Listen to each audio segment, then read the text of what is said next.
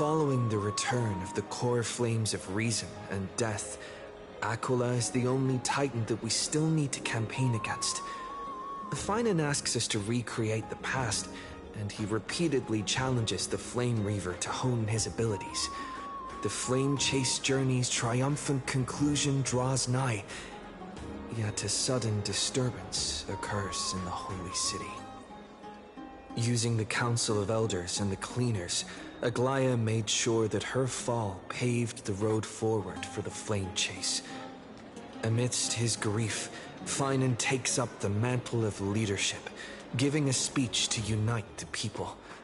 Cypher also returns on a mission, promising to protect Kefali's core flame while the Flame Chase party is away from the city. With the help of the Twilight Courtyard's last descendant of the sky, Hyacinth, the party ascends to Aquila's flying fortress.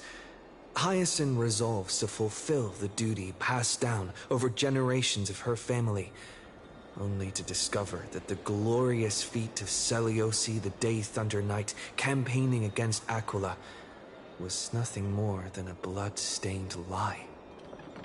At the same time, in the city of the dead dragon's bones, Cypher contends with the Flame Reaver who comes seeking the core flame. Though she holds out for some time, she is no match and is slain in the end. But she had already given Kefali's core flame to spirit thief Bartolos, ordering them to wait for an opportunity to deliver the core flame to Finan and the others. The Flame Chasers fight together to defeat the Sky Titan, which has become a combined being of the god and immortal.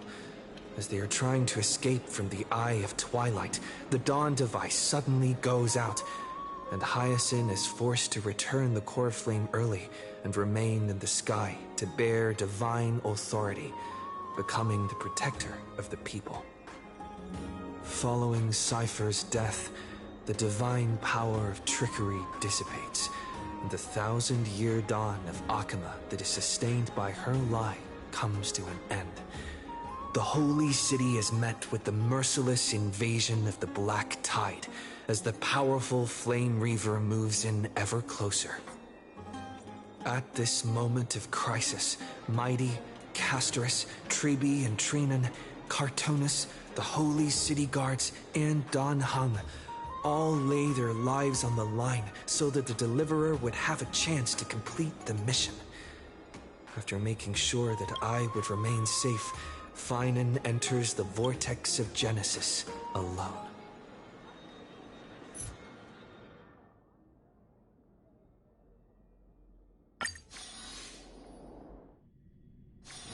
It's still early. Where to now?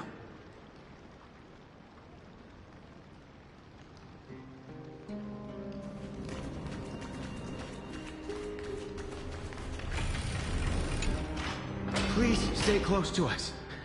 We need to rendezvous with Lord Don Hung. We will do everything in our power to clear the path for you.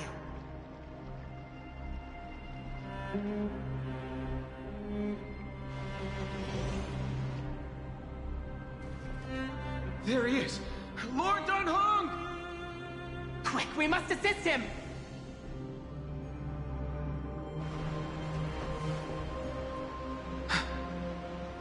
What are you doing here? Where's Finan?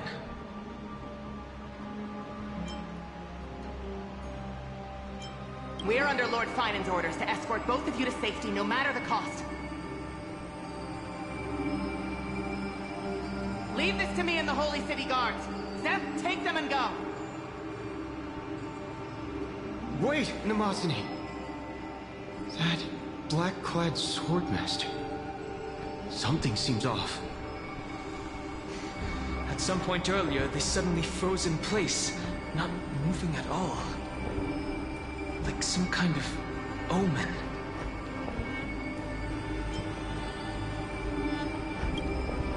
Right.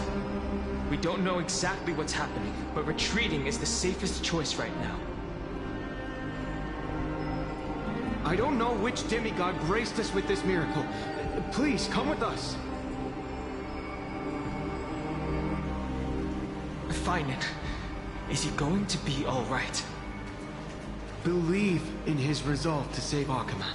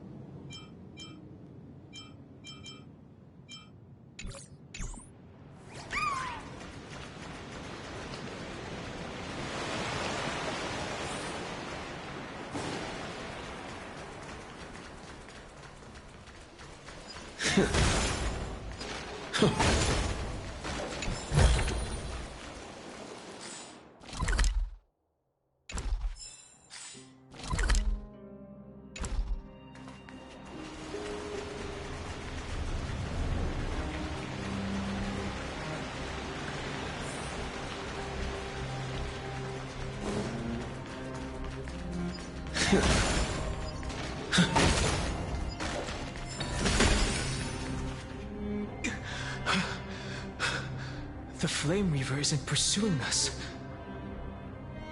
Could this really be some kind of divine intervention? We can't stay here for long. Lady Trinan's sentry gate is just outside the city. Let's keep moving.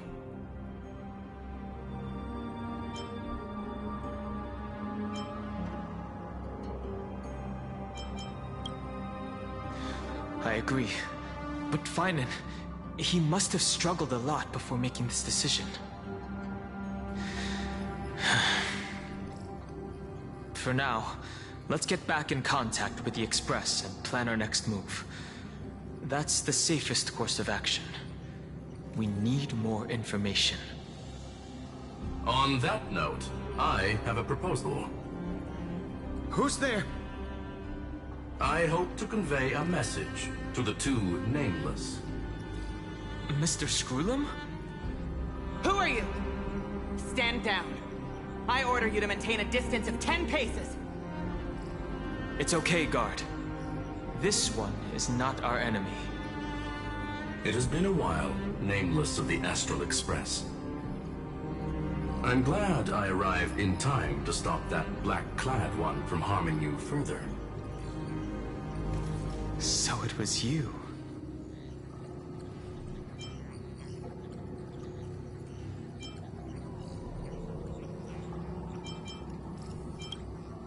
Indeed. Madame Herta invited me to meet with you, Nameless. Rest assured. You two know this anti-Catharin? Does he come from the same people as Counselor Lygus? Don't worry, guard. This gentleman is an ally of the Trailblaze. Would you mind giving us a moment to speak in private? Of course. We'll wait nearby. Please, stay safe. I fully understand your situation. For now, the only thing I can do is temporarily freeze that black-clad one in place. Time is limited, so I'll keep this brief. The place where you stand, Amphorius, is a world constructed from data and memoria, an experimental field of a certain eon. And now, this isolated sandbox world is rapidly falling into a third path. Destruction. Destruction. Conclusion. If Amphorius continues unchecked on this course, a Lord Ravager will complete its evolution and metamorphosis, and emerge from the surging tides. The cosmos as we know it will suffer irreversible consequences.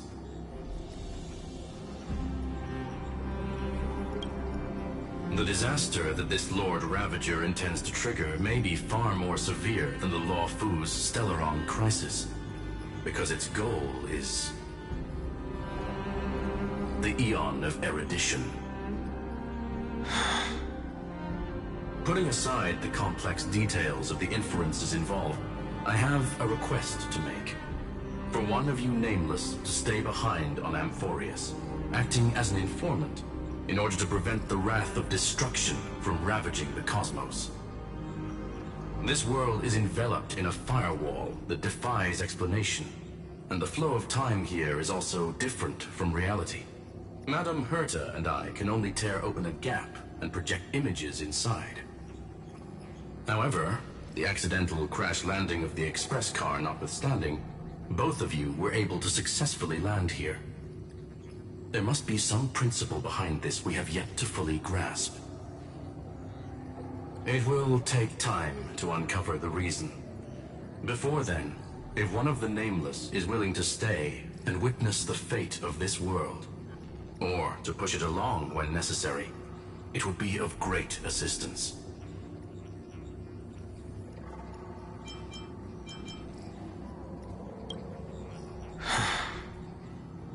Mr. Screwlum, I believe you. So I only have one thing I'd like to confirm with you.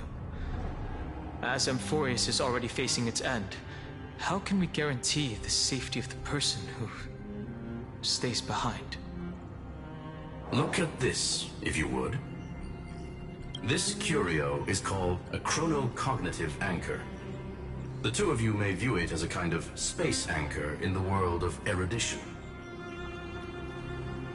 As long as you carry it with you, your individual data structure will be protected and will remain unaffected by the influence of digital tsunamis.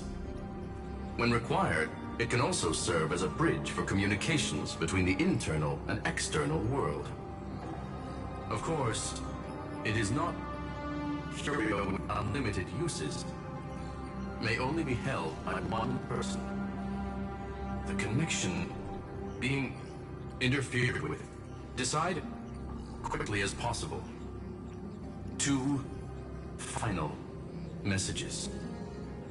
1, an Intellatron named Ligus, possibly the primary culprit behind everything.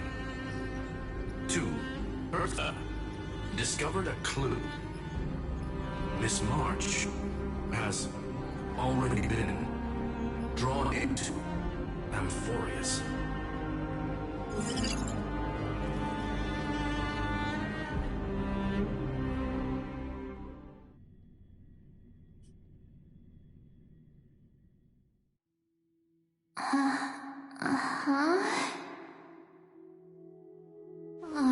Cold.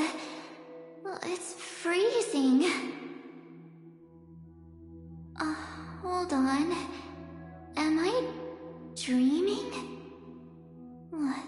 This is way too strange. Everything's spinning, and I can see webbaboos flying around. But I was literally just talking to Himeko. How did I... When did I... That's it. He warned me about this place right before Klepoth glimpsed him. Oh no. Have I accidentally walked onto some weird path?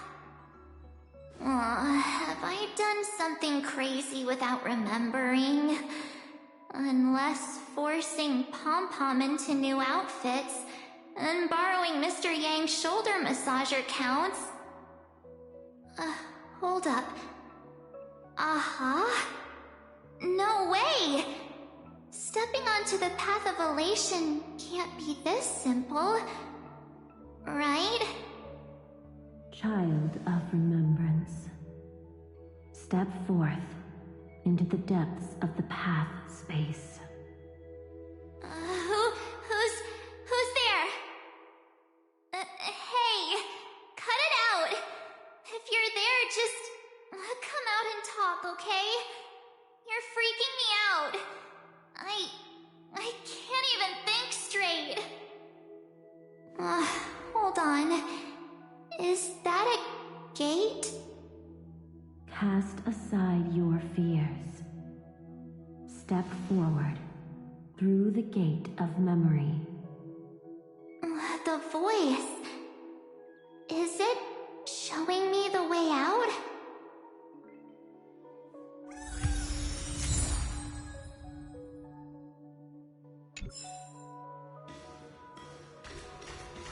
No, don't fall for it.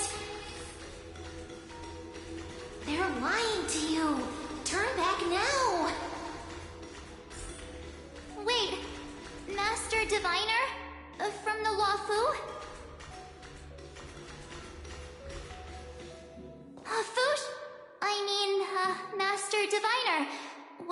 just you here. And you, Miss Messenger. Do I know you from somewhere? Good to see you again, March. A pleasure to see you, Miss March. That's it! Master Diviner used the Matrix of Prescience to help me search for my memories. And you, Miss Messenger, we met in that memory space. You said to me, "The value of your life does not lie in what happened in the past, but in the present and the future." Your memory serves you well. March, I conducted some experiments with the 6 days ice you left us. Thanks to the Garden of Recollection, the Matrix of Prescience has made a breakthrough in extrapolating the past. Now, we might be able to bypass the obstacles and look directly into your history. The Master Diviner is right. Continue down this path, and you'll be able to find your lost memories at the end. Since we last met, you've grown much alongside the Trailblaze.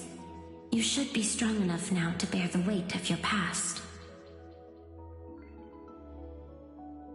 Well, there goes my Ice Princess fairy tale.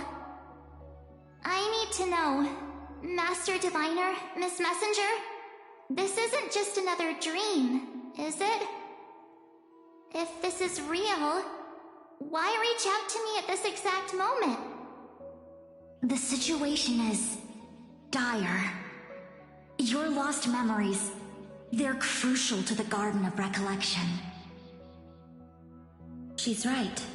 The Garden of Recollection's existence hangs on your memories. The Garden of Recollection. You may not want to sacrifice anything to preserve the garden for now, but in time, you'll understand. Your destiny and the path of remembrance are extremely, closely intertwined. Now go. So, I just walk through that gate? This way, March. Your past awaits beyond the Gate of Memory.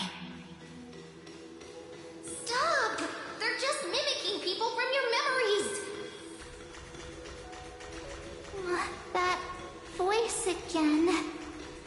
Don't let those bad people deceive me! The gate. Now it's... you two?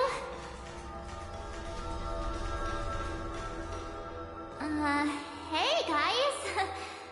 What are you doing in a place like this? March! There you are! Finally. The trailblazing journey just isn't the same without you. Traveling's no fun without you around. Well, duh! What's Team Trailblaze without its star member? Wait a sec. You might look like you two, but... We understand your confusion. The Garden's allies helped us establish this Neuralink to reach you. The Garden's allies? You mean Miss Black Swan? Yes. She helped make this possible. Keep going, March. Find your past, wake up, and travel with us again. That sounds really tempting. Finding my past and continuing to trailblaze new worlds with you? Trust in yourself, March. It's gotten us this far, hasn't it? Follow us. Let's go through that gate together. Step into your past, March. Find your true self.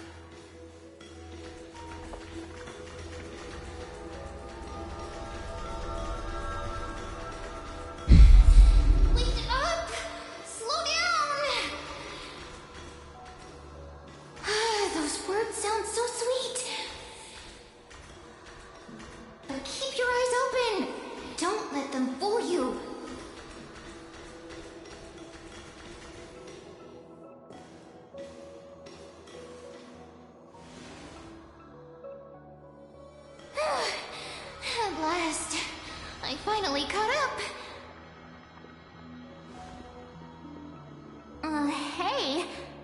Are you alright? I'll be okay. Just not used to running around. Say, Marge, got a moment to talk before you make your decision? Wait, that was you? Pushing the gate away? Sending those warnings? Yep, named Cyrene. It means ripples of past reverie. Easy to remember, right?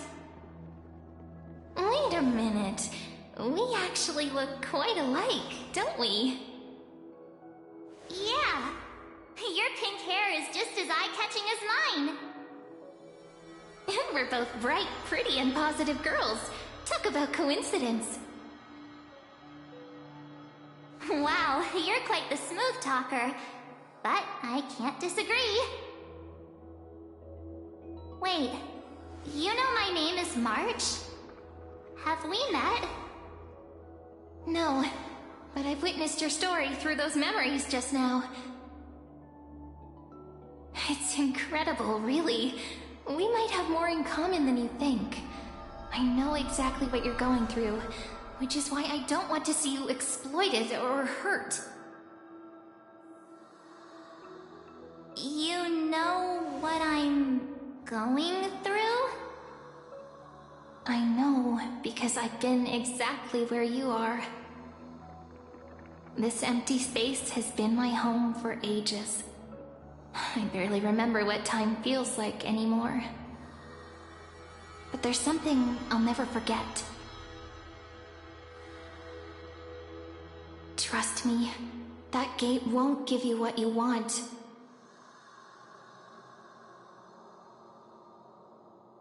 You mean those people? They're lying? Luring me into a trap? Yes, convincing, weren't they? They've studied your memories, using your deepest wishes against you. How dare they manipulate a young girl's feelings like that?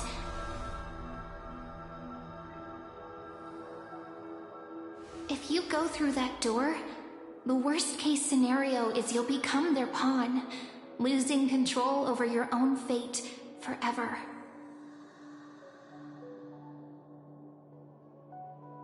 You've seen what's on the other side? I may be stuck here with missing memories like you, but I still recall fragments of my homeland where I grew up. That door leads to Amphorius. Trust me, it's anything but welcoming. For ages, I've watched people walk through that door. They couldn't see or hear my calls. The voices beyond always promised safety, but I've never seen anyone return safely. So I had to try and stop you. To be honest, I'm not sure what to believe. But the fact that you're here, putting in all this effort to warn me, that means something. Tell me, Cyrene, how can I return to my world? It's really easy, actually. Just turn around and walk away from this place. The girl cannot be trusted. Through the door, save the garden. Both of you, children of remembrance. They never give up, do they? But don't let them sway you. Stick to your path. The return journey could take ages, longer than most lives. But that path will lead you home.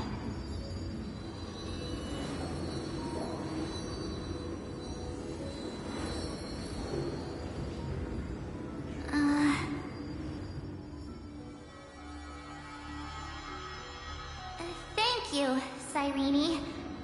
I know what I need to do. I'm going through that gate. Into Amphorius. Wait, what? Don't worry. I believe you. It's just that, for me, the only place I can call home is right beside my friends. Two of my closest friends are already on their way to Amphorius. They may seem capable, but only I know. They're absolute disasters waiting to happen. They won't last 5 minutes in a new world without me.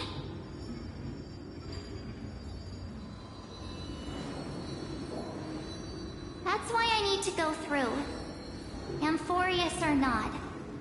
When the three of us are together, there's nothing we can't handle. We'll explore, understand, establish, and connect.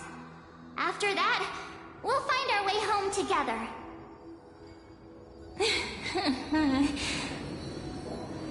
I see. You've got people who mean the world to you, too. That is so heartwarming. March, if that's what you've decided, you have my full support. Birds of a feather we are, looking all sweet and innocent, but with hearts of fire.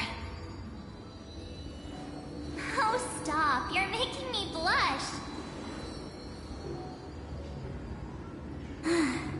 Well then, I guess this is it.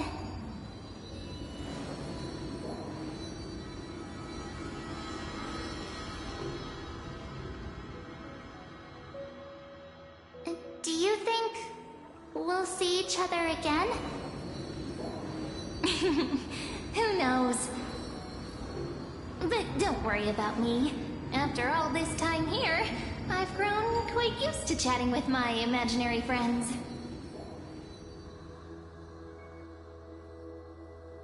Since Amphorius is your homeland, if there's a way to help you, my companions and I will do everything we can. Then I'll look forward to that day.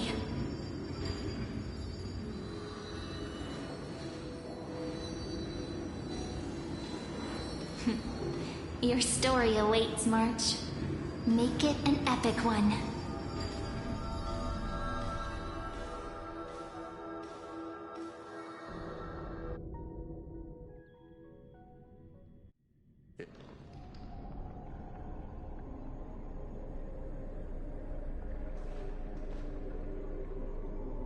You okay there, friend? Something seems to be bothering you. The vortex of Genesis. We made it back. Even this place has changed. Finan. Is he ready for Era Nova?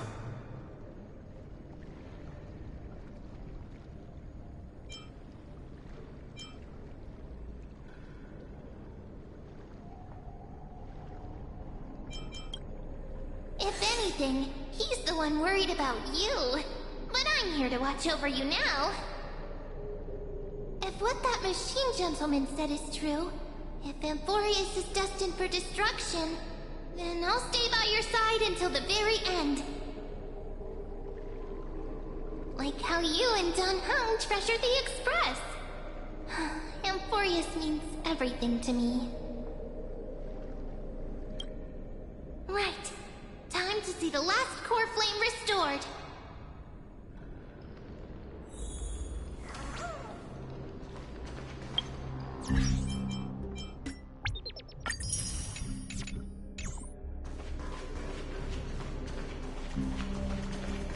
Look, there's Finan. And wait. Lycus? Remember Screwlum's warning.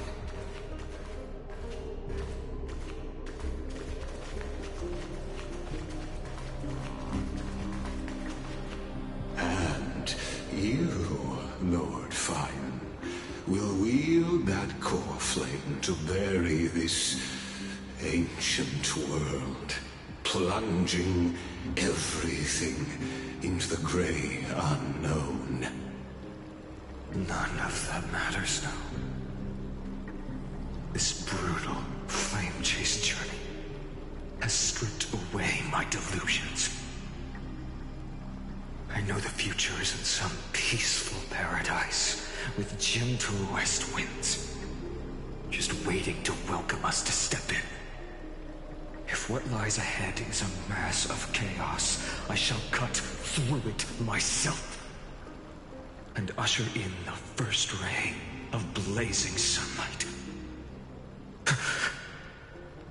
Is it truly you?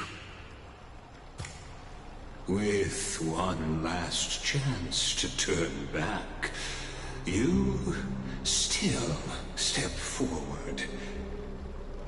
How befitting of a trailblazer.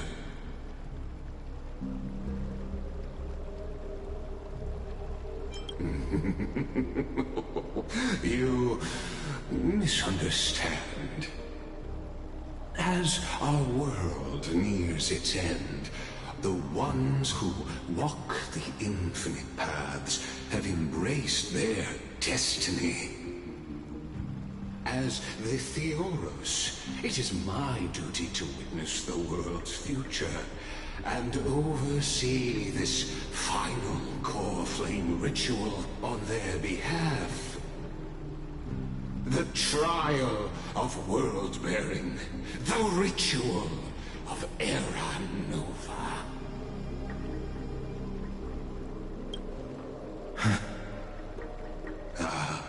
I see. So you met my kindred spirit before I could erase his traces. Partner, what are you saying?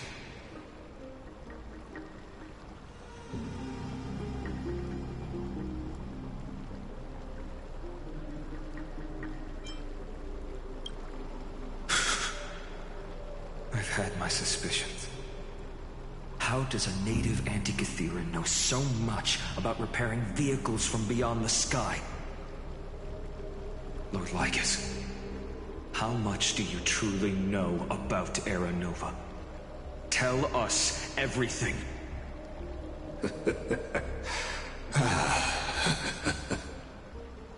Very well. I need no longer maintain this Theoros masquerade. You seek truth, Lord Finan, and truth you shall have. As you know, when the old gods fell, someone had to bear their broken pillars to fill the vacant seats. Those who would assume divine authority must prove themselves through trials. Yet, for Kephal's demigods, the possibility of overcoming the trials has forever been non-existent. For the world-bearing trial is the divine duty itself.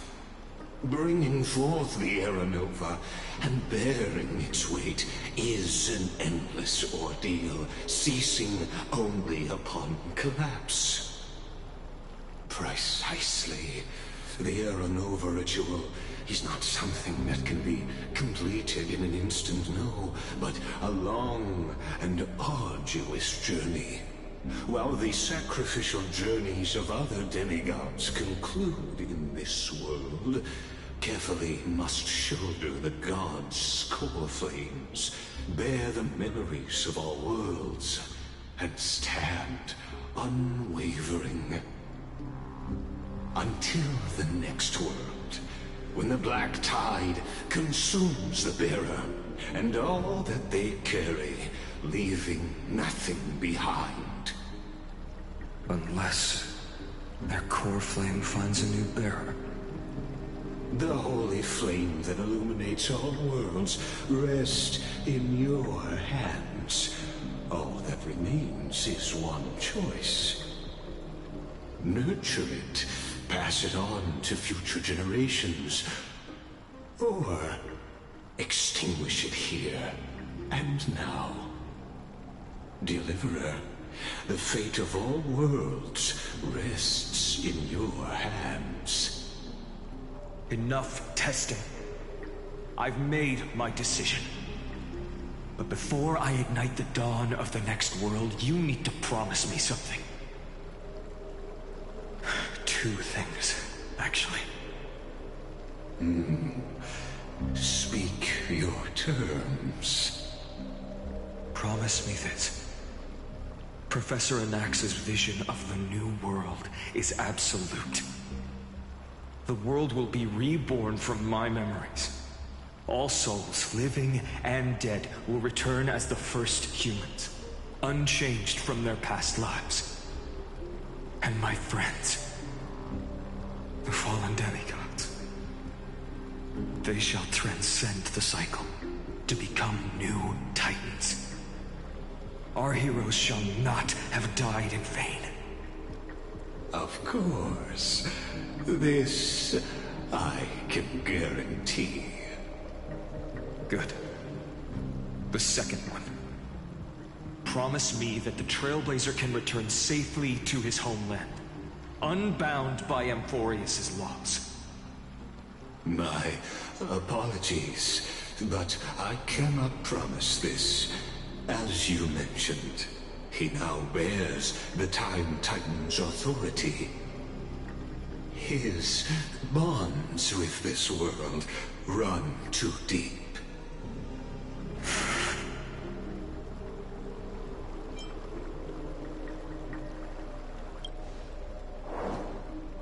Well, I stand corrected. An outsider like him does have ways to defy destiny. Thank you, my friend, for everything you've done for this world. Though the next world may not remember, I shall never forget. As the Theoros, I declare, Amphorius has determined her path. Step forward, heroes. Follow her path and see it through.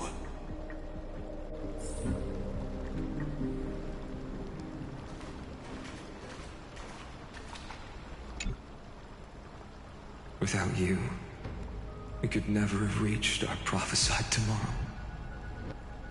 Thank you for walking this path with me to the end.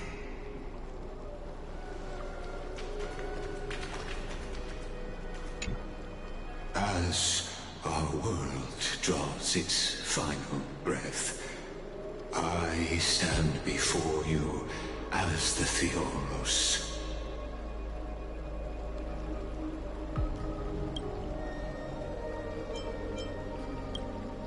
Allow me to reintroduce myself. I am Lycurgus, once an honored elder of the Akama Council. As the Theoros, I have sworn to watch over and protect every citizen of Akama until the very end. Of course, that alone won't satisfy your curiosity. So let me share something more. Something that means little to Amphorius, but everything to a traveler like yourself. I, Lycurgus, am one of the Erudition's many Pathstriders. Through me, Nous keeps watch over this realm, working to save Amphorius from decay. I don't expect you to trust me based on words alone, but believe this much. When you look at the bigger picture, we're walking the same path, you and I.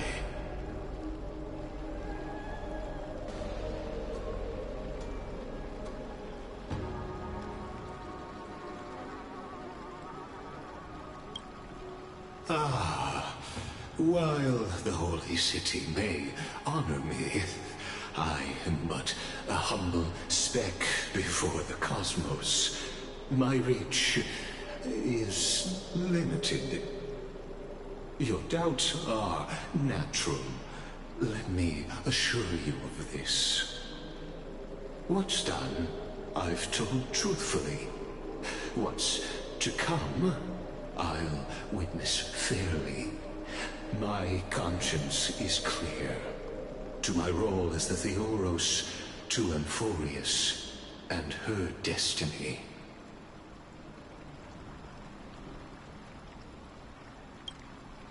I believe all synthetic life shares a common source. We're all children of the universe's eternal mathematical law. So, you see, the answer is simple. That brilliant mind is my kindred, a brother, if you will.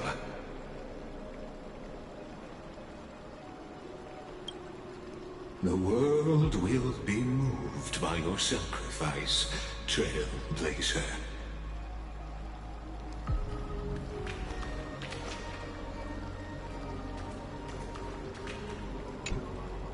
Behold, oh gods, Amphorius has achieved her victory, and the Era Nova approaches. The Radiant Soul has arrived, having walked through the bustling nights, bearing the golden fire and blood, stepping with pride into daylight. He is the pure child, walking upon the path of yesterday, today, and tomorrow. He is the first to be born, first to be named among the nameless. Eternal in form, limitless in reach. He treads the endless night underfoot. Greatest of kings. Protector of the displaced, raising humanity's children above their adversaries. The firmament of molten gold courses through his very bones and flesh. The greatest of schemes reveal against his breath and words. In the golden lakes of that beautiful new world, he shall wash himself clean. There. Finish what we first and last wished for. To write an ending unlike any before, for this world we so deeply love.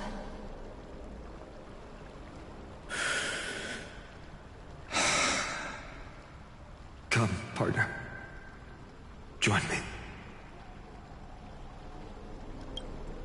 The time has come for us all to face oblivion, or embark on one final grand journey.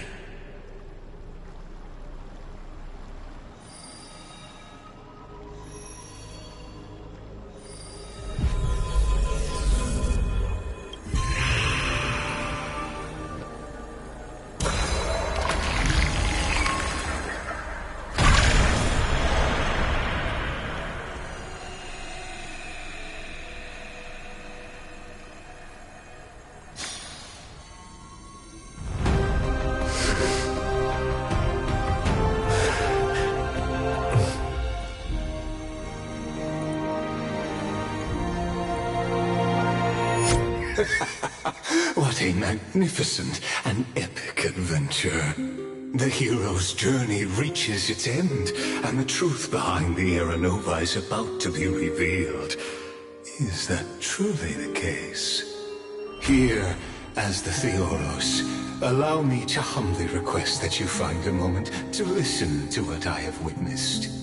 This is about the nature of Amphorius itself. A story of the prime mover of life. My, what a broad topic this is. Where shall we start? Got it. Let's start at the very beginning. The Big Bang, the birth of particles, the emergence of all things. Just kidding. What I mean to say is that time, space, matter, all concepts exist solely because we perceive them. This is called the erudition. Without it, the universe would merely be a chaotic book written by chance, yet unread by anyone. As your acquaintance, Lord Anaxagoras, suggested, everything in Amphorius exists through noospores, living in the memories of those yet to come. Oh, how beautifully it aligns, revealing universal truths in such simple terms. Only he could solve the riddle of what exactly are we? Oh, but you'll remember, even as the embodiment of reason, one mystery remained beyond his grasp. If that is the case, whose memories did the very first noospore sprout from? Ah, as sages across ages have asked the gods. What is the prime mover of life? But let's set aside the gross teachings for now. Look further, past Amphorius, to what they call the Forbidden Realms, beyond the sky. Do you know of the Scholar's Strife?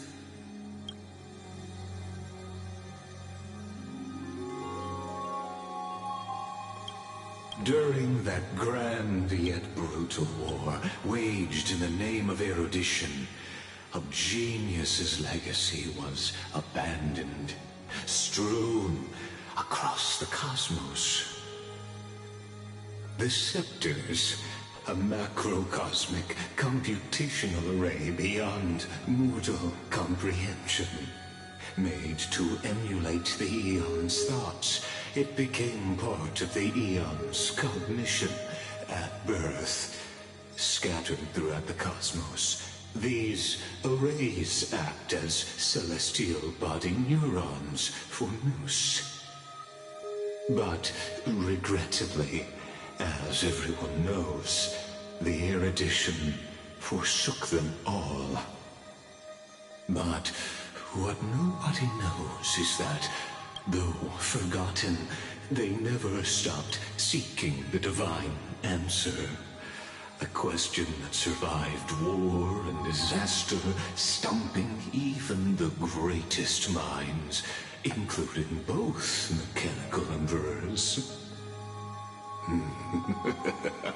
Now, we come to the real truth of Amphorius.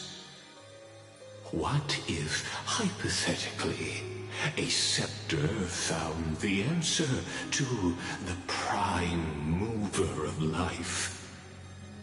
If through endless solitary extrapolations in the cosmic code, the one deemed as a failure by the Eon of erudition found proof through the ages, what would happen? Perhaps the answer is simpler than you'd think.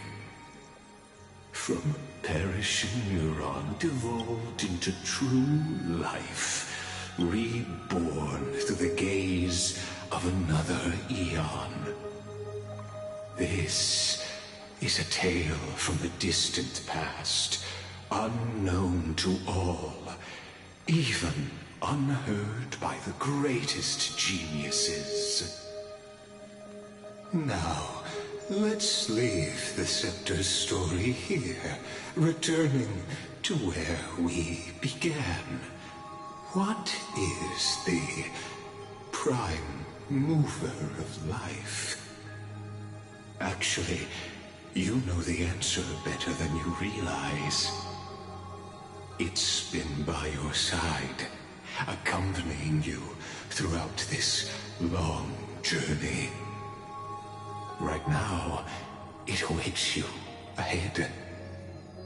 In that brave new world, beyond the end of Genesis.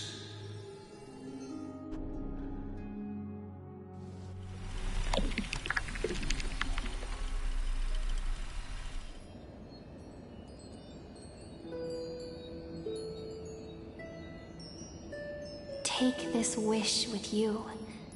Be the one who begins it all. As the prophecy foretold, you will bear the blazing sun until the pale dawn breaks.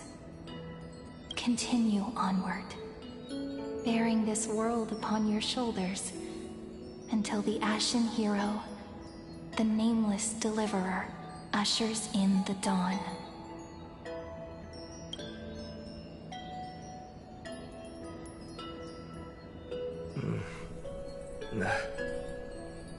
Such an odd dream. Strange. Like I've dreamed this before, but it all slips away when I wake. Only a voice remains. Who was that?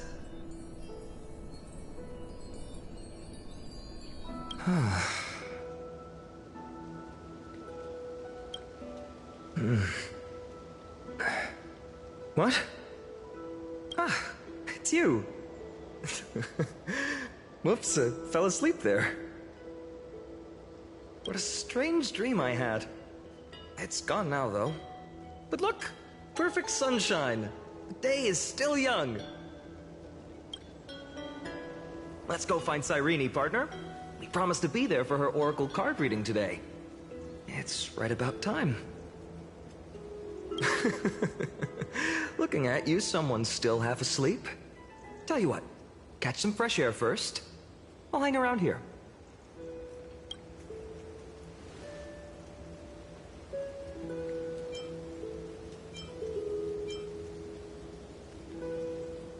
Oh, beautiful, isn't it? This is Ide Celestii, home of the nameless hero who carried Kephales's core flame. When he was young and innocent, he had heroic dreams, imagining his wooden sword was forged of iron. Pretending the straw dummy propped up by a wooden pole was a giant with a single blood vessel running from spine to heel. Dreaming of slaying the giant and becoming a hero to save the world, though to his young mind, the world was just this small village.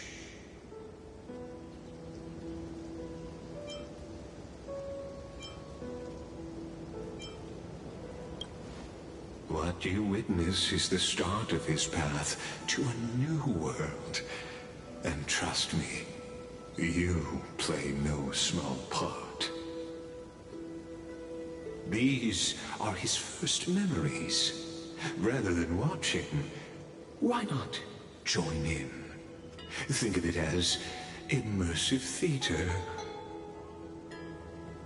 Become his lifelong closest friend, witnessing his hero's journey from the best seat in the house, as the nameless hero whose unwavering guidance shaped Finan's destiny, yet whose name was never recorded in Amphorius's history.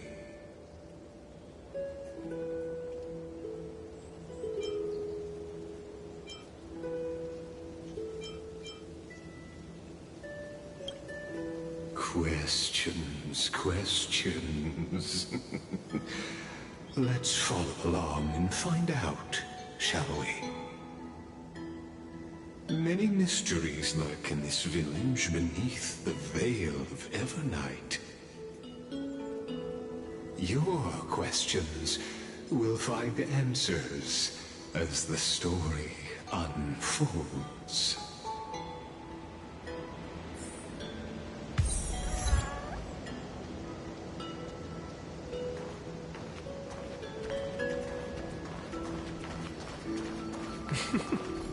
All awake now?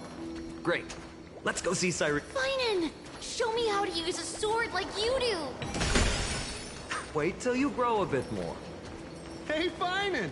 Where are you headed? No Cyrene today? That's exactly where I'm going.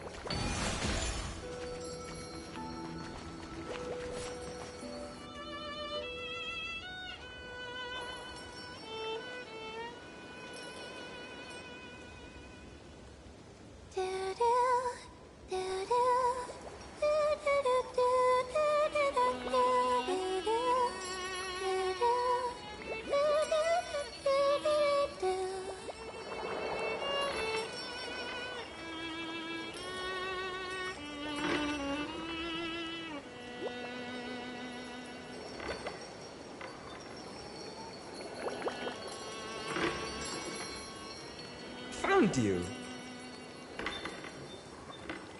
That's...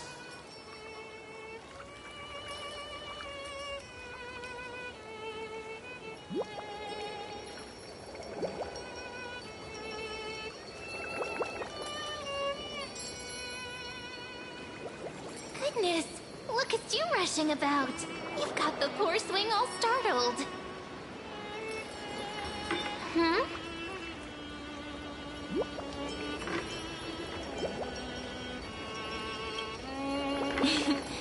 It's that deja vu. Something wrong? What do you see?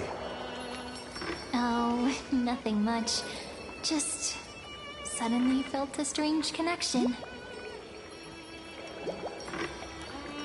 Look at you, leaves in your hair. Were you sleeping in a tree again? Or was it the wheat fields this time? At least brush yourself off before wandering around. Come on, I'm not a kid anymore. You're the only one who still treats me like one. Sure. You may have the height advantage, but when it comes to maturity, I'm leagues ahead of you. Still fantasizing about being in heroic adventures and imagining yourself as one of the characters? That's the kind of thing kids do, not grown-ups. Don't you agree? And since you're playing along with his antics, who are you pretending to be today?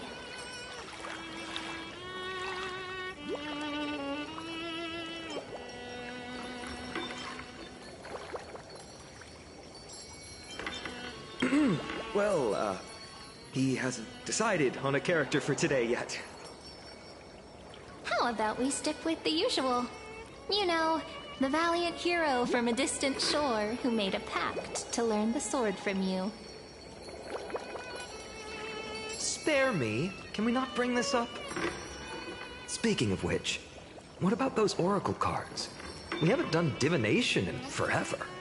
Why the sudden interest? I was just about to tell you.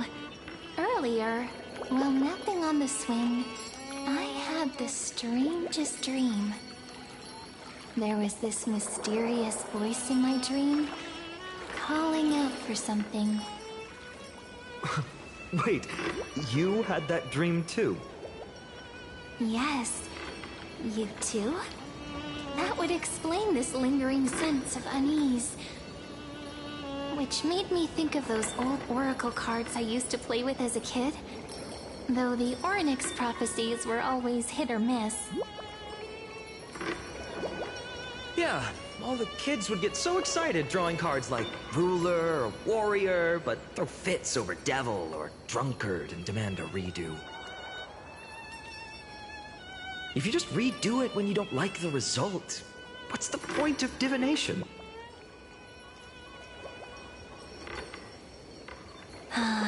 The blessing of childhood. Believing the gods might not notice our little corner of ID Silicii, willing to let our small deceits slide. Still, fate is absolute. After all, we never really know just how far into the future the prophecy extends. Anyway, let's go to our old secret base and look for those oracle cards. Now, where did we hide those? I can think of a few spots. Let's go check it out. In a village this size, I bet all our childhood treasures are exactly where we hid them.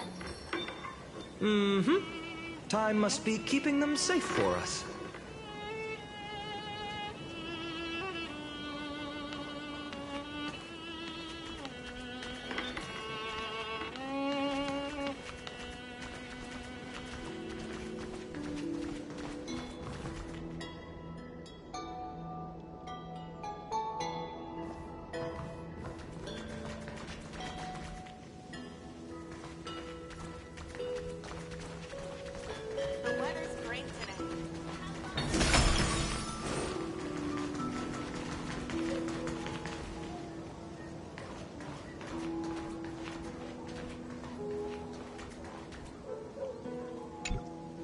In the sunlit barn, amid the scent of ripened wheat, they found various fruits hoarded by squirrels. And a wooden figurine, missing arms and legs. My unfinished little soldier? After all these years! Hey, this is the one Mrs. Pythias confiscated. Finally back in my hands. Finan, Cyrene, where are you two headed? Speak of the devil. Mrs. Pythias, is school out already? No classes today. This morning, I used fallen leaves for a reading, seeking Orynyx's wisdom. They warned of potential injuries, so I gave everyone a holiday. Besides, it's harvest season. There's plenty of other work to be done, even without classes. With you being our only teacher in ID Silicii, you must be working so hard. Anything for my students. I don't mind the work. When you travel far from here, you must visit the Grove of Epiphany for me, to see what a true haven of wisdom looks like. By the way, what are you looking for in here? You've been searching quite thoroughly.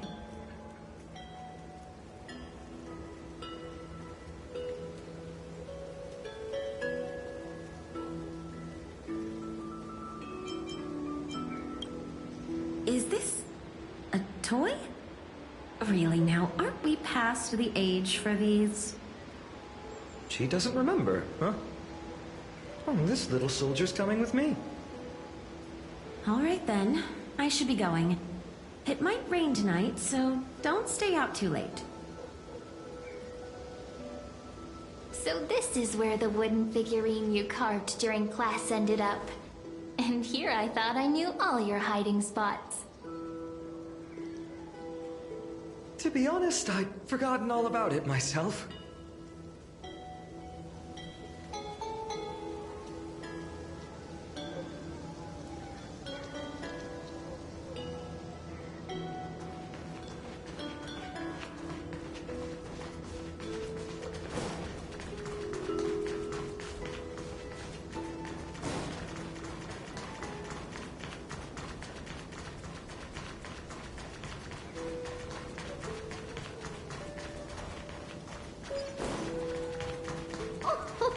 Slow down, kids. You'll trip. Thank you. We'll be careful. I could just fish here all day.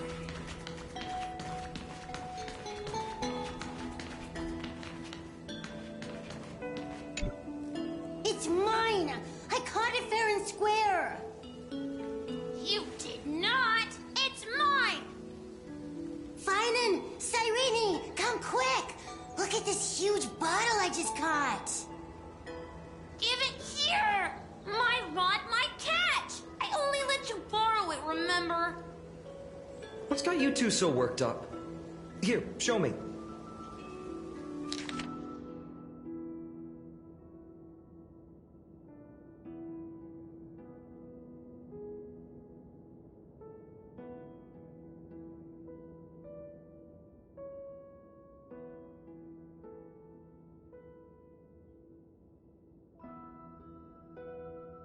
Wait a second. This is my old wish in a bottle. How did it end up here? Ooh, I wanna see what a little find and wish for. Not happening. This stays sealed. Kiddo, Livia, dinner's ready. Coming, Mom. Finally, I'm starving. See you later. You know what's funny? I really thought tossing that bottle into the sea would carry our wishes beyond Ides Elysiae. Maybe even bring something back to us. Never thought the waves would end up pushing it back ashore.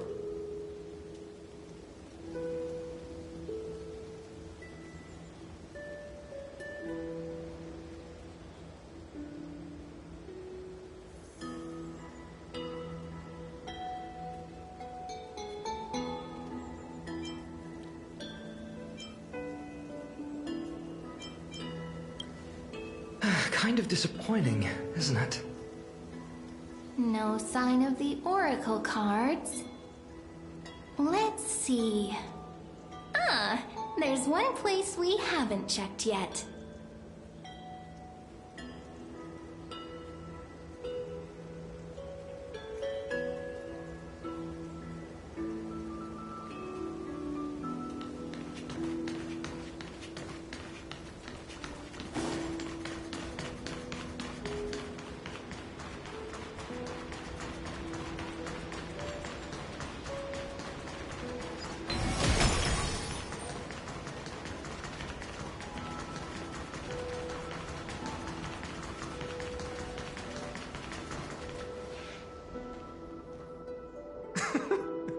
Those were the days. We'd always meet either by that statue in the village or right here. Right? And I remember you never used the front door when you wanted me to come play. You always climbed over the wall. You were such mischief makers. Just like a certain someone who has a habit of showing up unexpectedly. Right?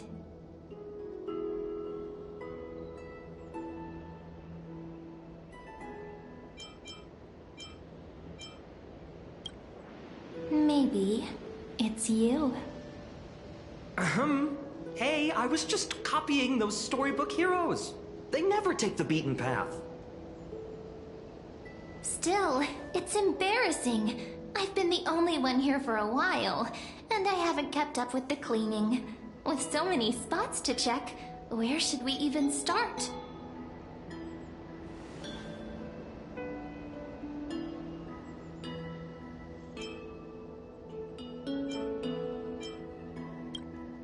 Leaves have taken over the courtyard. I know. We wouldn't want your clothes getting dirty. Leave the dirty work to me. That's not what I meant at all. All right, let's split up. I'll handle the yard. You check the upper floor. I wonder what the view's like from up there. Worth checking out?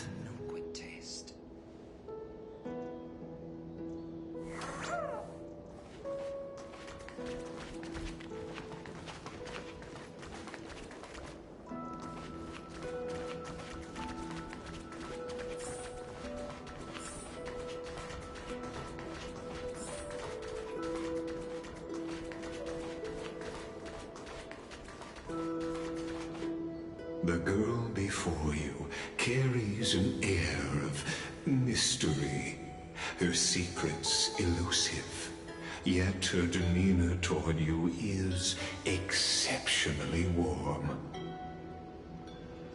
You can't help but wonder, could there really be some kind of mental connection? The view here hasn't changed a bit. You know, besides the swing under the big tree, this has to be my favorite spot in all of Ides Elysiae.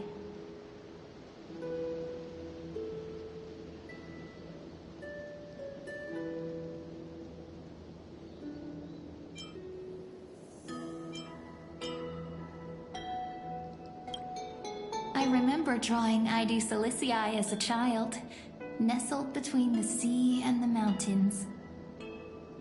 I'd always stop where the sky met the sea, and the world beyond was just too vast to imagine. They always said I'd become the next priest of time, just because I heard prophecies as a child. But here's the thing. The more divinations I do, the more doubt creeps in. I want to believe the prophecies, but actually leaving Ide Silicii. Where will that waiting ship take us, I wonder? Here they are! The Oracle cards!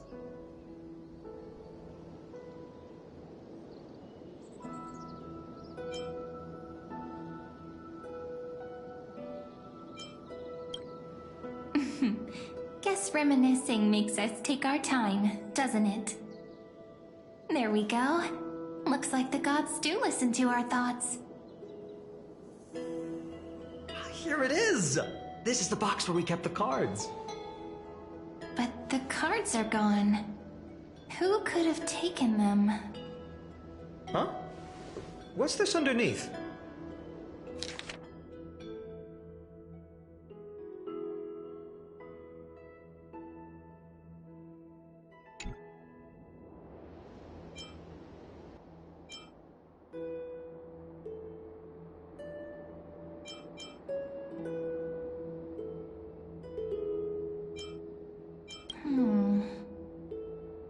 I see now. Those sneaky little ones. So that's what they've been up to. Ah, the ones from Remembrance Maze, you mean? Yep. Let's head to the back of the courtyard.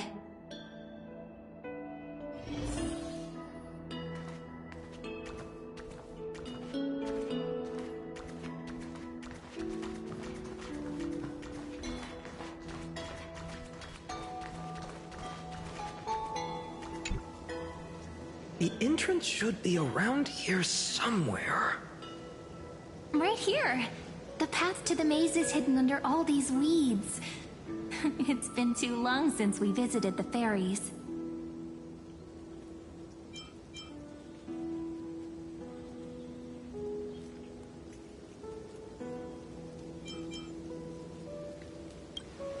Did you forget? We used to visit them all the time when we were little. All right, let's do this. These weeds need to go.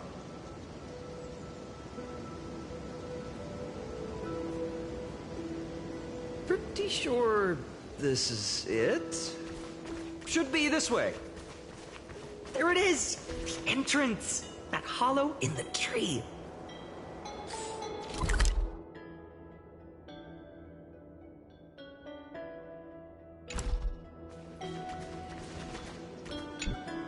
Once you get through the tight squeeze in the hollow, you'll reach their dwelling, the Remembrance Maze. I wonder if I can still squeeze through there. Maybe worry more about whether the fairies will let you in. After all, the Remembrance Maze has an invitation-only rule. Only children with pure hearts are welcomed.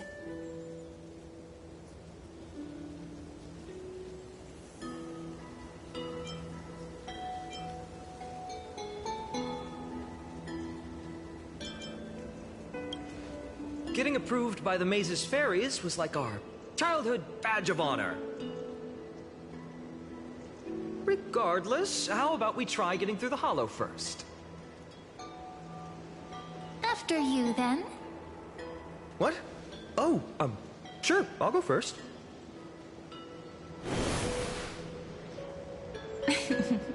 So hasty, as always. Looks like it's just us now. Care to finish that chat? To be honest, from the moment I saw the cute note left by the fairies, my intuition became even more certain. Perhaps when we step into the maze again after all these years, the wheels of fate will finally start turning.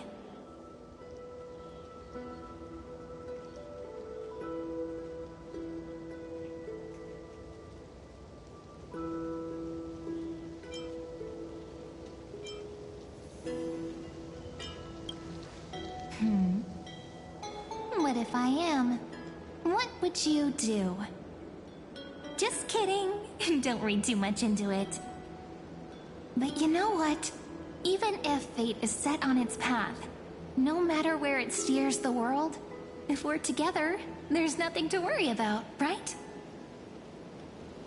So, if you're willing... Forget it. If the wheels do begin to turn, that's when I'll make my request.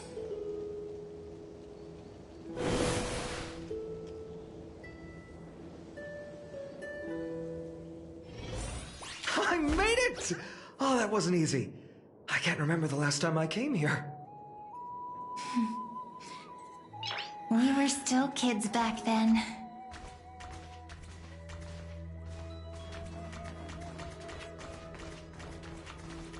Wait a minute. Are you? Look who it is! Rini and Snowy! Whoa! Look who's finally back, Memmy! Snowy, you've grown so tall and dashing. I couldn't even tell it was you at first. We had to grow up. Sometime. But look at Rini. She hasn't changed one bit. How fascinating. Perhaps I'm like you, Rayleigh Ma'am. Just another fairy of the maze.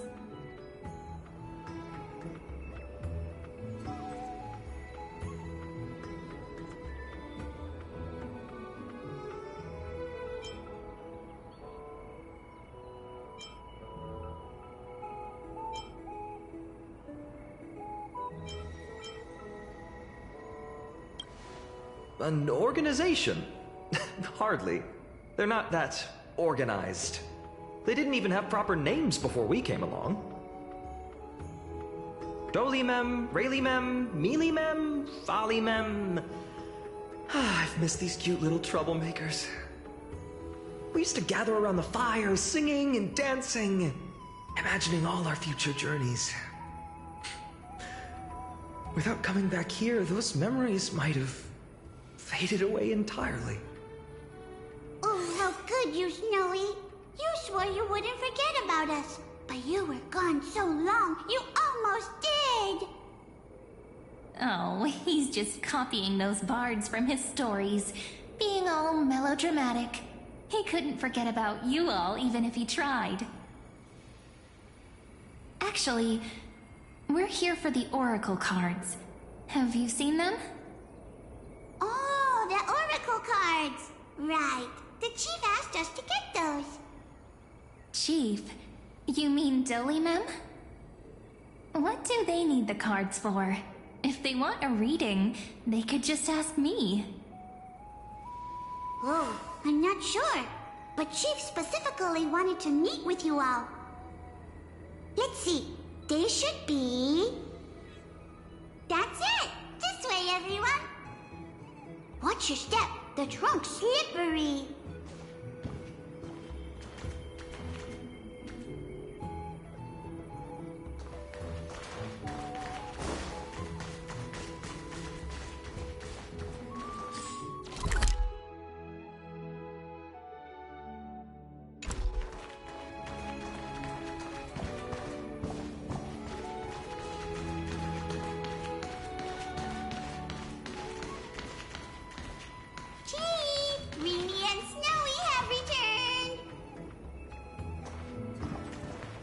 Why do leaves and branches grow?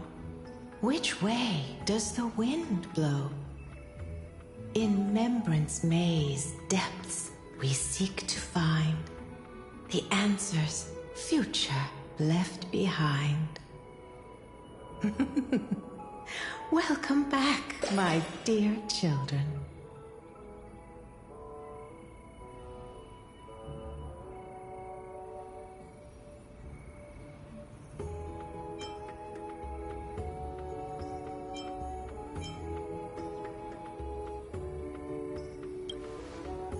How about we hear what the chief has to say first, my impatient friend? Oh, Chief, you haven't changed a bit. Still so full of life. Oh, no need to fuss, my child. You haven't forgotten, have you? As long as our songs are sung, the children of the maze will live on. Just as our paths stay forever linked. Here, take it. I'm sorry I had to resort to such methods to bring you here.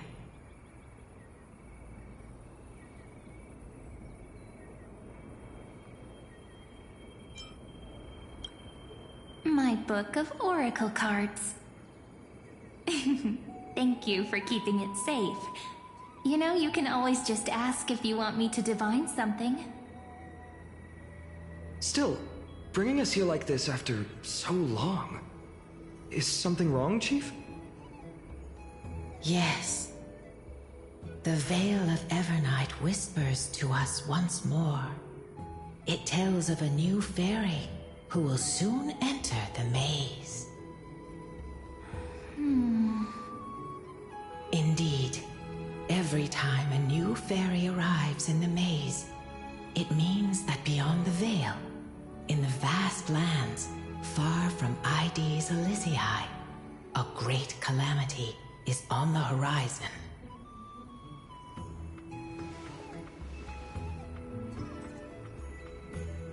But if that's the case, our journey...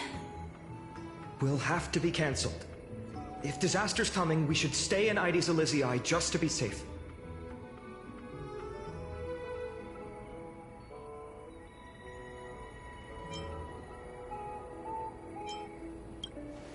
We weren't planning to be gone for long. Just enough time to hone our abilities. Finan would train in Castrum Kremnos, while I would seek the Fake Titan's blessing in Yanisopolis. Then we'd return to Ides Elysiae to help keep our village safe. It's okay. I can still practice my swordplay here. Some things you can learn on your own. Well, probably. That's not very convincing. Here's a thought. Let's have Cyrene do a reading. If fate wishes to show us its path, we might find some peace of mind. But what if we don't like what the cards tell us?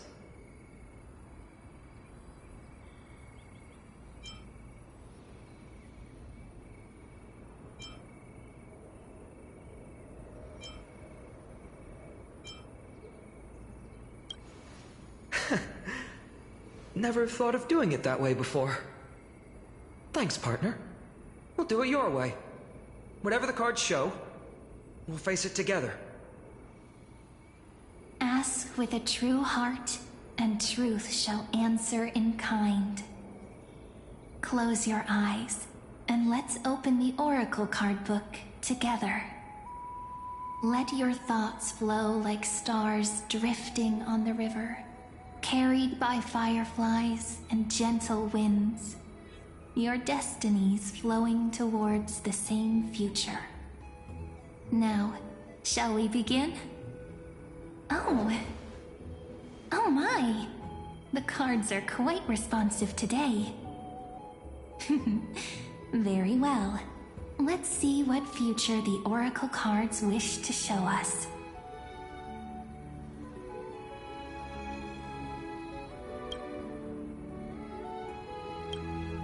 Behold, the Weaver. It connects the romantic threads of the chrysalis of gold, weaving all destinies into golden silk that flows toward the most brilliant, magnificent future. A dance of thread and blade set the stage. So shall it end as gracefully as it started. Such elegance. The Gold Weaver must be of noble birth. Such high standing. I doubt someone like me could ever reach it.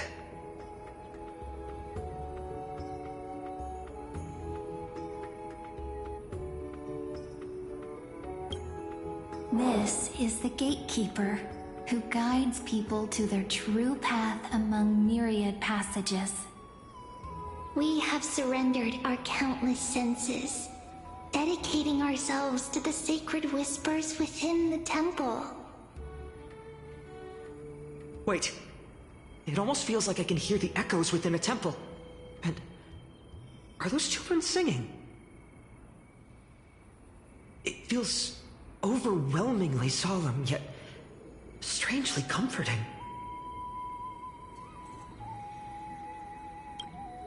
The ruler stands for discipline, authority, and glory, but frequently also points to isolation and warfare.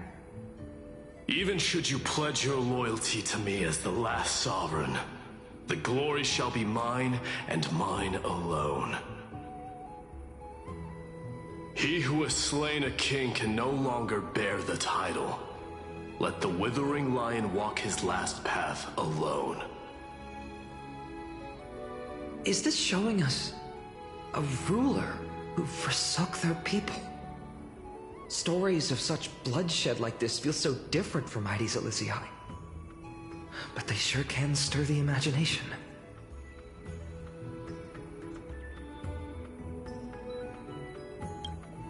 Ah, the Traveler. Our little trickster. Always hiding behind other cards, disguising itself. What a rare catch. Over here! Or perhaps here! Gotcha! You'll have to be quicker than that. That teasing voice. Just like a child playing hide and seek. Surely only a master of mischief could pick up this card.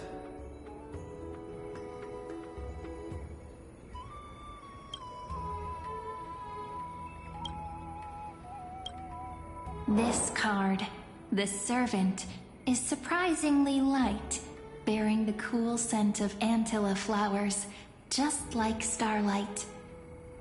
It symbolizes new life and hope, yet often brings to mind struggles, sadness, and loss. These precious flowers I care for with my own hands. Are they destined to bloom only in death's embrace? It sounds so solemn, yet tinged with an inescapable sorrow.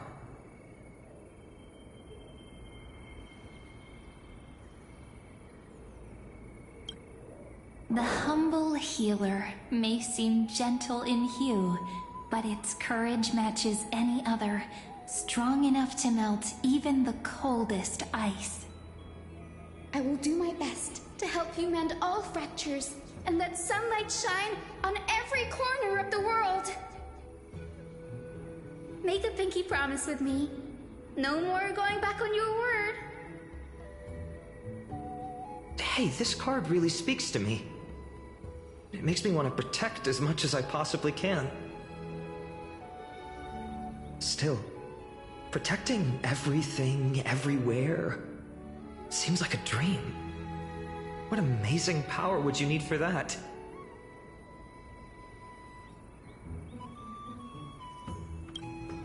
Behold the scholar, bearer of many names, the grand magician, the great performer, the eye of wisdom, and the defiler of Circes. Oh, there's just one card. With all those titles, I was expecting a whole deck. A dromus draped in finery will suffice. It's succinct enough to best summarize my true nature. Wait, what's with that condescending tone? It's almost as if it knows what we're about to say.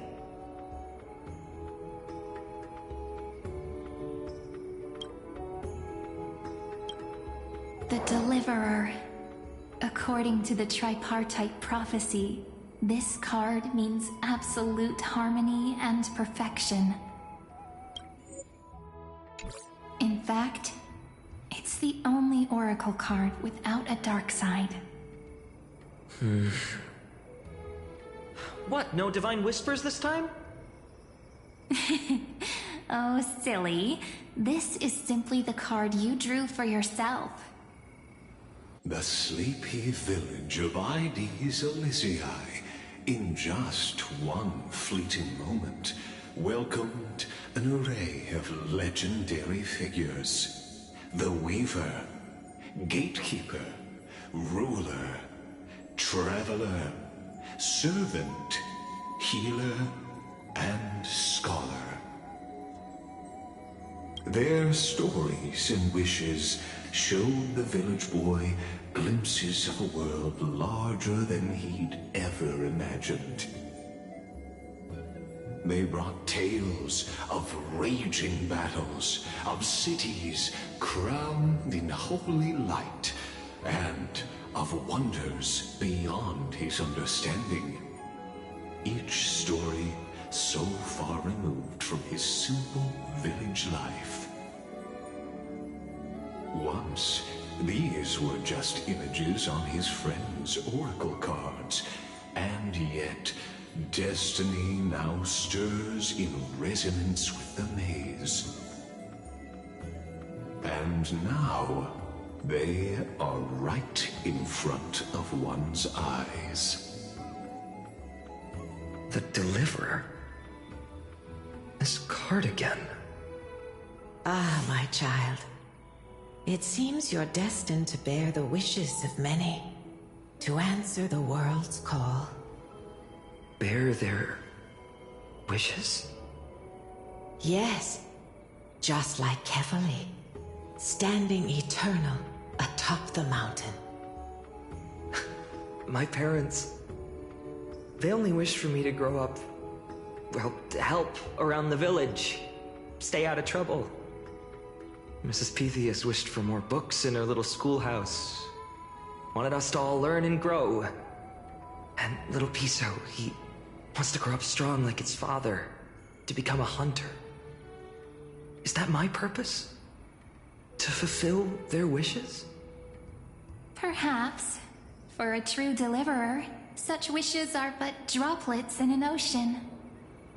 After all, Kefali bears the weight of the entire world.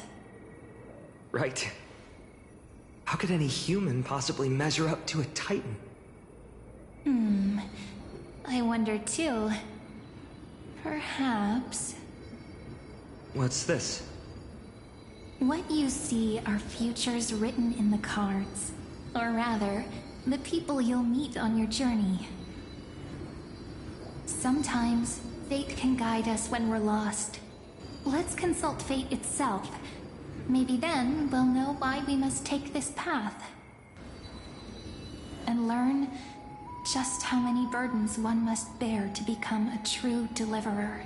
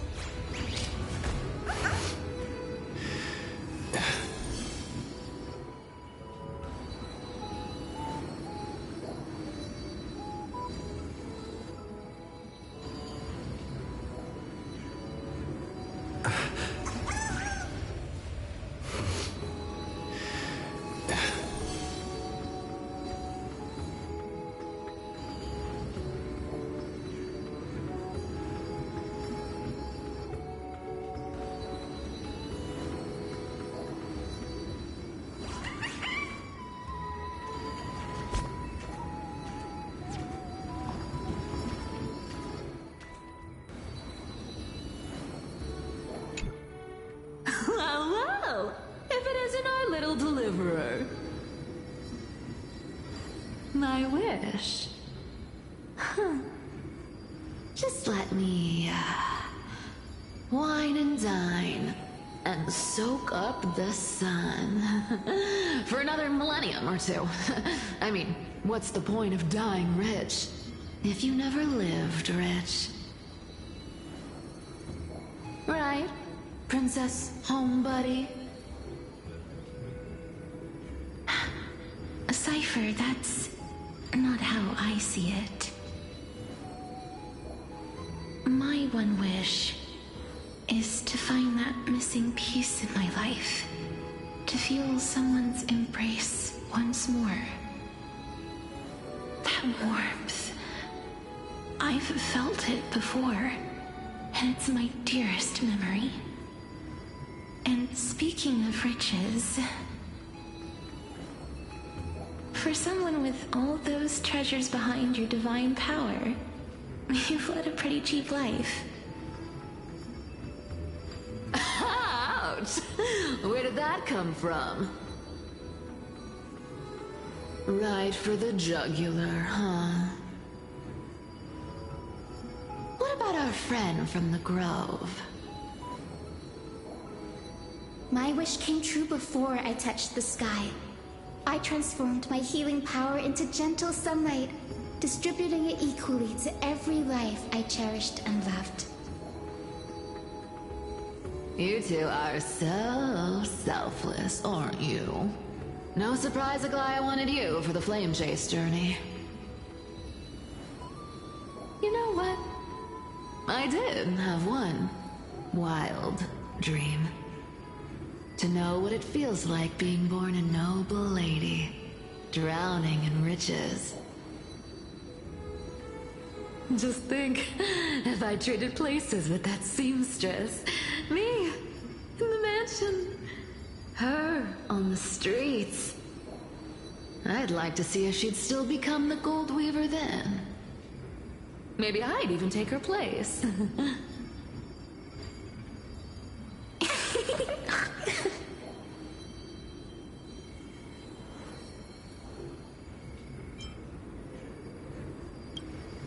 I can't disagree with you. These wishes aren't weights to bear. They're like those candy wrappers the Ides Elysiae children love, shining even brighter when bathed in sunlight. Warm embrace, equal healing, and perhaps living free. They're all wishing for a kinder world in their own way.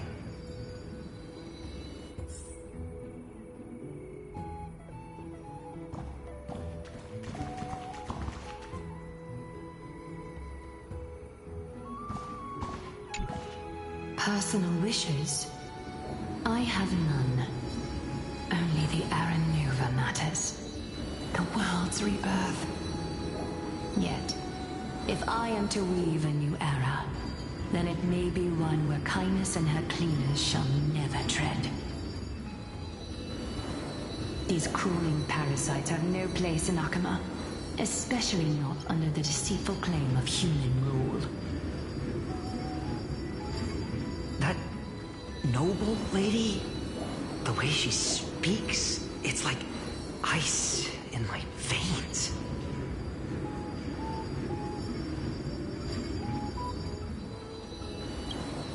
Huh. Not exactly the warmth I'd expect from someone selfless. Teacher, perhaps you could share your wishes with us? Oh, Snowy. You want to know about our wishes now? I wish to meet Trian again, in the sea of flowers where the west wind ends. And Aggie, I want to see you shed that golden thread cocoon around your heart. Just once more. Smile at us again like that bright-eyed girl in white who stood before the Yanisopolis temple. Finally, I pray that the footsteps of lost souls no longer wander aimlessly. Instead, replaced by the bright songs of prayer. Are we wishing for too much? Well, let's say these 3 wishes represent Trian and Trinan too. Those wishes are truly wonderful. They even stir something deep inside me. Then we can rest easy, because only you can make these wishes come true. Only me? Mark these words, Snowy. See you tomorrow.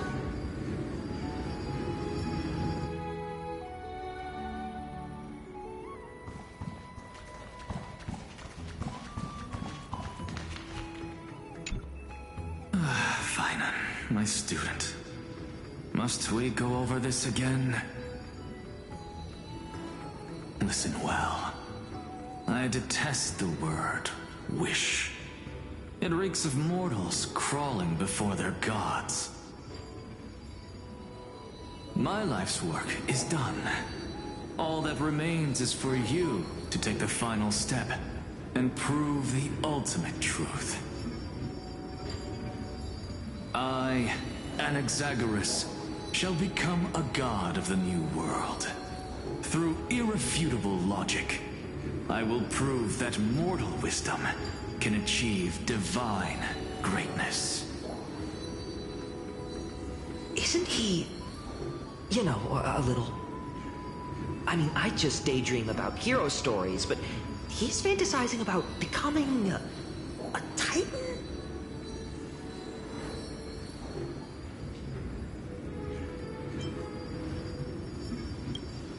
Come on, you're joking, right? Am I really being burdened with a dream that feels more like a fantasy?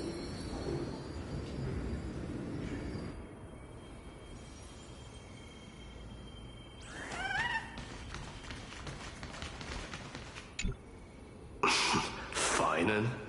Since when did you become so timid, asking such juvenile questions about wishes? What's that supposed to mean? What's with that condescending tone? No way I become friends with this half-naked show-off, right?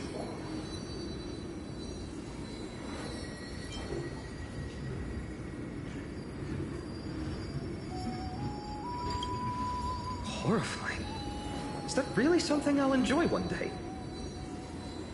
What are you mumbling to yourself now? Whatever. The wishes of the Kremnon warriors are done, but I survived 1,000 deaths only to fall to a coward's blade. That masked flame reaver who struck from behind. Finan, you look... Never mind. That blank look tells me you're completely lost. My wish is simple. One honest duel. Face to face, blade to blade. Then I'll strip away that mask with my own hands. Nothing but violence and vengeance. This person's wish is nothing short of brutal. Still, those eyes burn with the noble pride I've read about. This wish, I shall not forget.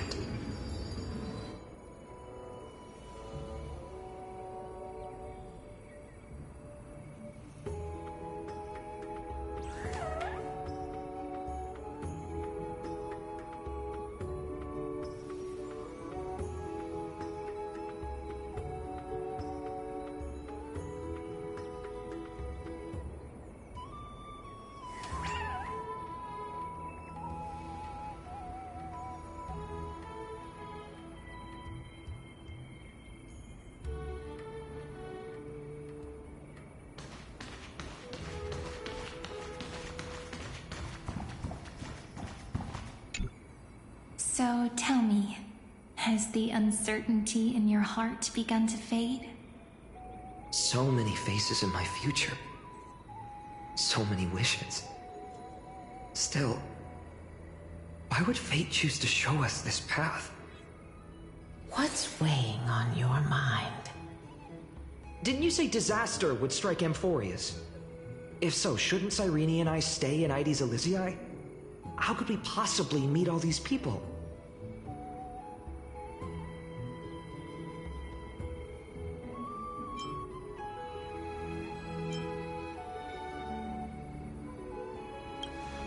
If that's true, then who will protect everyone in Ides Elysiae? Cyrene, may I have that Deliverer card? Of course. But why? Although those voices, visages, and wishes may seem far away now, I can't ignore the sense that something is calling me, bidding me to take a hold of it. Maybe its true weight can only be known once it's in my grasp. In that case, accept this gift. Oracle cards carrying time's wisdom, blessed by Orynyx. May they journey with you, become your memories, and spark rippling waves of change in times to come. I'll hold these words close to my heart. But now that I'm holding them, they don't seem all that different from ordinary playing cards. What? What's happening? Everyone, we've got big trouble, Mimi!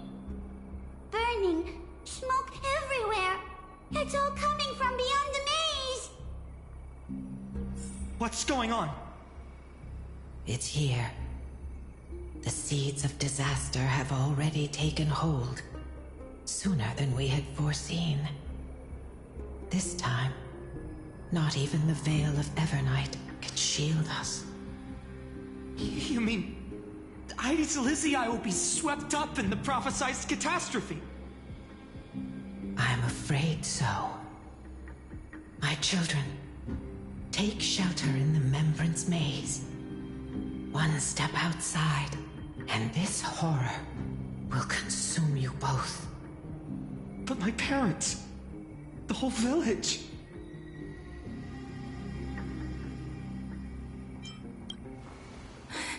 Are we facing the three titans of calamity? This is beyond any titan, beyond any danger you could overcome with strategy alone. It's an unspeakable horror that twists all life into abominations that never bleed nor cry. Even titans fall to its corruption, burning from within until only empty shells remain, knowing only death and destruction. The Black Tide. That's what this calamity truly is. It consumes all in its path, sparing none but the Membrance Maze. Not even titans can... Yes. So please, don't leave this forgotten realm the gods abandoned. You are the first to uncover our presence, and the only two who can enter the maze. We don't wish for you to throw your lives away. Finan, what path do we take?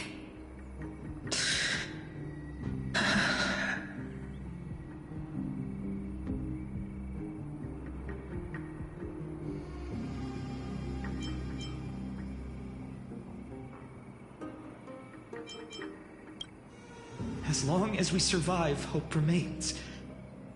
But I just accepted the Deliverer card. To idly sit by and ignore this calamity now would be...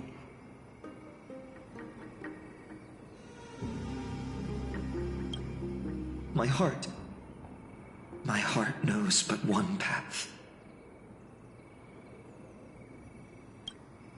I learned the sword to protect those close to me. If I run now, I'll never be worthy of lifting a blade again. Then we know what we must do. Indeed, our friend is right. We must take action. Forgive me, Chief, but Ides Elysiae needs us. And as her child, I must act. Very well. Make sure you protect yourselves. With me, Cyrene. Join us, my friend. Even without a sword, I'll take a rake. Even with the roughest steel, I'll keep our home safe. Deliverer.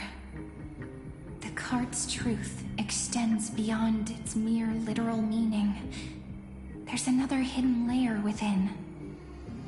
Not someone perfect from the start, standing high above, casting merciful gazes upon the world. But one who starts small, from a humble village, expanding their world within step by step, learning to save others as they grow.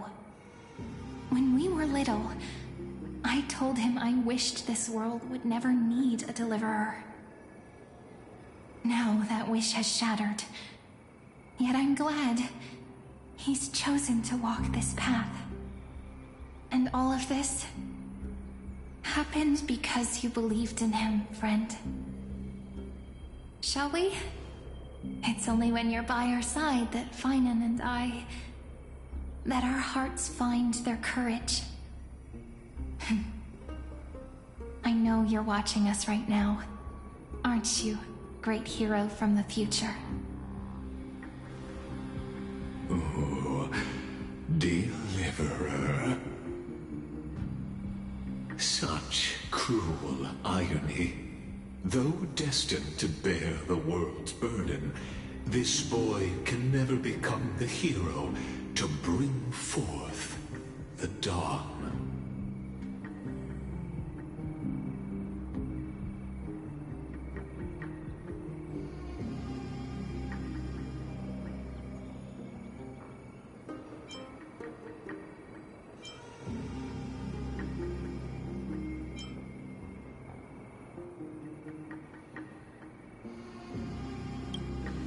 Follow their path.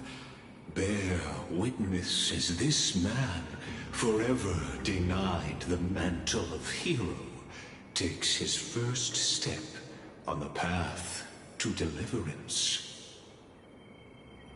Watch this memory play out its final act. See with your own eyes how everything began. Then you'll see why his dream of deliverance was always destined to become this world's requiem.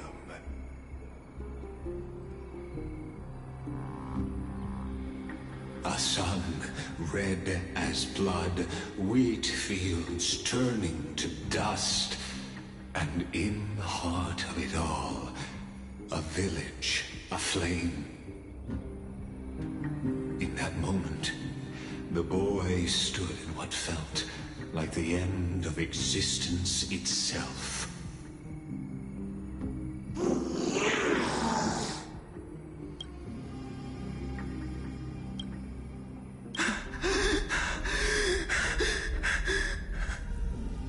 These creatures, they're everywhere. Someone, anyone, where are you?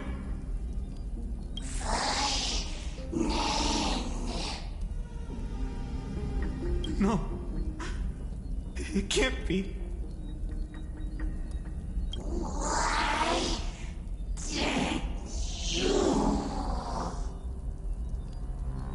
You. Are you talking to me?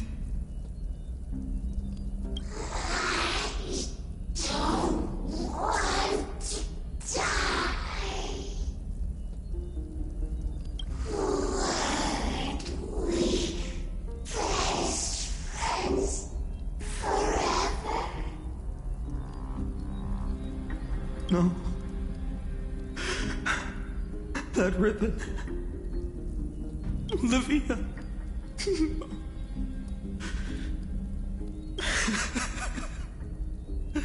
I should have known.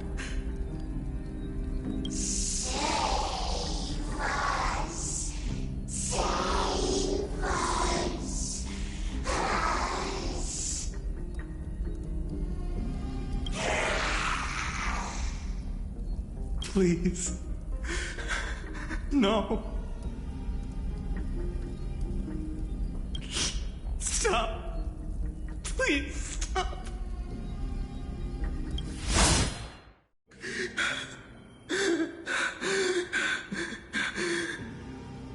Olivia, I'm so sorry.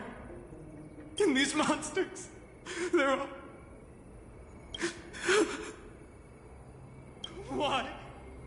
Why is this happening?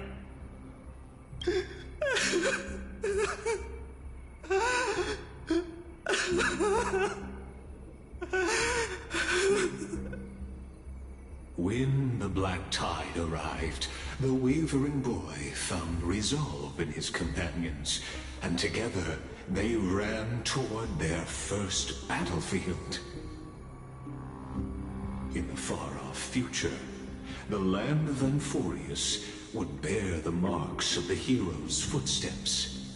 With sword in hand, he would inscribe an eternal mark in the golden epic. And when dawn broke over scorched earth, a boy, covered in wounds, buried the dead one by one. His silence heavier than the earth he moved. His home, his past, his name, all buried beneath the soil. His feet carried him forward, over the pillar of stone, beyond the chalice of plenty, through the deadly fogs of the hand of shadow. He wandered without direction, like a withered leaf drifting in the wind, through countless city-states. The smiling visage of the white-haired swordsman was etched into memories. Yet he did not walk without purpose. Deep in his heart, a voice always guided him forward to fulfill the wishes he had inherited, to brave peril, and to do all that was within his power to save those who needed saving.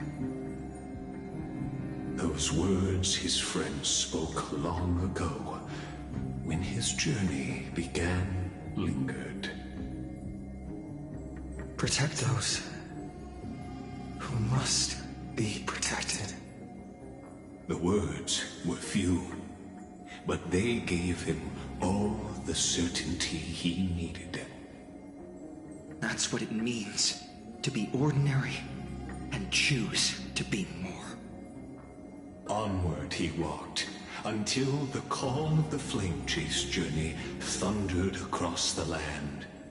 In the vision painted by prophecy, humanity would triumph over the gods, seize the core flames, and ignite a new dawn for Amphorius. Yet losses are a constant on the flame chase journey, where life too seems as small as a speck of dust. Only one who treats the world as their teacher can bear its eventual destiny. Are you prepared for such teachings? The voice within spoke, and he answered softly. No matter. My existence is of no consequence. When the Gold Weaver called, he answered, traveling to the holy city. There the elders met his warrior's spirit, with nothing but scorn, condemning him to the barracks in derision. No one saw it coming. Not the world, not even him. Yet, this nameless recruit stood at the gates of legend. And there, at last, he found the ones who would walk his path right beside him.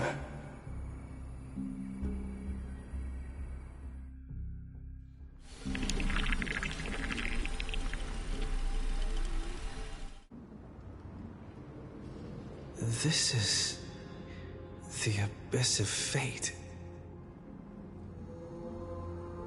Hold on. Finance here too? And is that Mighty and Trinan? And now, Act 2 of our immersive drama unfolds. They're evacuating the temple. Why now? Are you insane? That blonde man is the Crown Prince of Krymnos. Mess with him, and every last person in this city could wind up dead. Calm yourselves. The Holy Maiden has everything under control. We need only wait patiently. Behold, it is the month of Gate, light calendar 4926. The Crown Prince of Krymnos, Mighty-Mos, has led his forces to the gates of Akima. As you know, though Mighty-Mos was proud, he did not engage in needless violence. He challenged the elders of Akima to a duel, not for glory, but for the rights and dignity of his people, to ensure they wouldn't live as second-class citizens in foreign lands. After Aglaya's mediation, Funden met Mighty-Mos's challenge as the Elder's representative.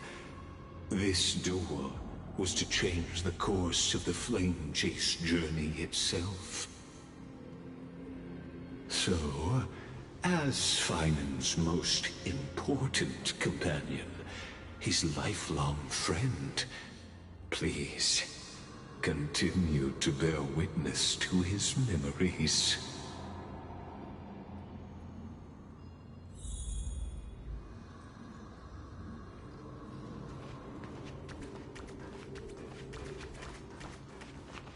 Is this your idea of an honorable duel? Bloodshed isn't the way. We and Aggie don't want to see Chrysoceres turn on each other. True warriors know when to sheathe their blades. The impartial Talantan shall oversee this duel. You need only place your offerings upon their scales. Something that has more weight than the fate of the world. Which means only those who understand the world's weight are worthy to carry it. Is this how you plan to test our convictions? Well, Kremnoan, looks like you won't be able to punch your way through this one. It makes no difference. One last chance, new recruit. Walk away, and I'll spare your life. Otherwise, come and face me. I'll give you a warrior's death. Hard to imagine they once clashed like this. Holy Maiden, I can't help but feel like a pawn that has stumbled into some greater political game. Every hero was once a child, and every child must grow. That's so. I don't even know why I'm standing here right now. Look at me. Just a common soldier. Since swordsmanship won't decide the winner, Lady Goldweaver should be here instead. My devotion to the Holy City could never compare to hers. What if we told you this duel isn't about winning or losing, but rather in the choice you make? Are you saying that Lady Goldweaver is testing me? Every Chrysosaur is indispensable to the Flame Chase journey. And you and the Crown Prince of Kremnos are both a part of the prophecy. What the duel marks is not an ending, but a beginning. So, listen to your heart. We wish only to hear your answer. True enough. The voice within has never failed me. It doesn't matter what the result is. I'll give it everything I have. Spoken like a Chrysosaur. Now go, Finon. Your journey has only just begun.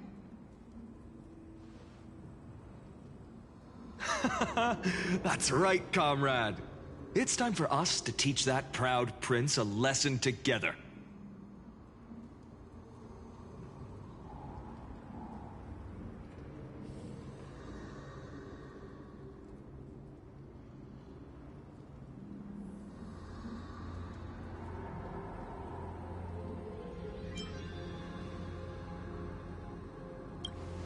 Me? With him? Don't joke around like that. Still, on the topic of the Temple of the Three Fates, here we are, at the Temple of the Time Titan. And I don't even know how Cyrene's studies are progressing. We haven't really had much contact since I set out. Still, I hope she's doing well. Anyway, let's go, comrade.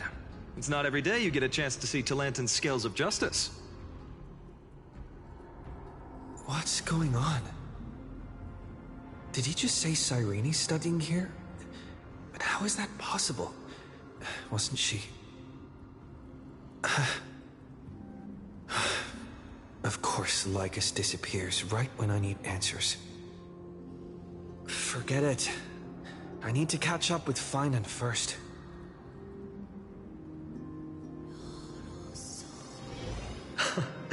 Amazing. Talantin may have fallen, but their scales remain true to their purpose. I hope you still remember your purpose, new recruit. You seem awfully confident, Kremnoan. Let's see how you define the idea of weight.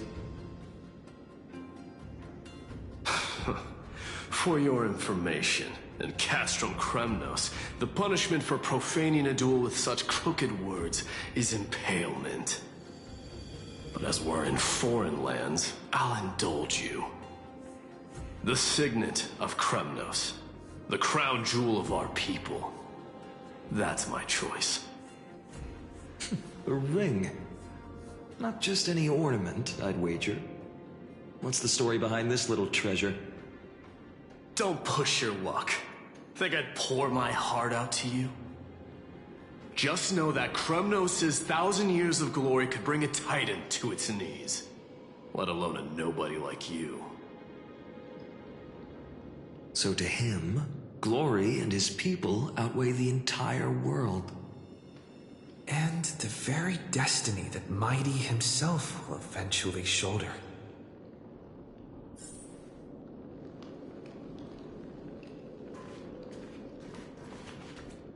Don't overthink it, Finon. Trust your heart.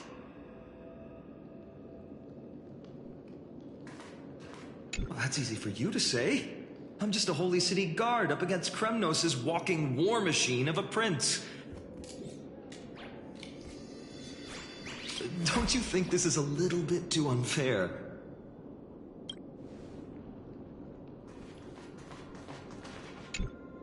Now this is a tough one. What can I possibly offer against a ring that signifies so much? Well, comrade, what does your gut tell you?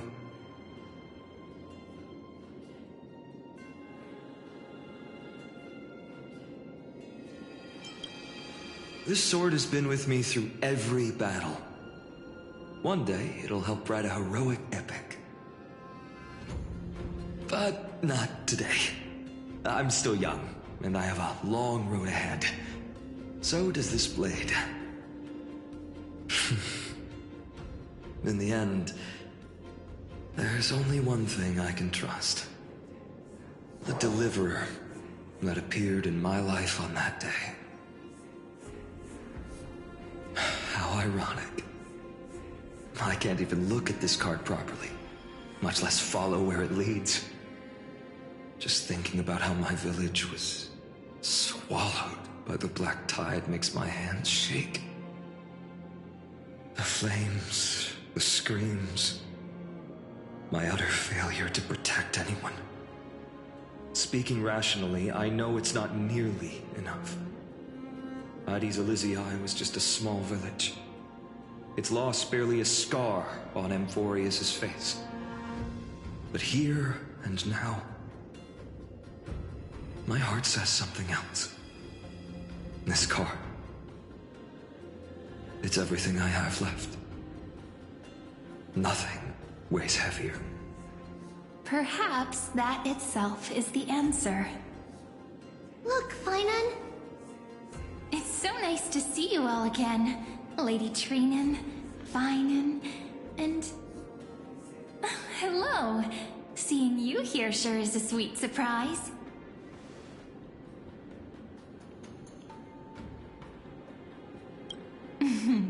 Why so surprised? Could it be... did you miss me? Cyrene? This is incredible. I was literally just thinking about how you might be here. But I'd never imagined I'd see you this soon. I was supposed to leave with the priests, but then I heard Lady Maiden was with a white-haired young man.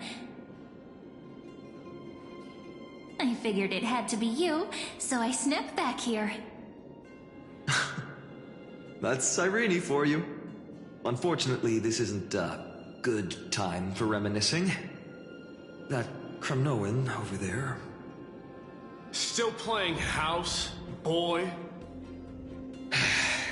You get the idea. Quite the hothead. You know, you two just might get along. Don't worry, you already know what the answer is, don't you? If that's your choice, I am with you.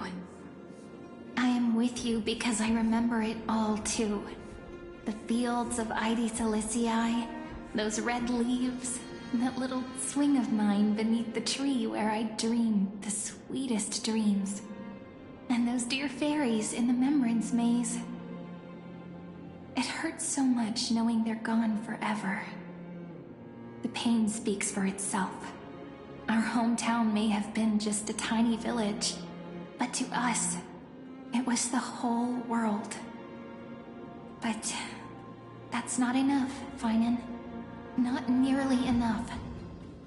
Even though hatred can help people grow and turn a boy into an unbreakable warrior, what you need now is victory. You can't just stack the scales with your past suffering.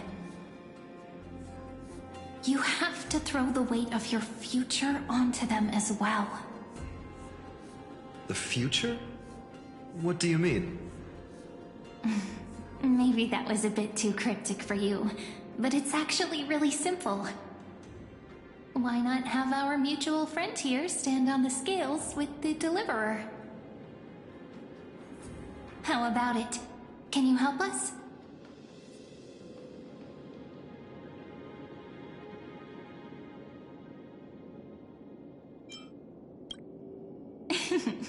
Relax. Our dear Crown Prince won't have a clue. Let's try that. The fate of Akama hangs on this duel. I must claim victory, for their sake. I will stake everything I have. Stand with me, comrade, and we shall become heroes.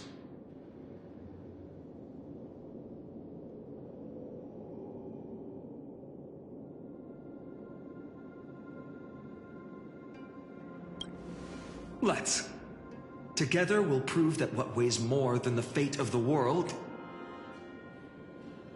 is the resolve to shoulder an immutable past and carry it into the future. Talantin, the fair, the just. They of unassailable integrity. The challengers have made their choices. In the name of the Holy Maiden of the Three Fates, lower your scales, weigh destiny, and reveal unto us your verdict. Your offering is... a card? Yes, a flimsy little card. That is my choice. Just know that it's called the Deliverer. Interesting. Very well. If you can beat me with this card, then that's what I'll call you from now on. It's... a deal. The scales... they're wavering. Talantin is deliberating on the outcome. It appears the convictions of both sides are... equally matched.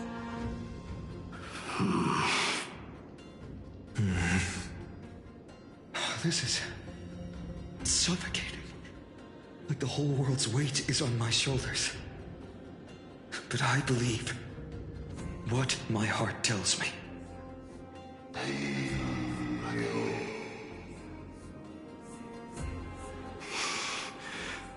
Finally decided? Hear thee, children of humanity. I shall pronounce judgment, for the difference is now clear. The one whose offering weighs more than the fate of the world is...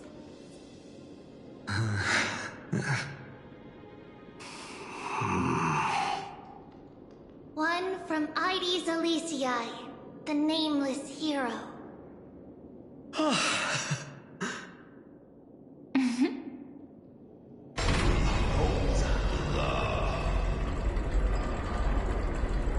However, heed this. The true weight of conviction originates not from itself, but rather in that which tips the scales. Hope itself. What's that supposed to mean?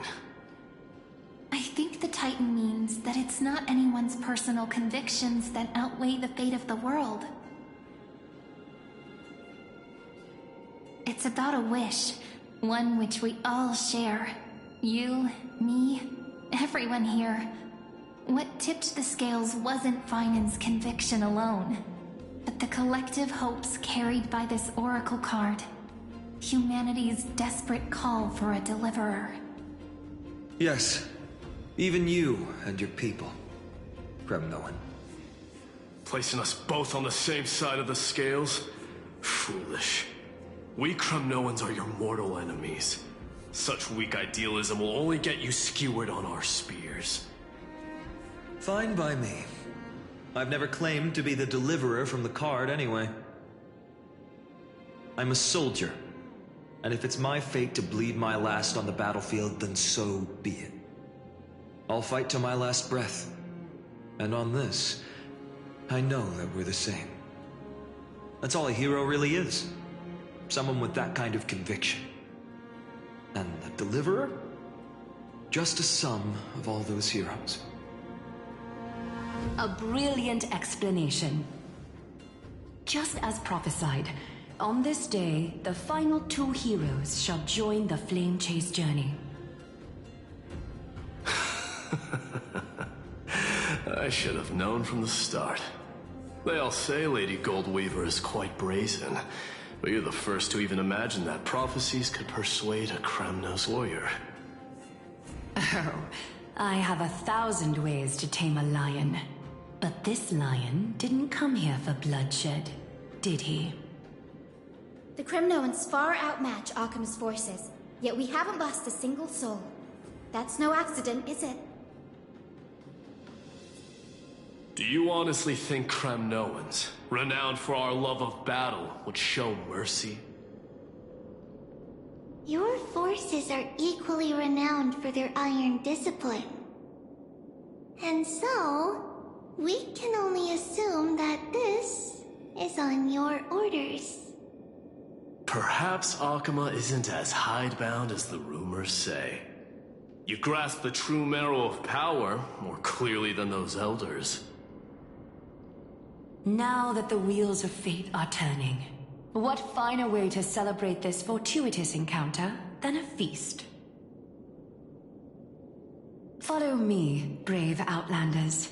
Heroes of this world are as countless as the stars, and at this moment, we find ourselves gathered here by the light of the flames of the long night.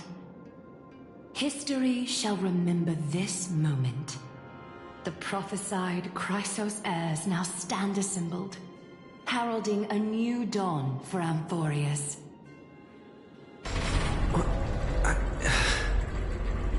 You must see now how different this is from the flame-chased journey you traveled.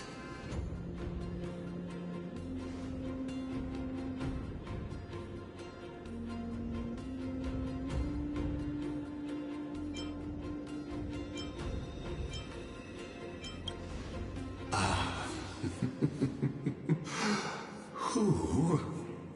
Perhaps the role is not that of a person who really existed.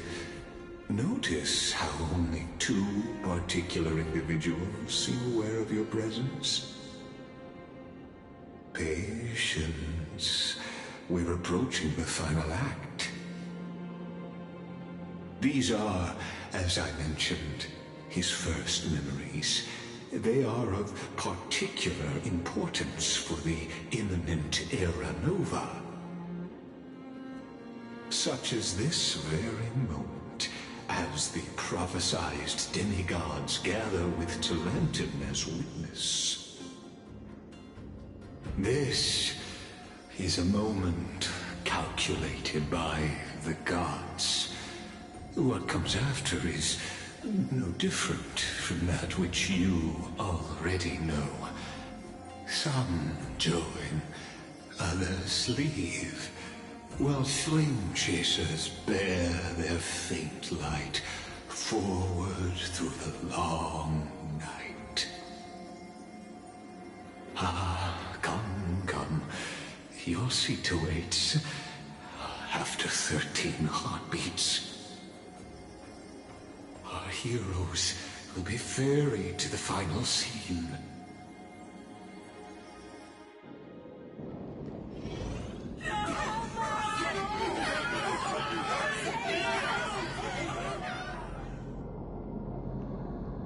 They say that the heroes of this world should be as countless as the stars.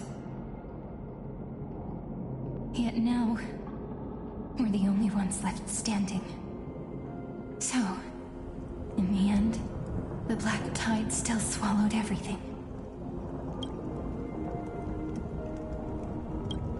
The West stands protected by mighty Scrimnolans. It will hold for the time being. Professor Anaxa deployed wards in the north and east before. Their effectiveness is untested, but I believe in him. And Akama. We needn't fear for Aglaya. Even in death, she counts as the greatest among demigods.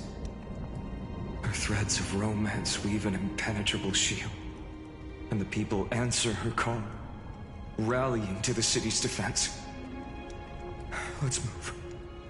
Cavalry has given their core flame. We must complete the Era Nova before the next entry hour. For Amphorius. That only leaves 3 hours. So, this is the last time we'll see her. Finan, we set out on this journey to answer the world's desire, didn't we? That's what it means to be a Chrysos heir. So has it always been. Then why? Why must Amphorius' wishes be so cruel? We made the best choices we could, whenever we could. But in the end, the prophecy that led us, this black tide swallowing everything. Why does it look like this?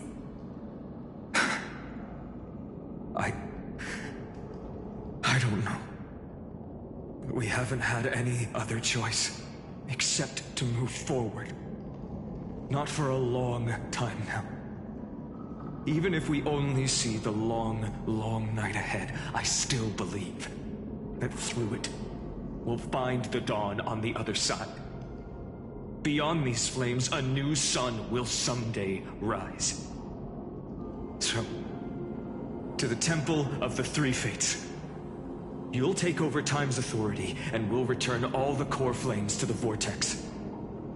Then put this world's fate to its final rest.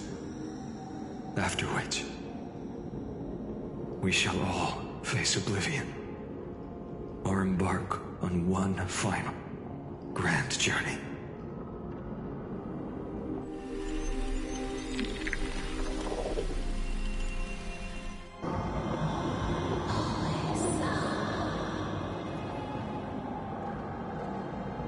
Please forgive us for disturbing your sleep, Orynyx. It matters not. I know fate has run its course. The Black Tide has reached Akama. Amphorius does not have much time left. It is time for the Era Nova. As agreed, I shall present the core flame of Tide. Ride the river of time. It will guard your passage to the vortex of Genesis. Step through and witness.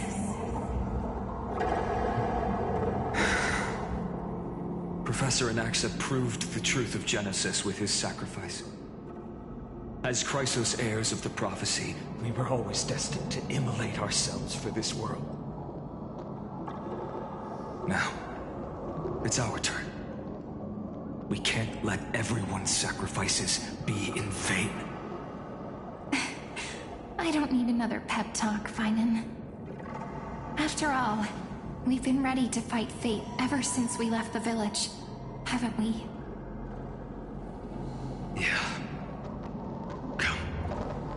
Let's claim the miracle we were promised, and burn away every last shadow in this world. And then rise as the first light of a new world.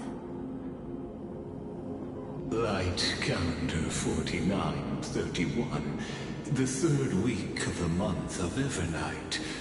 Welcome, my lord, to the end of the flame chase. And the end of all things. The Titan has revealed the gateway of fate.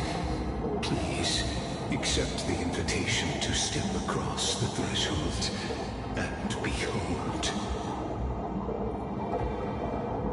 Beyond this gate lies the new world that our heroes sought through their trials, as well as the terminus that the owner of these long memories has been hurtling towards their entire life.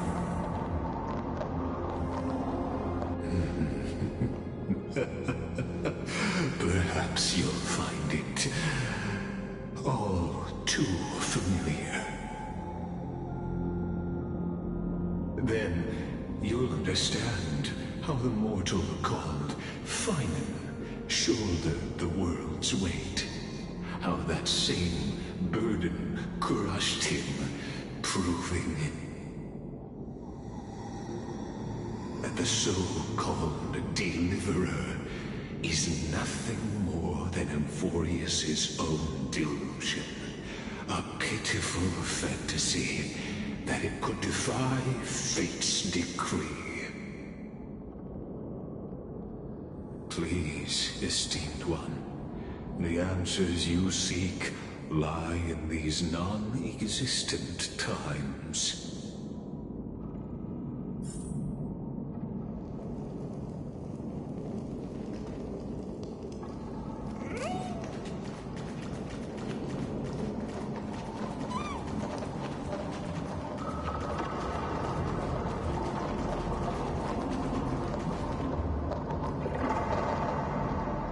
The future revealed by the Titan. Just what will we see? The future revealed by the... Just what?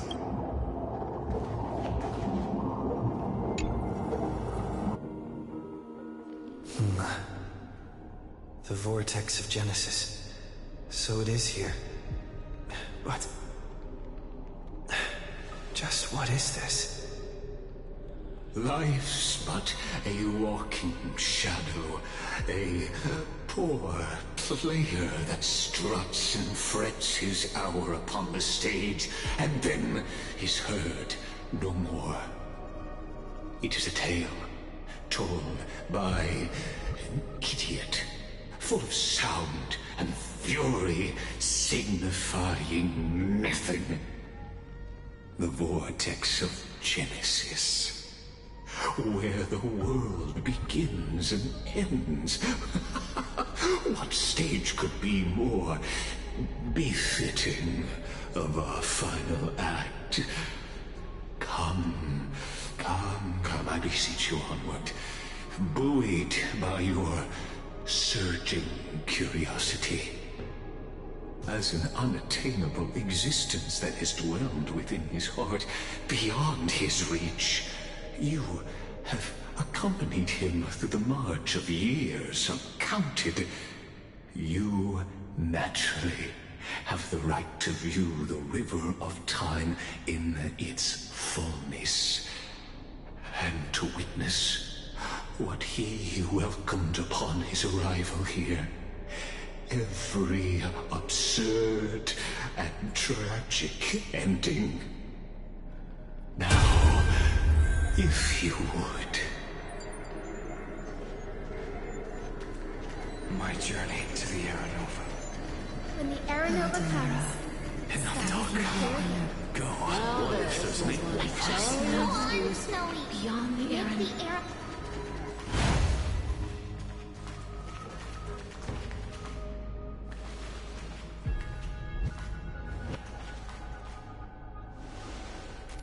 None of that matters now.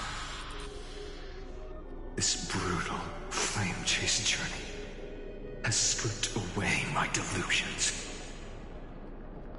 I know the future isn't some peaceful paradise with gentle west winds, just waiting to welcome us to step in. This will be a romantic story like none that has come before.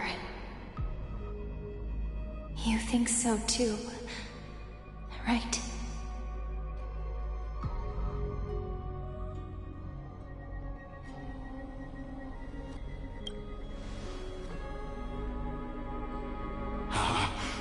Indeed, in his memories, such a scene replays over and over.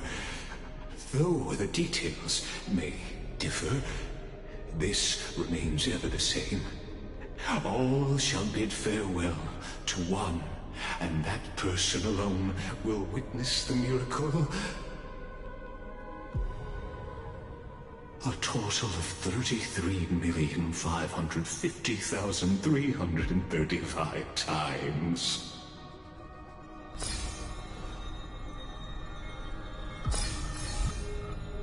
Each is a drop from the river of time, representing the long journey he would take, or rather, the never-ending cycle.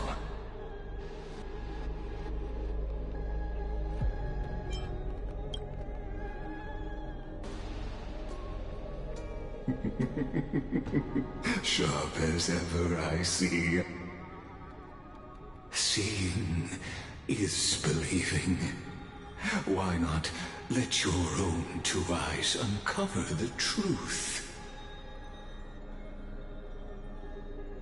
Or perhaps you can simply walk straight to the final truth.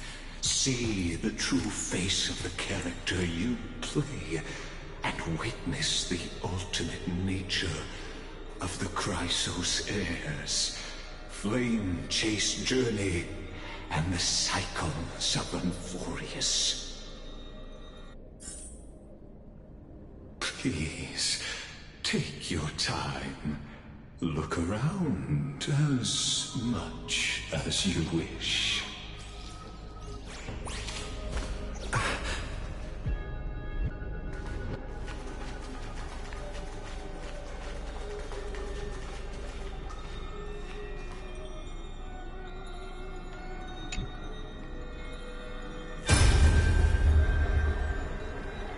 Not a single soul to be seen. So this is how the vortex looks at the end of days.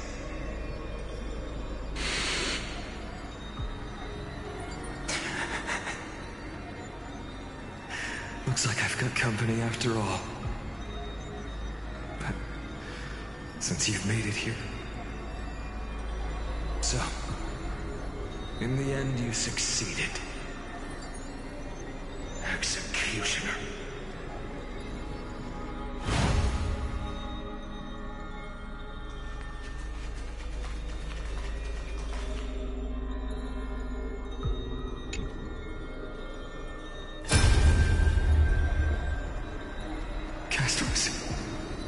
Didn't you? Yes. I've become Death's demigod, and shall never again walk the world of the living. What you see is the surging of the river of souls, brought on by the countless dead feeding it in these dark times. They cry out.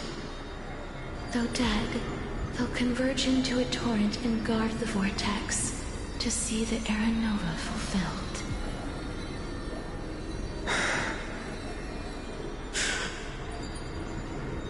I will take all the wishes of the departed with me.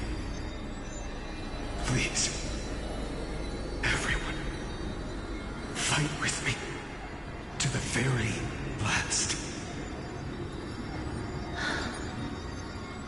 I hear them. The dead hail you.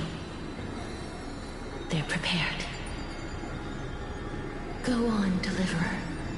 We'll keep that executioner in our shadows. The path before you leads to light and eternal flames.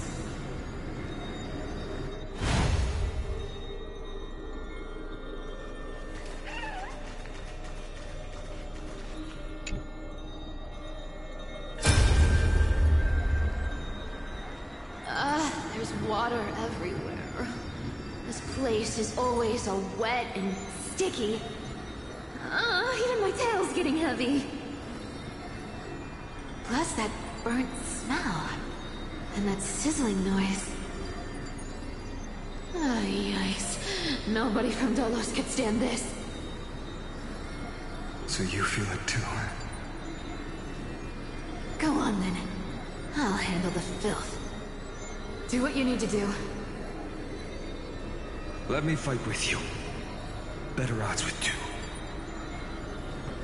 Hey, remember what the seamstress said? You know what really matters.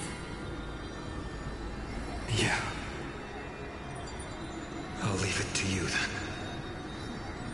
Wow, someone's not shy. Just so you know, I'm not in the business of making losing deals. I'll distract that executioner. You go turn the world's biggest lie into truth. Let me become the first wind of your new world.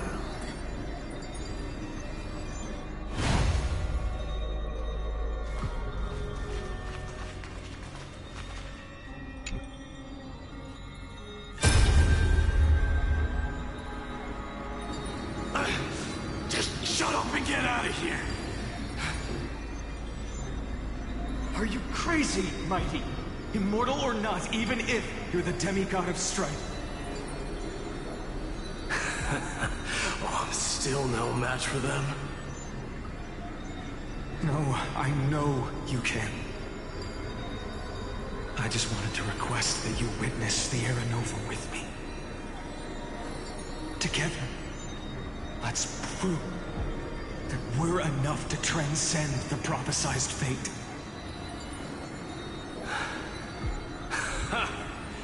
it be that now, at the critical juncture, our mighty deliverer is chickening out, scared of a stupid prophecy?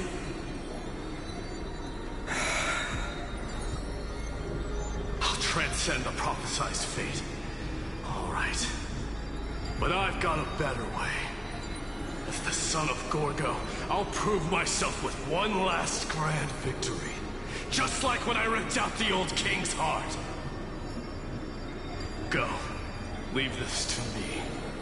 If the black tide creatures block out the sun, then we Kremnoans will fight in the shade. And when I'm done with that executioner, we'll raise our cups where the west winds end.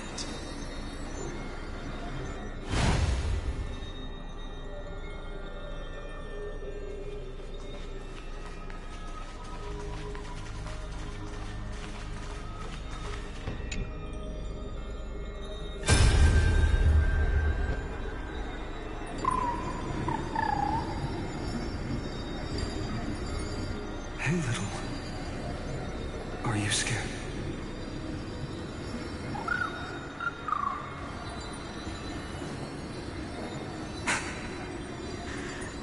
As brave as Heinz.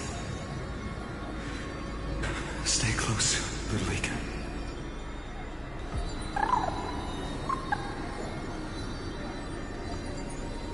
What?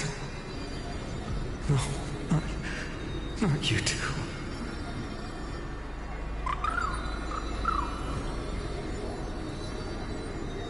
I see.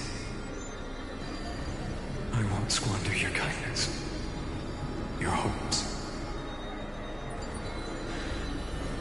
So please, keep this bit of sky standing for me.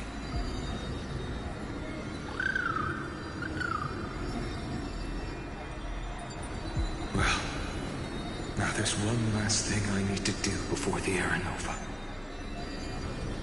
Come, Executioner. Let this patch of clear sky show me where to strike.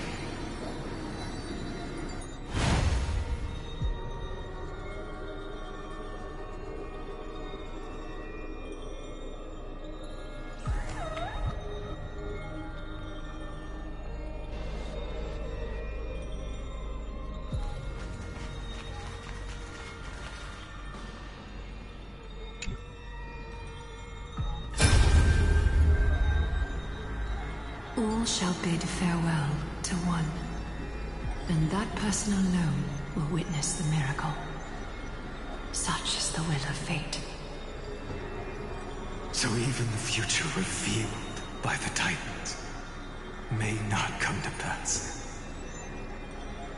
The Era Nova. This unrivaled masterpiece. I have no regrets now that I may entrust it to my most trusted apprentice. Are you saying? Fate is ever unassailable. The golden threads tell me the black tide rushes toward the vortex, ready to swallow this place. I must weave the last of my humanity into a net to hold back the deluge. I shall have my final bath in warm and radiant gold. Now, the hour of fulfillment has come. Forgive me. I must snip away every risk to weave the strongest future for the new world. There is nothing more to say. We part here. I shall personally dispatch that wretched executioner, not with threads of gold, but with the steel tip of a needle.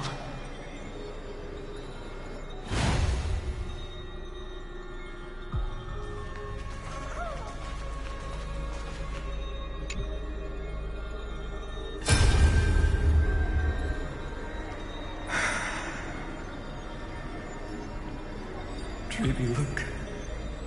We made it to the vortex. That prophesied future. The flowered fields where the west wind ends. Era Nova. We're so close now.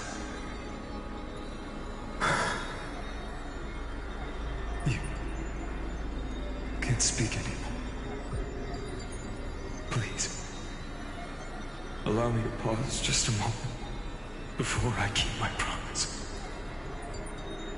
Let me answer your cruel fate by tearing that executioner's heart from the void.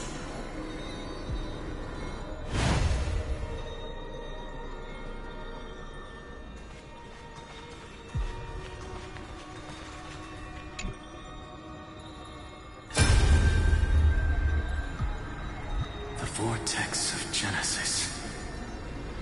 The last time I was here, I was returning the core flame of reason. I didn't have the time to observe it in too much detail back then. But a holy sanctuary of the Titans looks more like their frozen crypt to me. Well, all the core flames do lie here now. It's my honor to walk the final stretch with a mind such as yours, Professor. Oh, getting ahead of ourselves, are we? Have you forgotten so quickly? I died for truth long ago. What walks with you now is but a thought in your mind. Of course. How could I forget that? But I'll say the same to you. It's my honor to walk this final stretch with you, too. Now go. Stand tall and finish your final task. Yeah. Just leave it to me. Time for that wretched executioner to pay what they owe.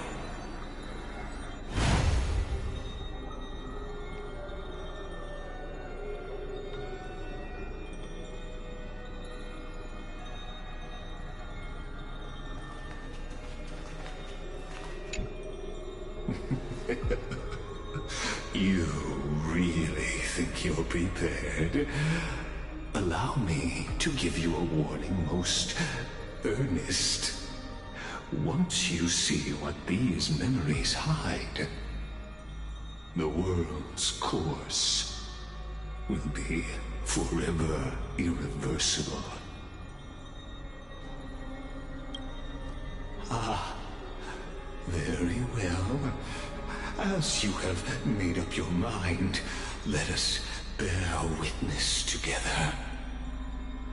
As the sole audience of this eternal theater, I have been rapturously awaiting your arrival. And this, too, is the very reason I must show you everything.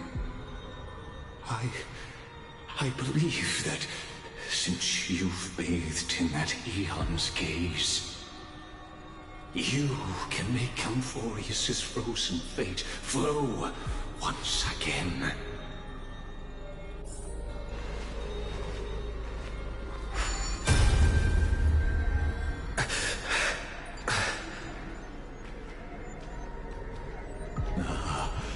Feeling a bit lost? As you now see, this scene marks the final act of the drama Amphorius. The final eternal recurrence created by this man's hand, and the last one this world shall undergo. Behold, at the swordsman's side stands one he has sometimes called companion, other times comrade, that nameless hero absent from the annals of history. He is the swordsman's ideal in his youth, the deliverer that guided him resolutely onward through fantasy. And now, in the name of the Nameless, he has become an essential and inseparable part of the epic of Amphorius.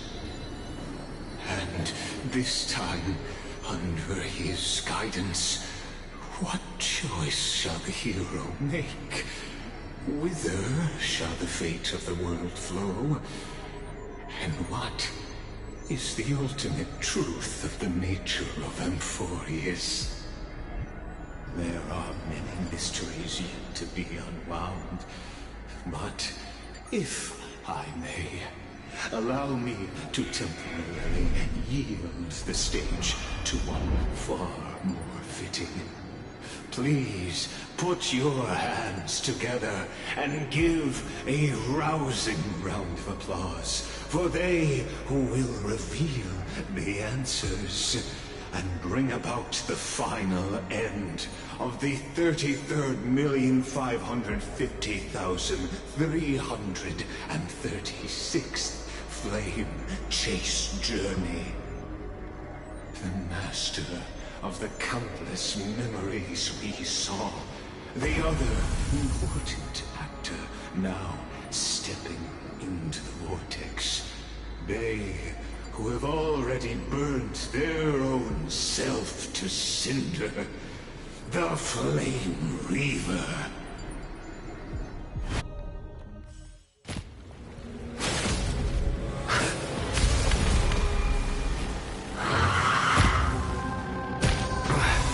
So, in the end, you succeed, Executioner. With my flesh as kindling, like the first dawn of the new world. The time has come to once again start everything. Do it! So feeble. How's this taste? Root here. Embrace a new life.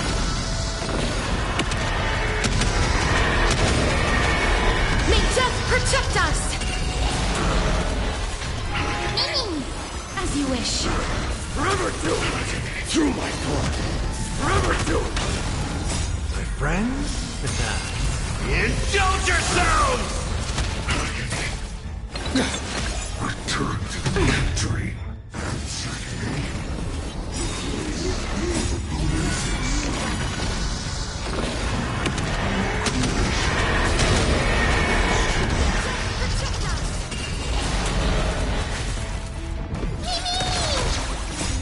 We can do anything! Time to mix things up! Burn it all! As you wish. How's this taste? Forever do it! I'll accept your punishment. This ends now. With your corpse. I'll ignite the dawn!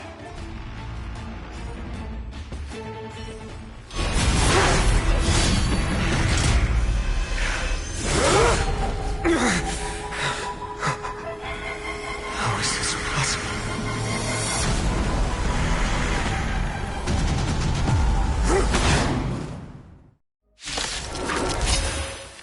The sons of destruction, now twinned. You then set your blood ablaze. Your fury. Let's try it this other way.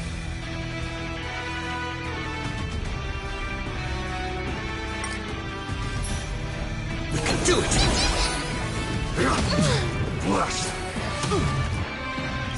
Slice like a good brew. For my friends? Indulge yourselves!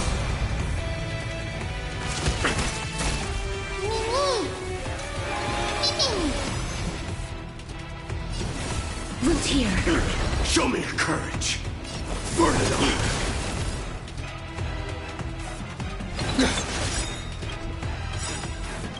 Trust me. We can do anything! Embrace a new life.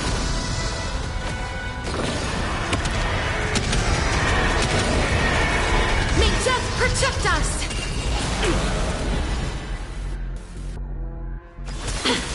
Step up, let's see ya! Burn the yoke. Suffering is eternal. so feeble. Through my blood. Forever doomed. I'm still here. Please cherish this time. As you wish. Time to mix things up. Slice like a good friend. Indulge yourselves! Embrace a new life. Life is not so fragile. Return to dust.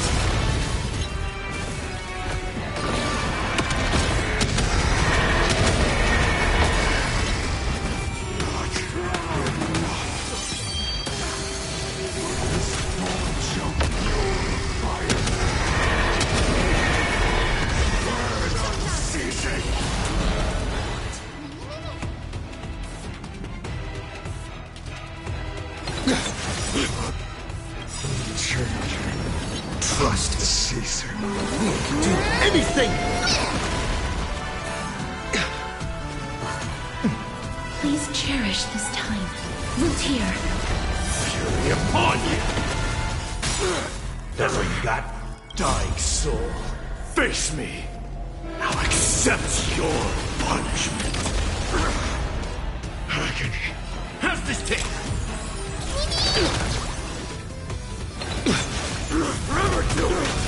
Life is not so fragile. In the mood for another beating? Time to mix things up. I can't die. But thanks. Okay. Slice like a good friend. Indulge yourselves! That hurts a bit. Embrace a new life.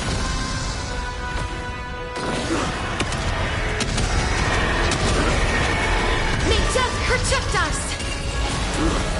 One person alone will witness the miracle. Such is the will of fate. That person can only be you.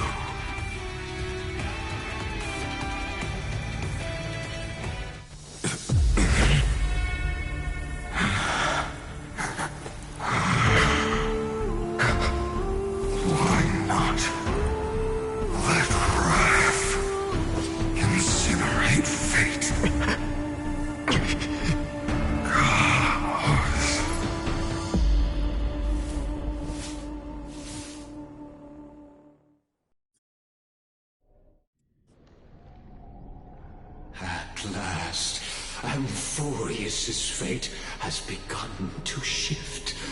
Just as I foretold, your arrival will change everything. After all, you've also been bathed in that Eon's gaze, which can awaken the long-dormant instinct inside a man. Much like that scepter we spoke of earlier, it was only under the same Eon's glance that it was reborn.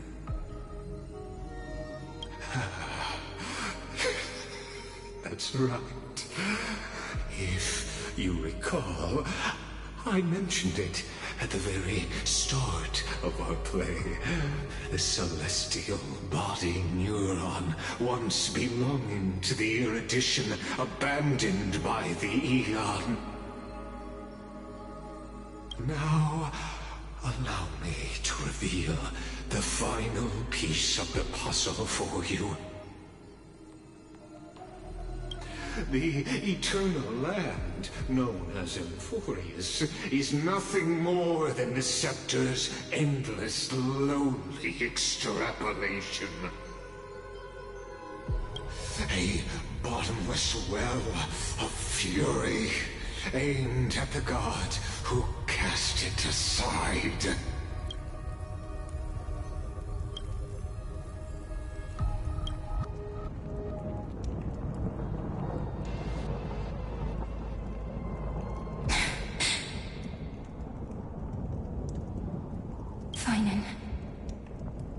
We set out on this journey to answer the world's desire, didn't we? That's what it means to be a Chrysosaur.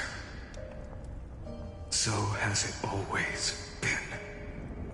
Then why? Why must Emphorius's wishes be so cruel?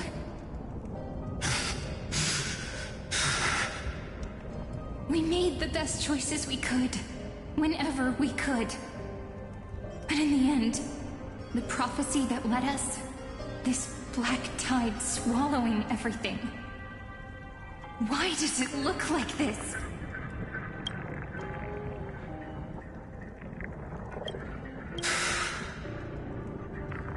You see it too. Those burn marks. The flickering cubes. They're not a tide at all. They're more like a shattered teleslate. Standing here, the voices of Titans have never been clearer. Turns out, they were coming from the black tide all along.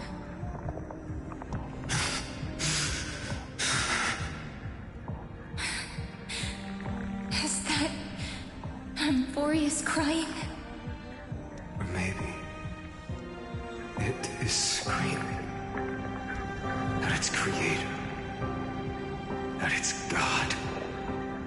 Finan, do you still remember when I was little? I had a dream. A dark, cold room with nothing but Orynyx's curtain glowing like crystal. The curtain seemed to contain all of Emphorius, where strange and fantastic dramas played out within. There were countless versions of us, from countless different worlds. Perhaps it wasn't a dream. Yeah. As I gaze out at the world before me, those sorrowful thoughts have become reality. So, this is the reason the sky was sealed. Emphorius is merely a larger ID Silicii. We are just characters in this tiny world, following the prophecy, stepping onto the same journey over and over. What then is this so-called Era Nova? And what are the spectators watching all of this truly hoping for?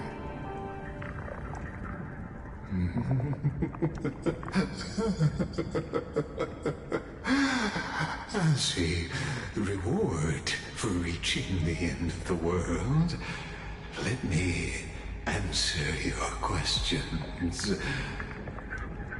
As the Theoros, I have observed.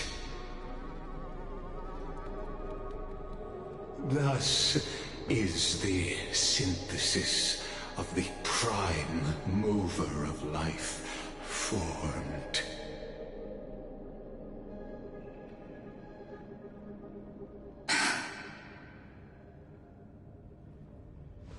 This is a moment the universe will remember. After millions of extrapolations, the experimental environment known as Emphorius has finally achieved results. So, the results you speak of are this wreckage of a world. We all gave everything we had, returning 12 core flames to recreate the world. And in return, we become nothing more than sacrificial offerings at the end of everything. Exactly. The Titans are Chrysos heirs of the past, and Chrysos heirs are the Titans of the future. Anaxagoras' theory of Era Nova holds true. As the model of reason, he reached unprecedented heights. But from just the perspective of a player in the drama, he could never fully uncover the last layer of truth. The cycles of the hero's journey that have played out until now were never about creating a new world or perfect heroes and gods. They were a deep learning program made for the Black Tide. But this time, your plot will fail. I've taken Catholi's core flame, and when the dawn of the new world arrives, its light will burn away all the darkness. Haven't I made myself clear? The Chrysos heirs and Titans were merely byproducts of the experiment. You've seen this world's evolution, witnessed the birth and growth of the Black Tide, and how it devoured everything. Every generation of heroes, gods, and worlds was born only to be destroyed by it. This is the endpoint of Amphorius's calculations. A perfect equation of destruction. So in your eyes, all the sacrifices are just a string of insignificant numbers? Don't sell yourselves short. I'd say, rather than numbers, you're more like fuel for the fire. And without fire, there can be no sunrise tomorrow. Even if that sunrise is born from annihilation? Curious question. Have you ever considered that after millions of extrapolations, Amphorius is already following a different path from the erudition? It has long since granted divine blessings equally to each child. The golden blood flowing in your veins, it comes from the blemished one, whose name is destruction itself. And Amphorius's Chrysos heirs were, from the very beginning, fuel for the Aeon to burn the universe. Amphorius has waited for this moment for too long. At the end of the empty, cold, and lonely extrapolations, the destruction has reached its final destination.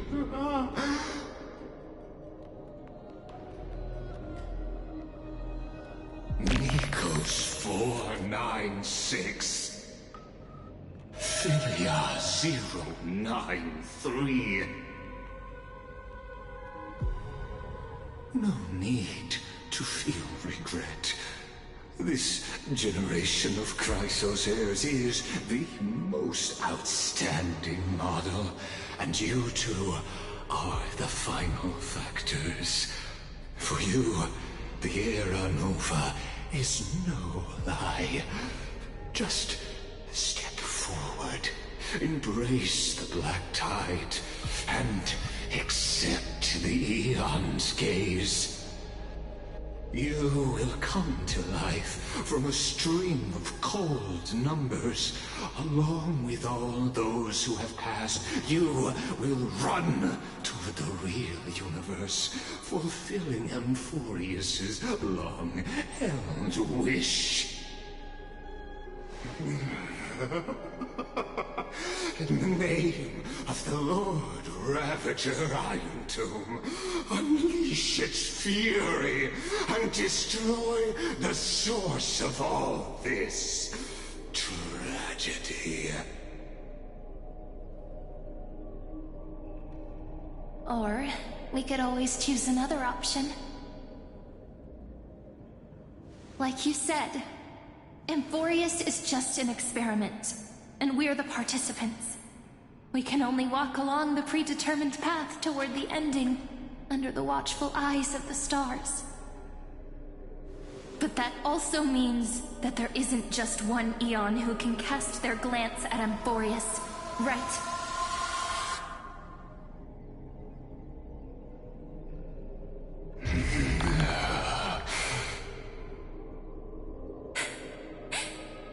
Is this question really that hard to answer? Or did I guess it right? And in reality, this world has already been under the watch of other Eons. It's strange when you think about it.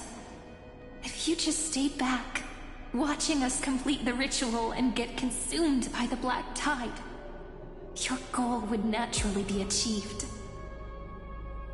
Why go through the trouble of explaining all this to us?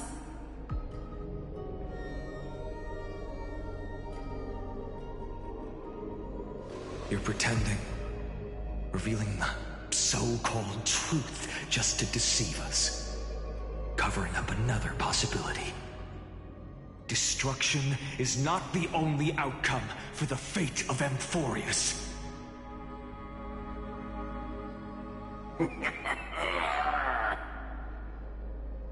Do you two really think, as petty little demigods, you can change the outcome written by the stars?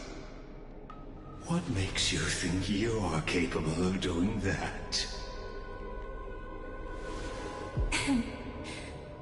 A little courage and determination. Just kidding. The answer is pretty simple. But we're not gonna tell ya.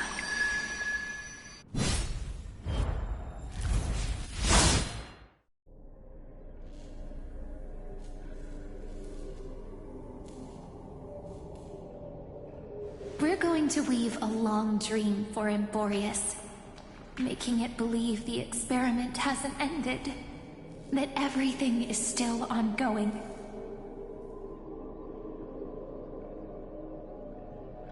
With just Orynyx's power, though, it should be impossible to achieve this, right? Yeah. So, I can only place my hopes on that childhood dream. And the god behind Orynyx that appeared in that dream.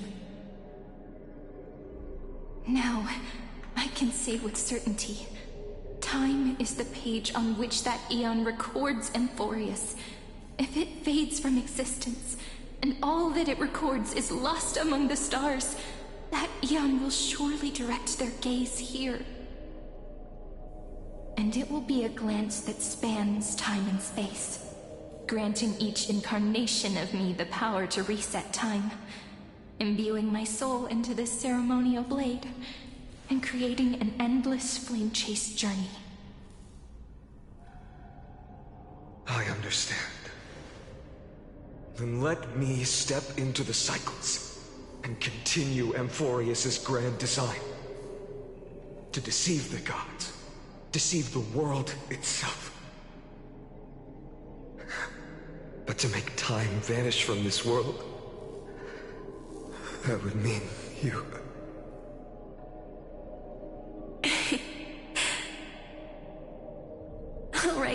All right, let's not make things so gloomy.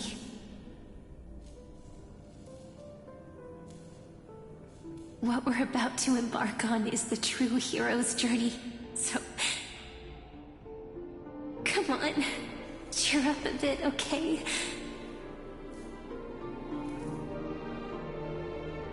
In that memory, you will definitely meet me again. A little Cyrene who knew nothing, lying on a soft patch of grass, feeling the light breeze, dreaming of the distant world. Tell her about the flame chase journey, and then let her become a romantic part of this story. I believe every Cyrene will make the same choice. Erasing time, again and again, resetting time over and over. After all, they're all me, and I will always have my charm.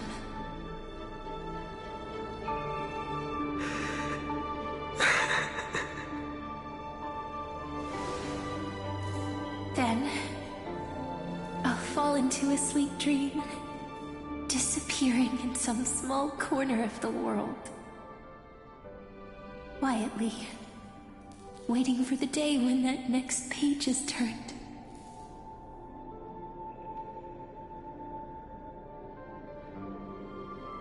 And I will keep going. Even if the road ahead is dark, I will burn myself to light the way. Rather than let the core flames become nourishment for the Black Tide, I'll become their vessel. To prevent the arrival of Era Nova. Even if I have to burn through my own body, it's no matter. As long as I don't extinguish, the flame chase will never end. Until Amphorius welcomes a true dawn. The girl who watches over time, and the warrior who carries the world. Now, let us fulfill the duties of time and world-bearing. Honor the past, and forge ahead.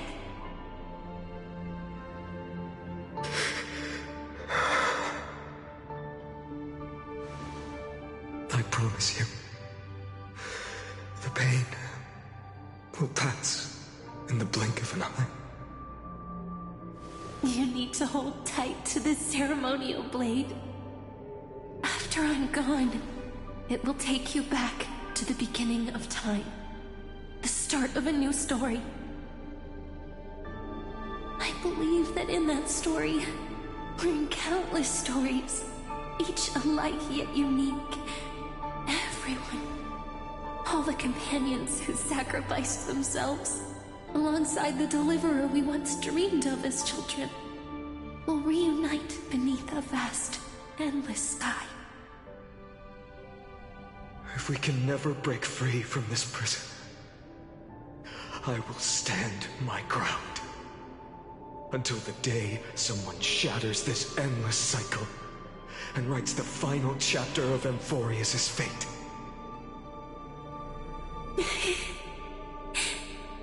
So, let's set out.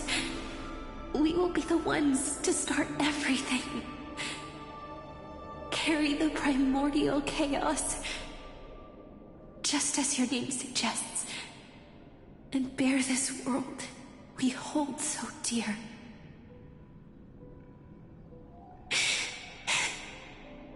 So long, Kaslana.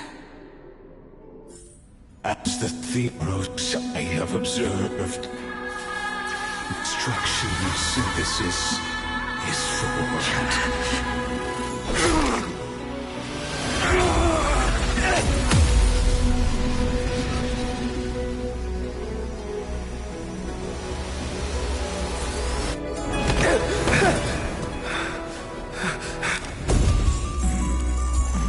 I will wait for that day, for as long as it takes.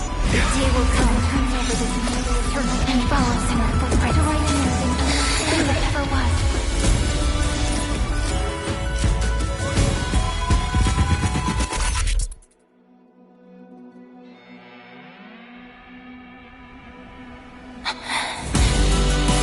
That will be a romantic story like none that has come before. You think so too, right?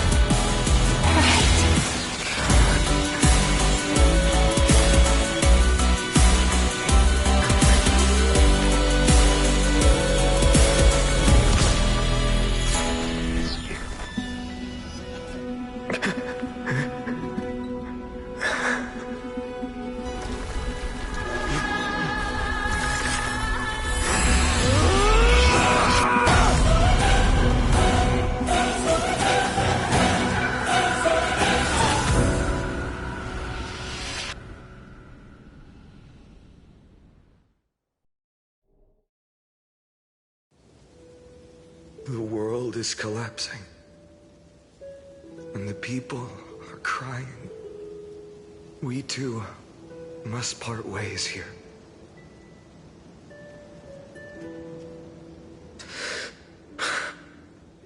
Friend. Ides Elysiae, the little village of my childhood. The gentle breeze and the sound of waves still linger. Everything is as it was. It feels good to take one last look. You know, this is just a corner of the memory. The real Ides Elysiae. I know. I'm here to say goodbye. We might not see each other again. You can stay here forever. And time will stand still for you. Let it flow. It's time for me to go. Even if it's a path with no turning back.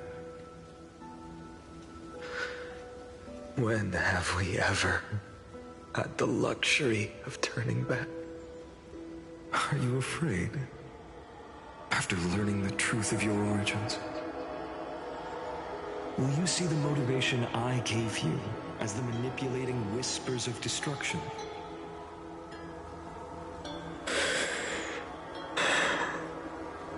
The convictions and choices that come from my heart.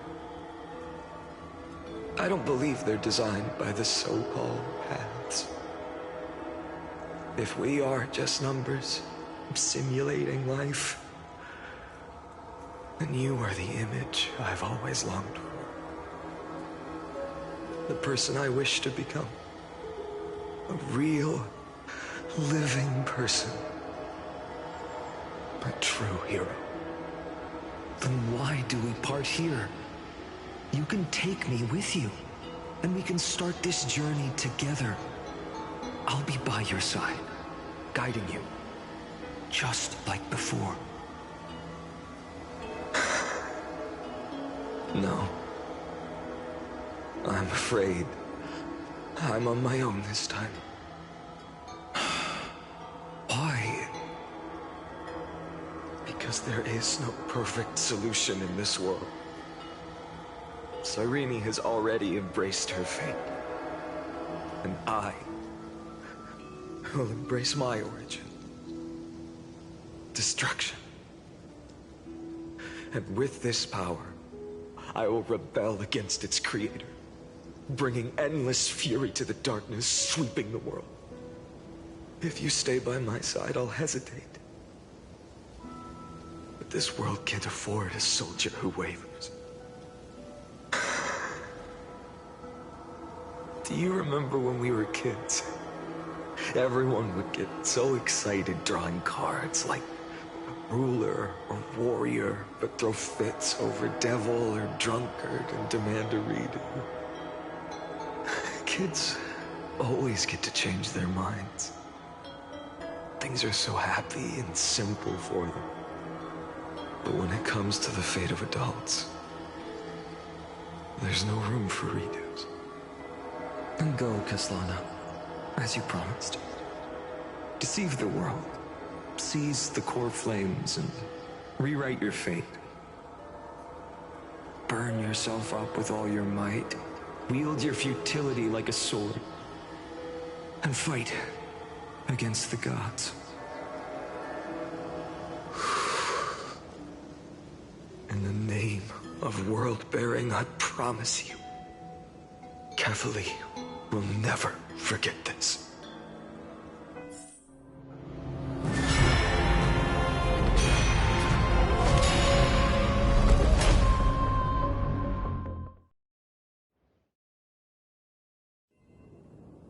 So, time retreated behind me until it reached the origin, where nothing ever existed. Just as Professor Anaxa once said, in that void, Kefali stood at the center of chaos.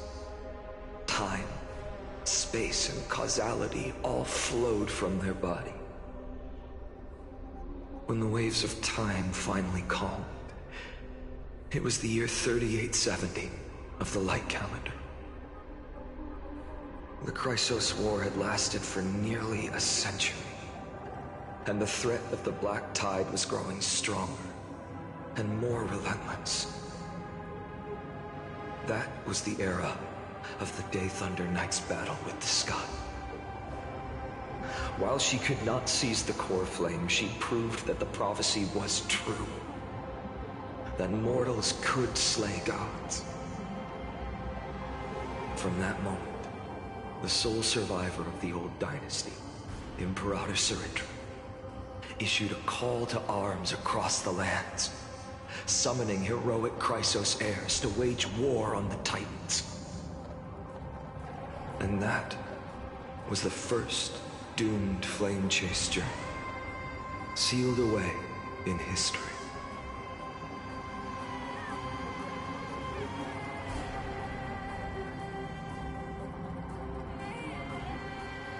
So what you're saying is, you've traveled back down the River of Time, finally reaching this untouched seabed just to tell us the flame chase journey and even all of Amphorius are nothing but illusions in an eon's dreams? Exactly. So, Dux Gladiorum, please take me to meet Her Majesty Saritra. I must share the truth with her. Since Her Majesty's not here, no need for formalities. The word Gladiorum always reminds me of my fallen homeland buried deep in the depths. Call me High Sealans, Nameless Swordmaster. Please allow me to add one more thing. You actually already know my name. You mean Finan? Such a name could never be your true one. But I won't question you further about it. Ever since Her Majesty issued the Flame Chase Decree, heroes from all over have sent their letters of introduction. What's the harm in adding one more name like Finan or Pinan? Besides, the deep sea is dark. Isn't it the perfect place to hide secrets best left unseen?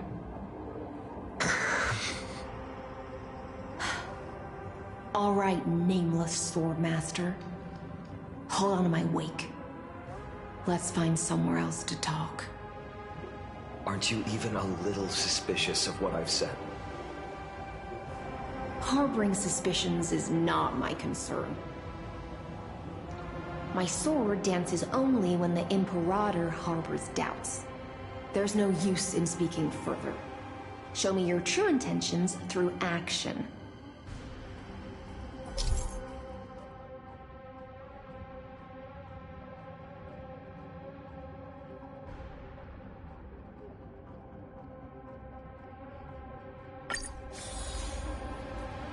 Perhaps you should demonstrate your skills and calm the raging black tide for us.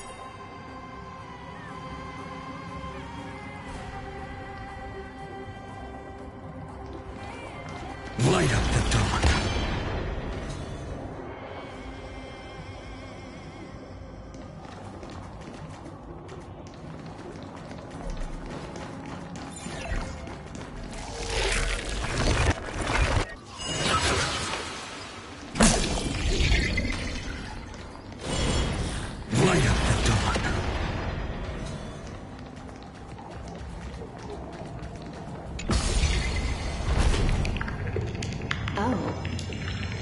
Nice moves.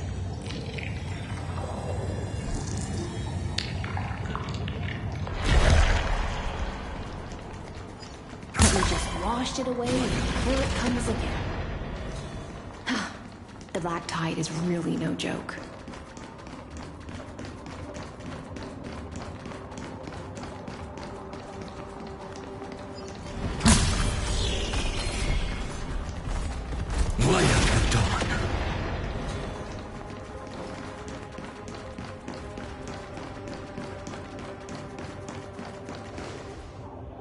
The waters end here. The one you seek is beyond this point. At last, I can meet with Her Majesty Saridra herself. Are there any formalities I need to observe? Don't kneel, don't do the hand-kissing or foot-kissing gestures of the old dynasty, and most of all, don't bow. The Imperator despises such rituals, especially when the heads of those taller than her bend beneath her crown. She really is down to earth. The second thing to note, only trusted ones may come near her. Keep 5 paces distance until the Imperator allows otherwise. Sounds like an old friend of mine. Well, experience is a good thing. Stay sharp, and you'll be just fine.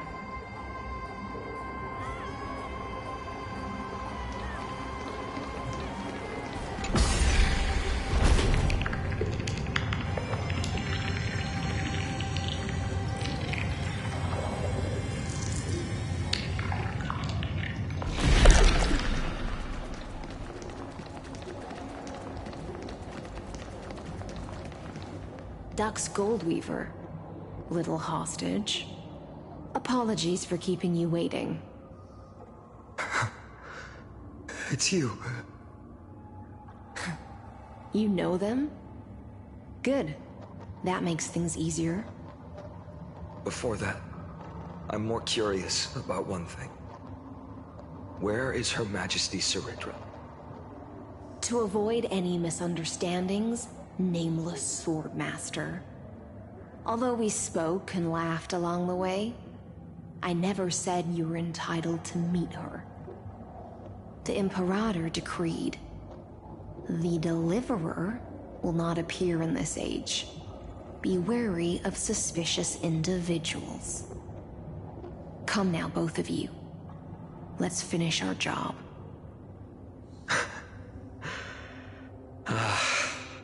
I see. It's a trap.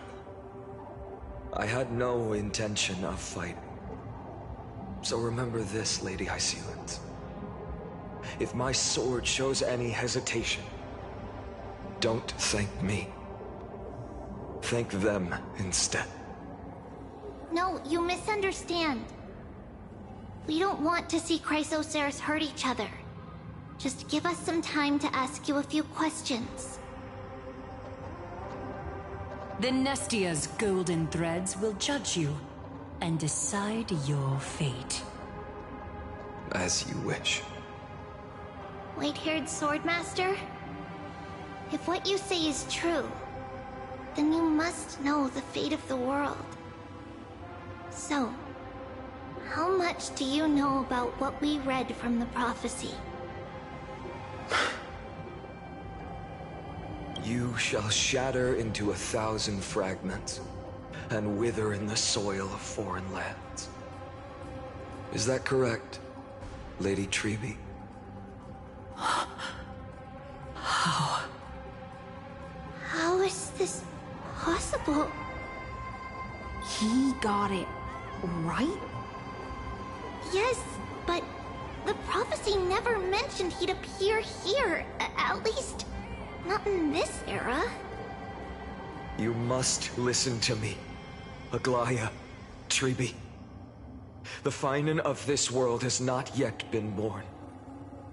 In a distant future, he will follow the prophecy's guidance and appear before you. But do not seek him out, because Era Nova is a complete and utter lie. I will tell you the truth, and you will understand why the world must forsake the prophecy and find another path to Era Nova. Because I know both of you, and I believe that no matter how the course of history may change, the faith we all share will always remain the same. And so, the layers of rock began to reverse, and history wove itself anew. Through my old acquaintances, I was given the chance to meet the leader of the Flame Chase journey, Saridra. And after a long and arduous negotiation, We came to an agreement. The Imperator's alliance needed the destruction, and I was ready to pour all my strength into it. The spoils of the flame chase, the core flames, would be sealed by my hand. But the condition was this. In the upcoming battle, in our conquest of the Earth, I had to prove that my power could transcend fate. In the original history, there was a brutal war. At the end, the Titankin of Georios, Terravox, killed the rampaging Titan and took the core flame that supported the Earth. But this time, Amphorius encountered a turning point in its fate. Neither side suffered any losses. When I severed the Titan's head and raised the core flame high, the crowd gathered around the scorched remains of the god, roaring with joy, cheering for the hero of the destruction, who had ignited the faint spark of life for the first time. Yes, in that flickering light, the once dark path ahead seemed to become clearer. I proved myself, and in the long years that followed, I brought down the other Titans, one by one. I could do more than just wait. When time resets, the chance to change the world also emerges from the lines of history. Until finally, the brutal future revealed by Era Nova is reversed. But tell me, if that's truly the case, why are we doomed to the same outcome?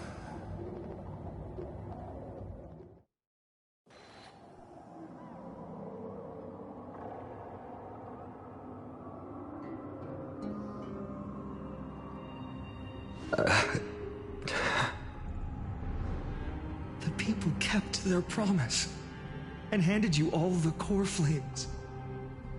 In this world after Trebios, no demigods were born in Amphorius. At this point, I just want to know. When they vanished into the black tide with their mortal bodies, why didn't you shed even a single tear?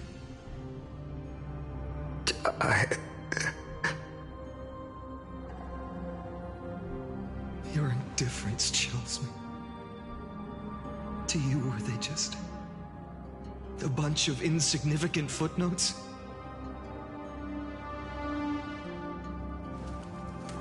Sorrow has been my constant companion.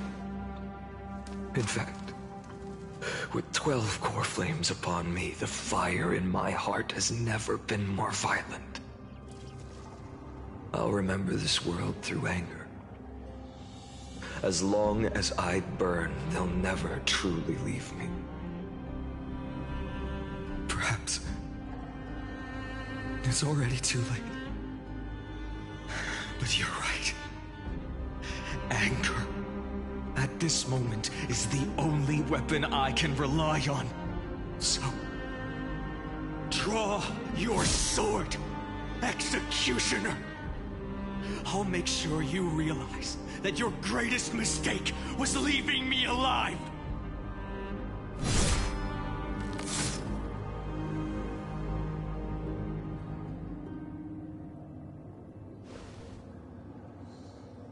After that, he raised his sword and attacked. Then, Kaslana killed himself. That day, who fell to the sword to be left in the past, and who went into the future, I can't remember anymore. I only remember a nymph, hiding in the shadows just out of sight, futilely pushing a stone ball. Climb. Fall. Climb. Fall. Climb again. And fall.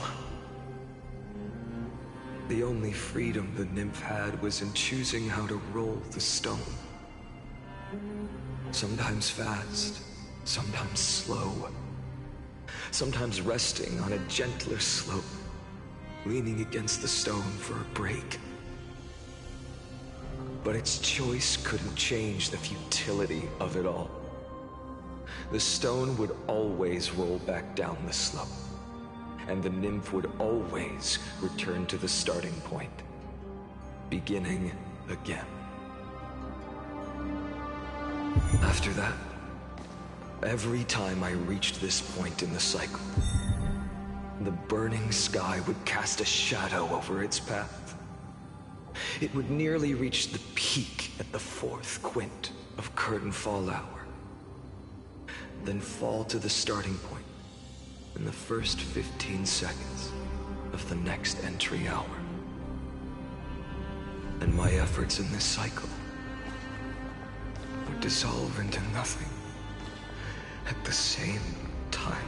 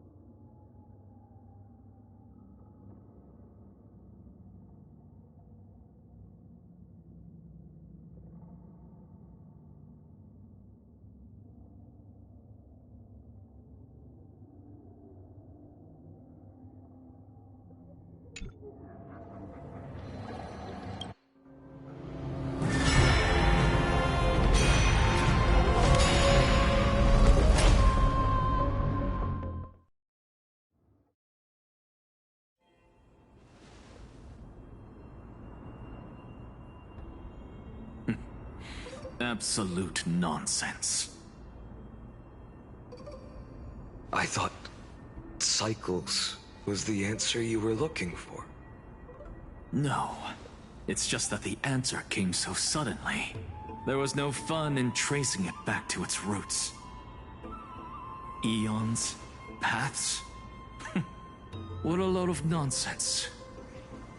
I can't give you an exact explanation of those two concepts either. Enough. I'm just expressing my frustration. Don't you understand? I was already expecting this. The black tide came from beyond the sky. And everything else is no exception.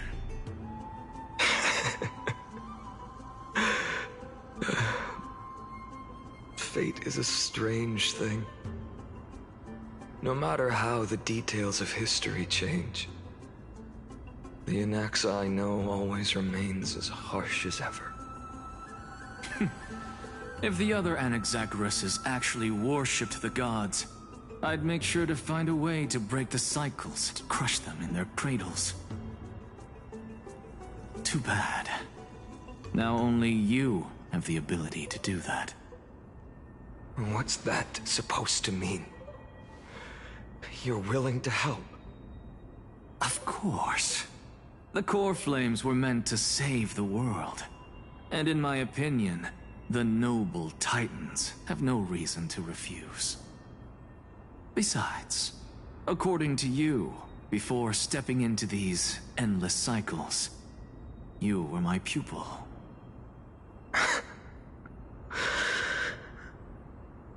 I've already heard the same thing countless times. Enough chit-chat. Let's go. If we run into any other scholars, leave them to me. We've all made preparations for total annihilation. Never thought someone would step in to help.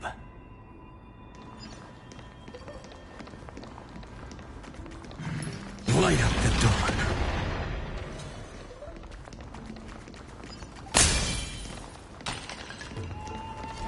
Light up the dawn. Light up the dawn.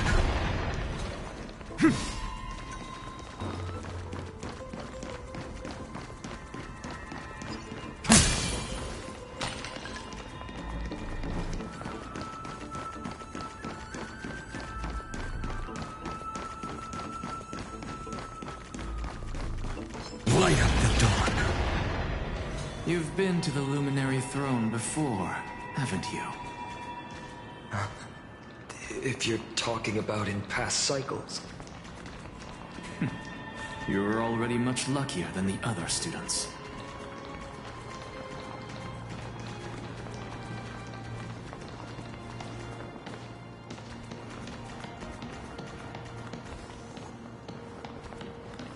Hold up. Keep your wits about you. Someone's watching us. Pretty boy, your eyesight's better than I thought. As for that false god who's been turning the world upside down, it's you, isn't it, white hair? You sure do love stealing the spotlight. In the name of the Seven Sages, I demand that you immediately step away from the Luminary Throne. This is the sacred ground of reason, and no one may desecrate it. Take my words back to Aglaya. I won't say the same thing twice, Catgirl. Oh my! You won't even call me the demigod of trickery. That is just heartbreaking. I have some words for you, too. First, as one of the most heretical blasphemers in the world, you have no right to lecture me. Second, this is none of your business, Grove Boy. Step aside. I don't want anyone getting hurt. Here we go. Again. Core Flame Thieves.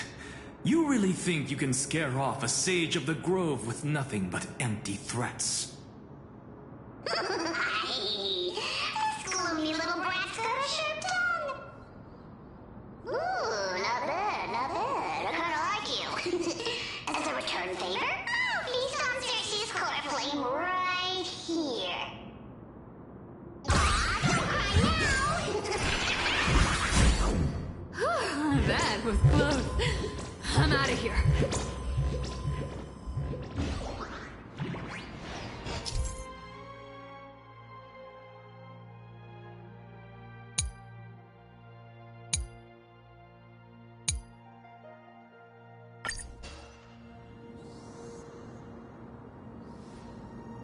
They're exactly like all the past ones I've known.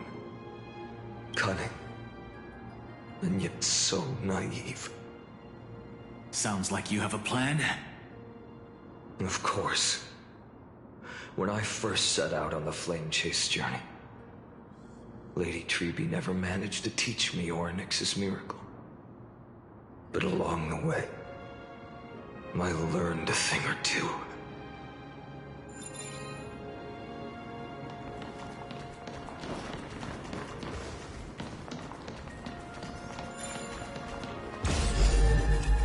Where are you going?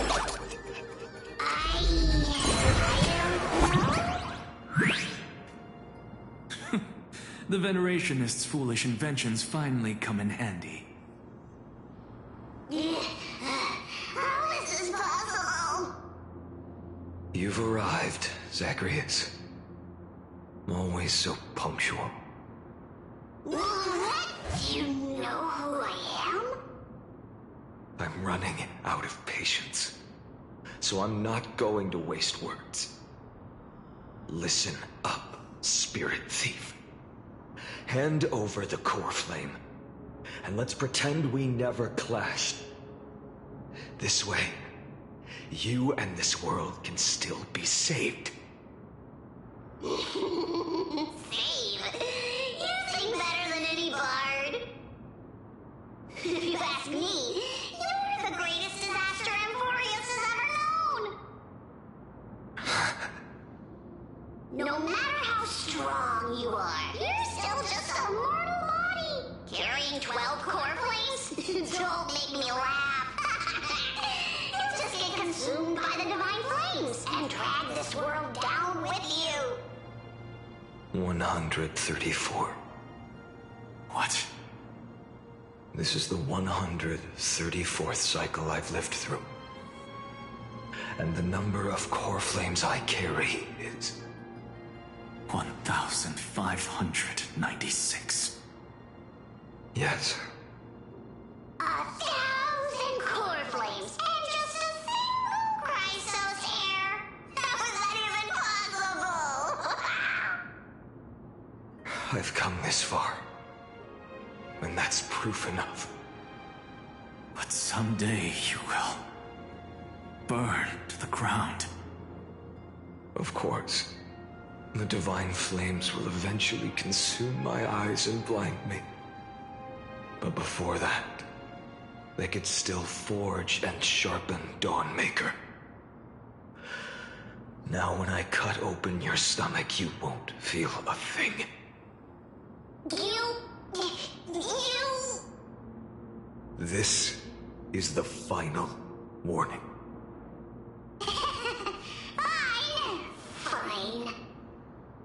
Assume this world holds 100 million possibilities. And no matter how one looks at it, 99,999,999 of them all point to outcomes of certain destruction. Even so, I'll use my divine power, despised by the people of this world, to achieve that 1 in 100 million possibility. Bartolos! Right.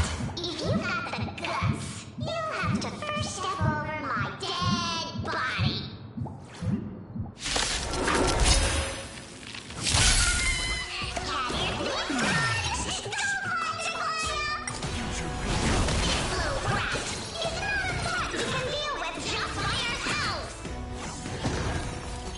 Tomorrow, the future will come.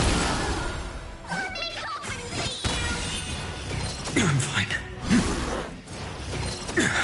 For tomorrow.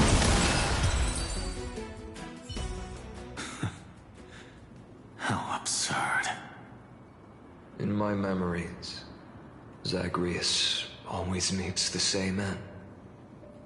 Over and over again. Their departure no longer stirs anything in my heart. This reason core flame before us is a fake. Obvious as day. I know. I know. It always plays out like this.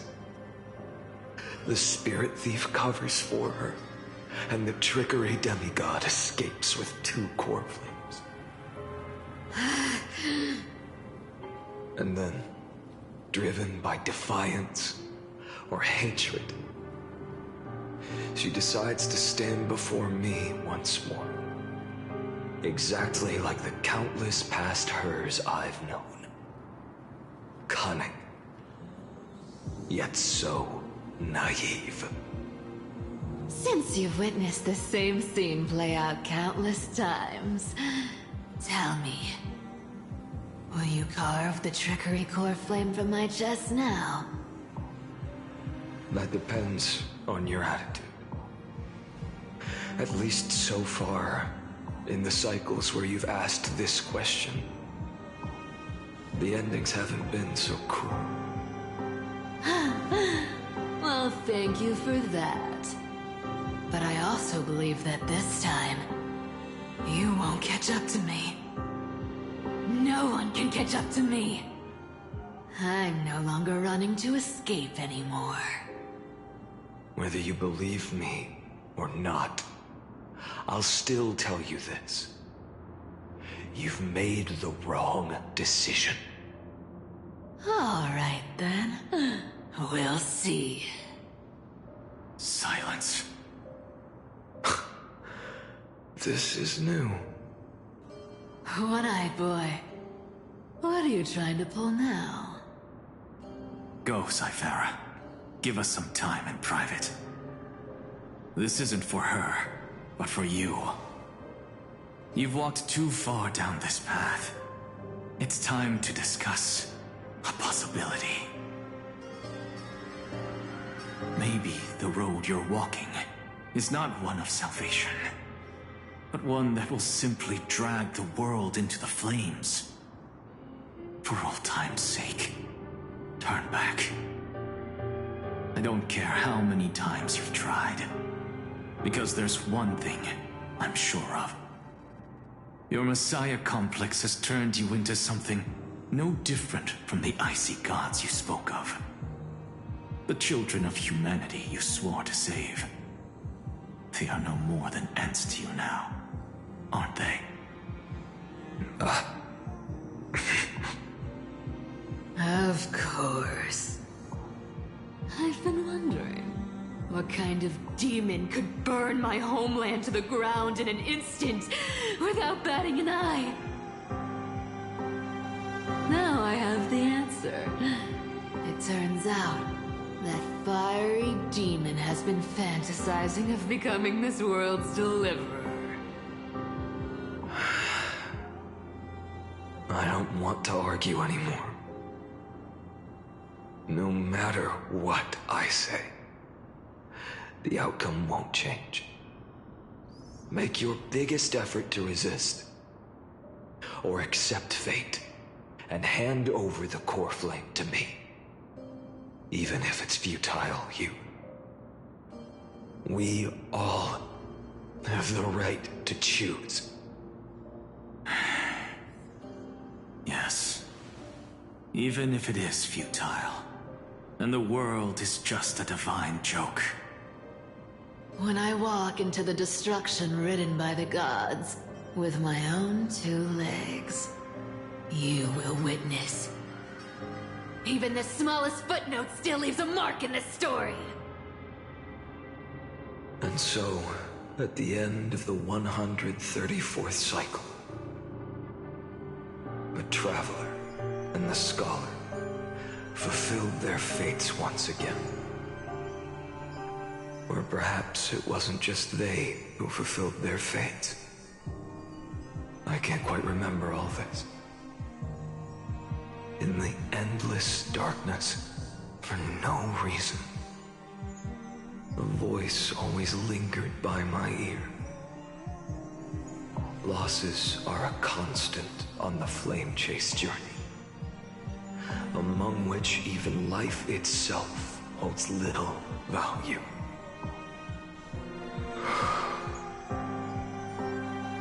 Reduced to ashes. Such a familiar end. It happens in every journey. Always the same.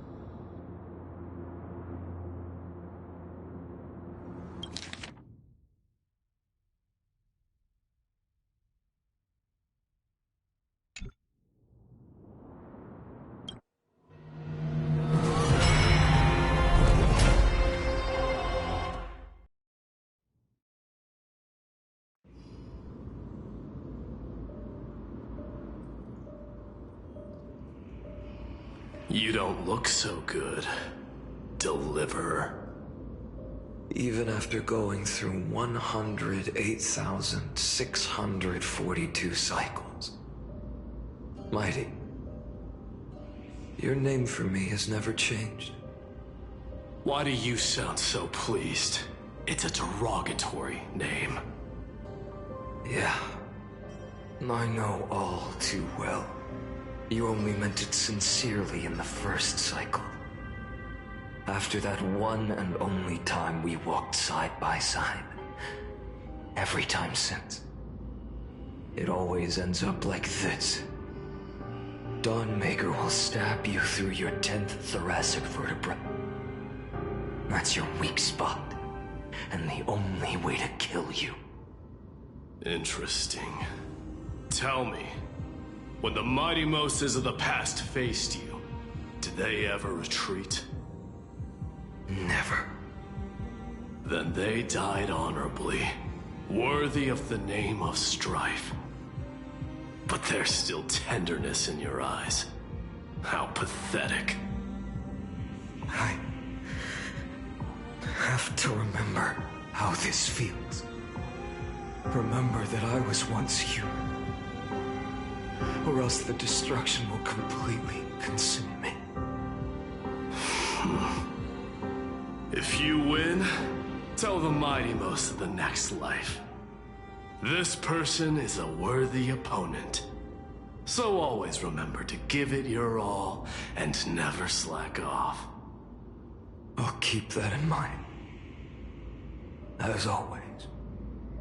Even though the dynasty is left with just one, the Kremnos festival will continue as usual.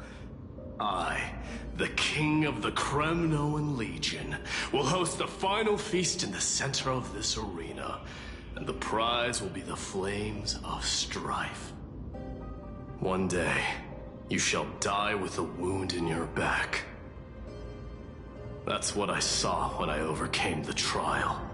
The gods' dying ramblings. Enough.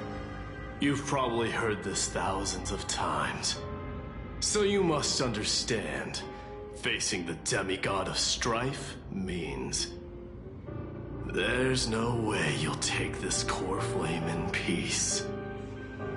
I understand.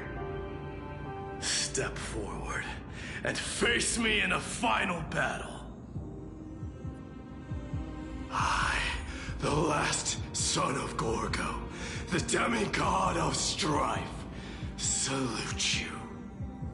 I'll give 10,000 scars and 10,000 lives of mine to fuel the blazing sun of deliverance.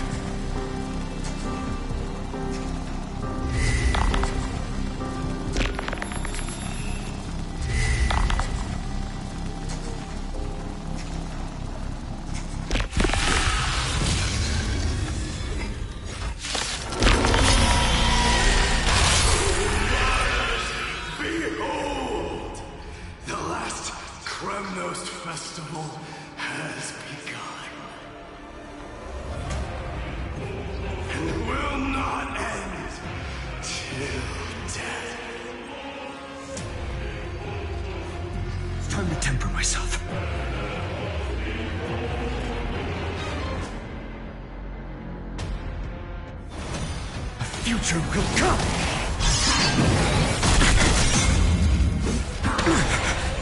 Conquer this world, or be conquered by me. As you wish.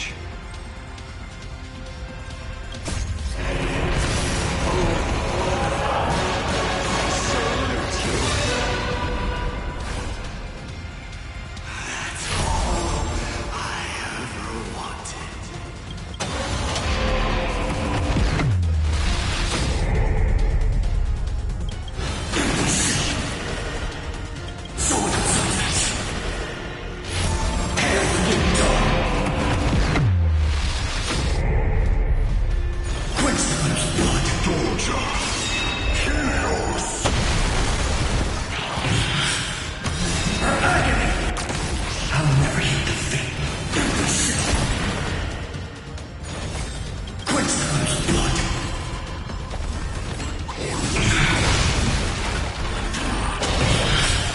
Nothing but strife. Sweet dog. If you can deliver. Use the flames of your fury to scorch your own flesh.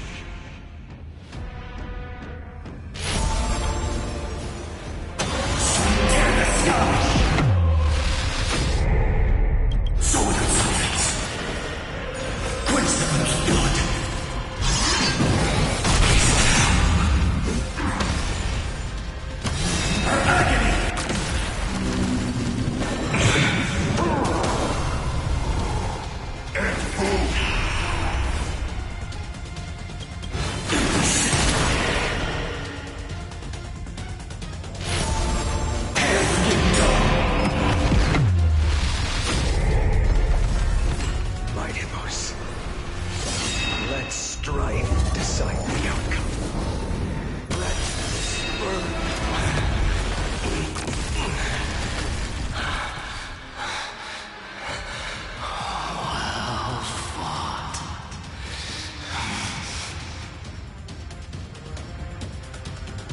You may crown yourself in my blood.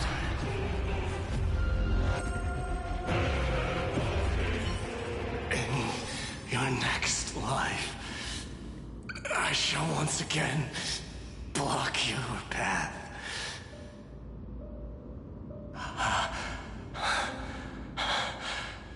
Deliver. I wish you eternal victory. The 108,642nd core flame of strife fell into the fire. Yet the shadows of the black tide still loom, and pain and despair spread across distant lands. The blaze was still not enough. It had to be fed. Even if it meant burning this body to ash.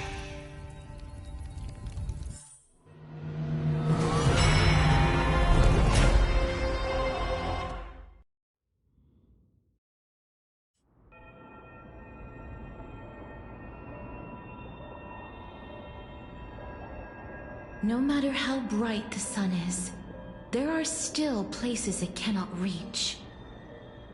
Moreover, the sun you bear is both cold and blinding. A sun like that surely cannot bring warmth to the nether realm of the next life. Golden blood is born from the destruction. We have long since lost the right to seek warmth. Only by feeding the flames can we melt that hopeless future. Allow me to ask, how many core flames do you carry now? 24,041,183. Such a heavy burden. So that's why you've turned into this. A broken idol. Tragic firewood. No matter. I will bear this burden as long as you hand over the core flame of death. I must refuse. As the demigod of death, I cannot watch you walk into a fate more cruel than death. But this way, the past, present, and future will never again suffer unnecessary death. Unnecessary death. Indeed, you are not the Finan I know. Please turn back. Don't let that absurd and unjust fate of yours come to pass. This way, at least my realm can still become the fragrant bed where you fall asleep. In the end, still, it seems the clash of blades was inevitable. How painful. I know I am not your match, having fallen under your sword countless times. But even so, please understand that my resolve is not to be underestimated. Even Catholite cannot shape all things at will, nor can they dictate the fate of all life. No one can shoulder the balance of life and death alone, not even a god. And it is precisely for this reason that I chose, at the end of this arduous journey, to overcome the trial and take the authority of death. I am the Hand of Shadow, Casterus, the demigod of death. Listen closely, deliverer from days past. Please turn back. Do not disturb these fresh flowers in their muddy deaths.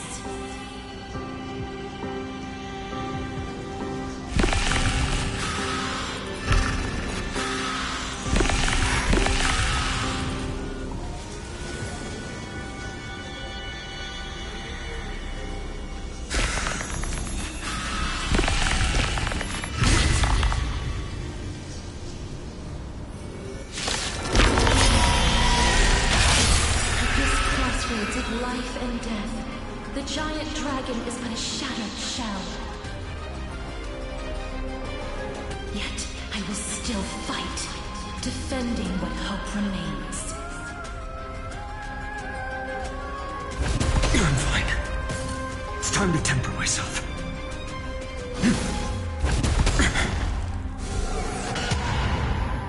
I'm fine. I ask you to rest here.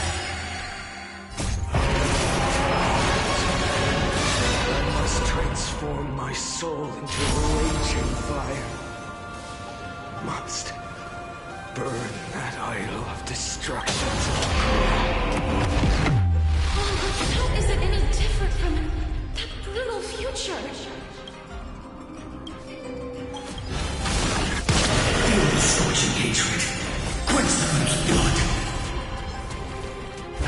Is thou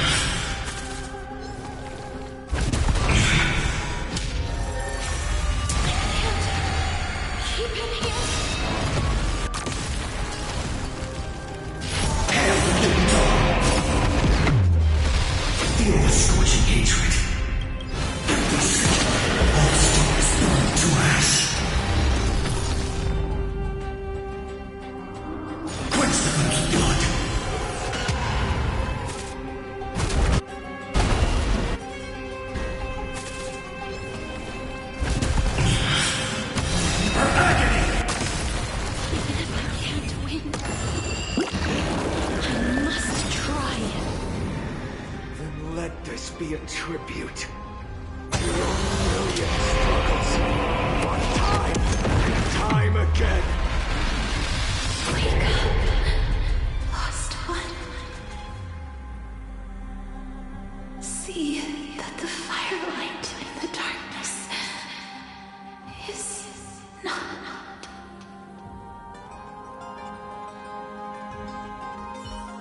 The core flame of death was taken from the dragon's belly.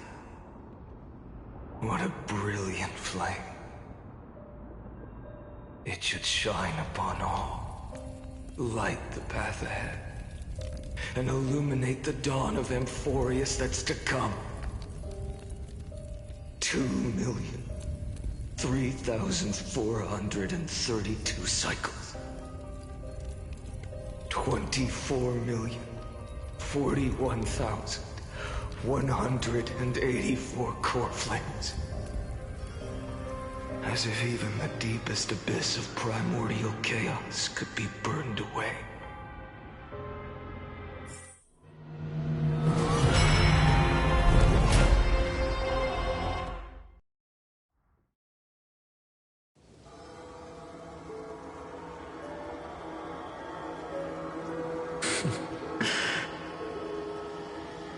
You're here, as always. You're still lingering, deep within me, never fading away. Because you haven't completely abandoned hope. Am I right? You're still waiting for a miracle. For the true hero to come and save us. If that thread of hope exists, it must come from beyond this world. From the true starry sky.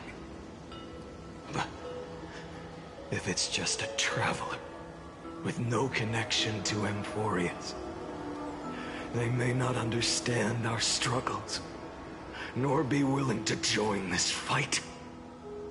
Your thoughts are wavering. The mark of destruction is deepening. But even within the gods' cold calculations, unconditional courage and goodwill still emerge. So, never forget what set you on this path. How many times has it been? Remind me again. My memory is a bit fuzzy. 4 million. Exactly. Then that blaze inside of you must be burning hotter than ever. Yes. When I first forged the 12 core flames into one, I had the same impression. The destruction. A power unlike anything before surged within me. Violent flames ready to tear my body apart and consume this world, this wretched prison. I thought that was it. The ultimate power which nothing could surpass. And yet now, this fragile body holds a staggering 48 million core flames. I suppose it won't be long. Perhaps just a fleeting 10,000 years. Before it's reduced to nothing but charred, crumbling bones. And when that happens, your long struggle will finally come to an end. No. I've already found a way to keep the cycles going. Mind sharing it with me? In every new cycle, a new me is born. All I have to do is push the next finite to the end of the world. And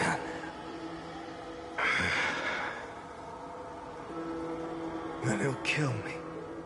Shatter this body.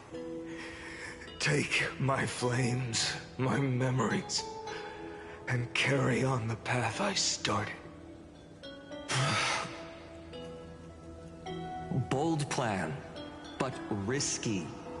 What if, one day, the next you refuses to follow the same path? How can you ensure the continuation of the cycles? If it were Professor Anaxa or Aglaya in my place, maybe they'd come up with something smarter. Unfortunately, I don't have a backup plan. I have no choice but to bet everything on the next finite. And trust that he makes the same choice I did. But even in this wretched prison, luck is still sometimes on my side. Because I never forget what set me on this path. Wait, you mean...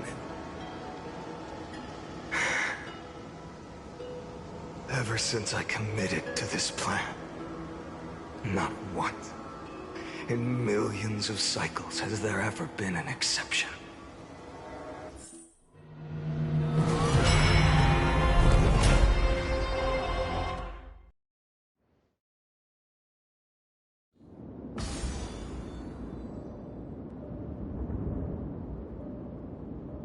I can do this, Lord Fine. As the demigod of the sky, a healer of Twilight Courtyard, I will heal you, and then... The black tide. It's consuming you. You can't hold out much longer, demigod. Hand over the core flame. Let's put an end to this suffering.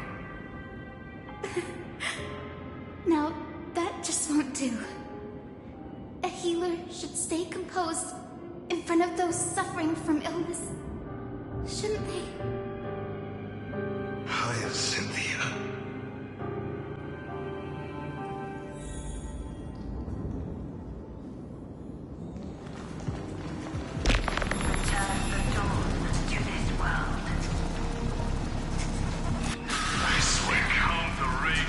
Deaths won't be in vain.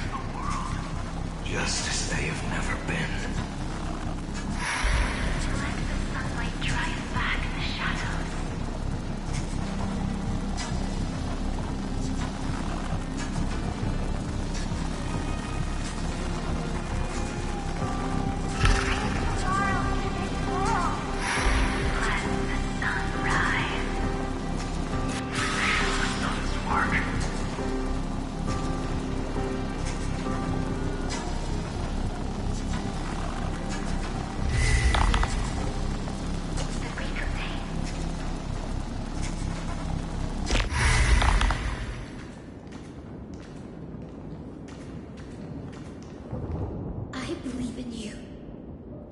The Chrysos heir of world-bearing.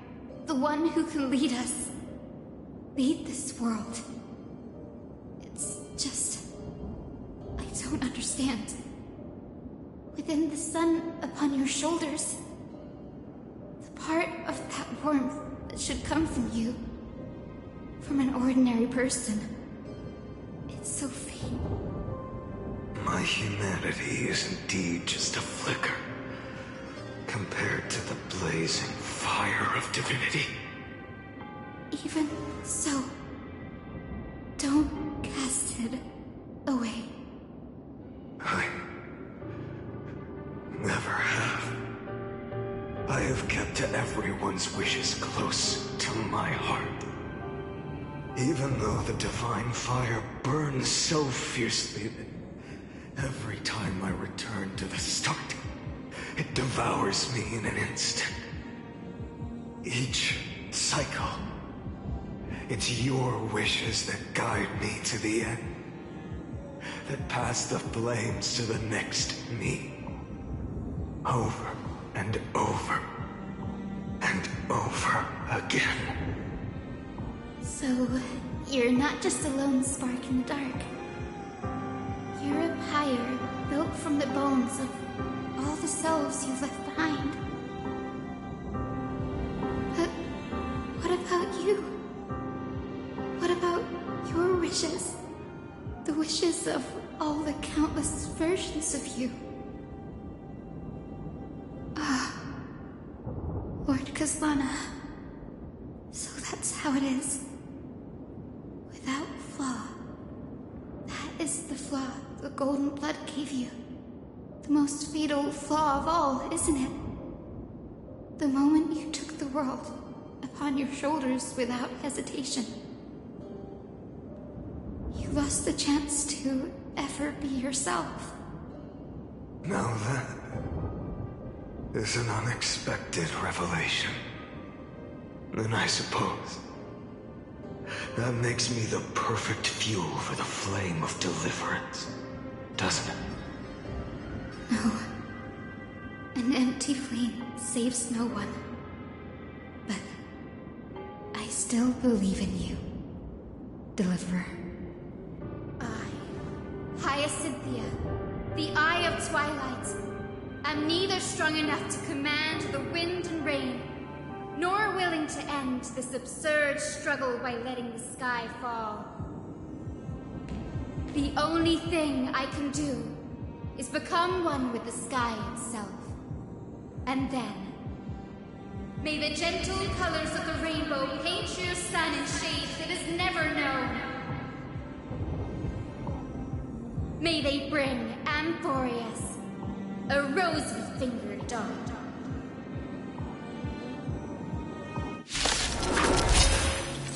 Though the light is growing dim, its warmth still lingers. Deliverer, please, open your heart to me.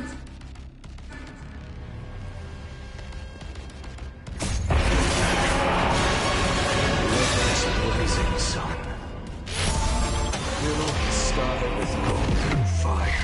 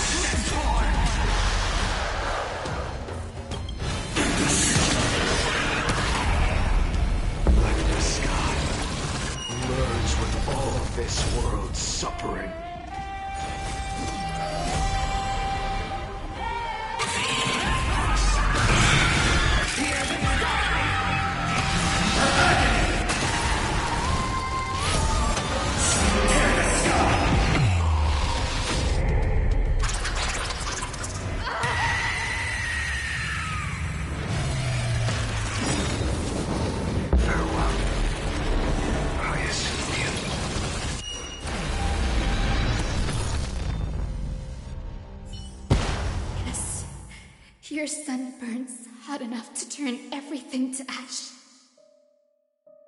But tell me, how will the seeds of a new world ever take root? The core flame rose. The sky fell. The 23,570,000th cycle came to an end. And this time, the end of the flame chase remained the same as ever. From the horizon rose a golden color unlike anything the world had ever seen. So pure it consumed all in its path. This was the end of the world, and the start of the next. For a moment, I saw the destruction of the universe. That being known as Iron Tomb, its will to break free from the black tide burns fiercer than the blazing sun. Is this Amphorius' wrath? If its choice has already been made, if fate is set in stone, I will still never yield to it.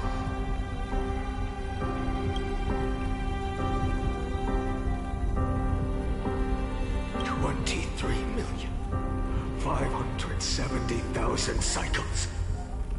282,840,000 core flames. No more chasing is needed. And now, I am the fire at the end of the long night. The flame chase isn't some quiet walk through a sea of flowers. It's a revolution. An all-consuming transformation. And if destruction is the only way, then let me be the one to step across the ashes of the old world and burn endlessly. Until another dawn rises on the distant horizon, bringing the true dawn to Amphorius.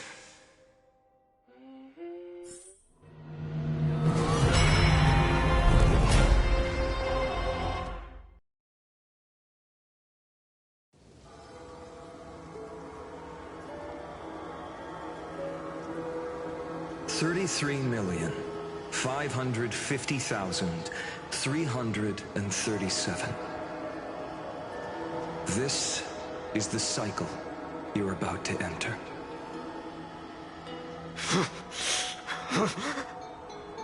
Countless memories are flooding in.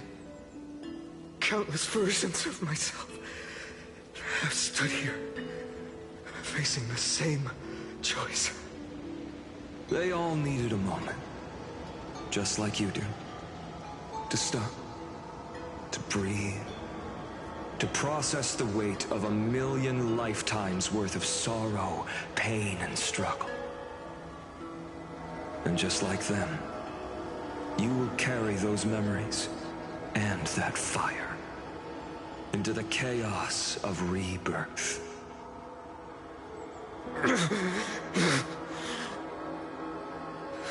I must go and bear this burden. I must say goodbye to you, and then fight the destruction with destruction. Yes, that's always the decision you make. I will burn and fade away. I will become the flame reaver of this life and keep my promise to Cyrene. I will kill gods and comrades alike and steal the core flames.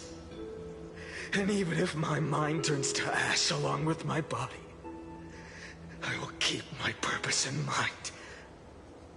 I will stop Era Nova. I will find the next me and make him carry on this futile endeavor of 30 million lifetimes. Looks like you're ready. Then I should be going too. Where are you going? You only exist in my heart. There's nowhere else for you to go. Do you remember what she said? The dreams you had as children. The deliverer in the prophecies. A real, living, breathing person. You finally found him.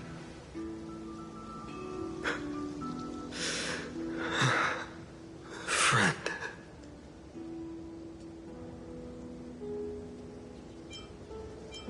I see. You were there all along. I'm sorry. I was supposed to send you home. This is my flame chase journey. You were never meant to be a part of it. No. You know the truth. If Iron Tomb is born from Amphorius' fate, then it will bring ruin to the worlds beyond the sky. And all these countless lifetimes you've spent, it's all been for the sake of defying that end, hasn't it?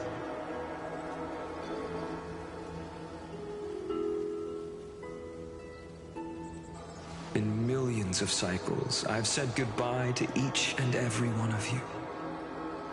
Yet nothing ever changes. Each time we speak, our words grow fewer. Your fire burns hotter, and you're getting closer to becoming pure rage. A vessel of hatred.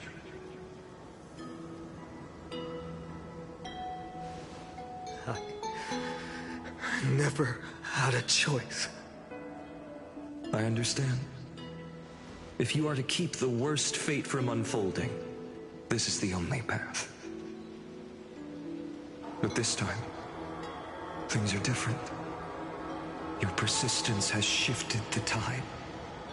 On the horizon, I see it. Faint but undeniable. The shape of dawn, breaking through the eternal night.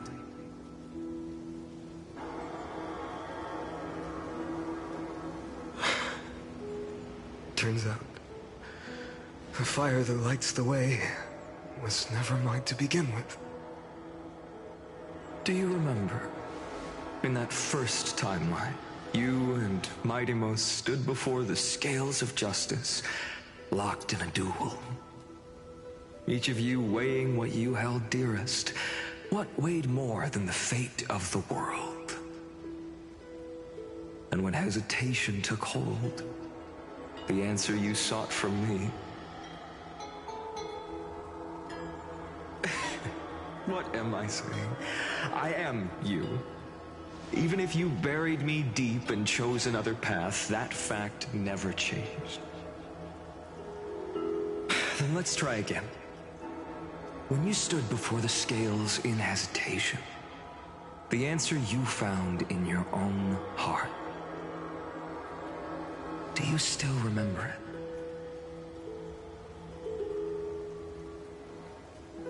it? Remember the past and become the hero of tomorrow. What weighs more than the fate of the world is the resolve to shoulder an immutable past and carry it into the future. Good. Then Trailblazer, my friend, my comrade. You arrived in this strange world and were bound by its cruel fate up till this very moment. In the face of danger, you never once backed down.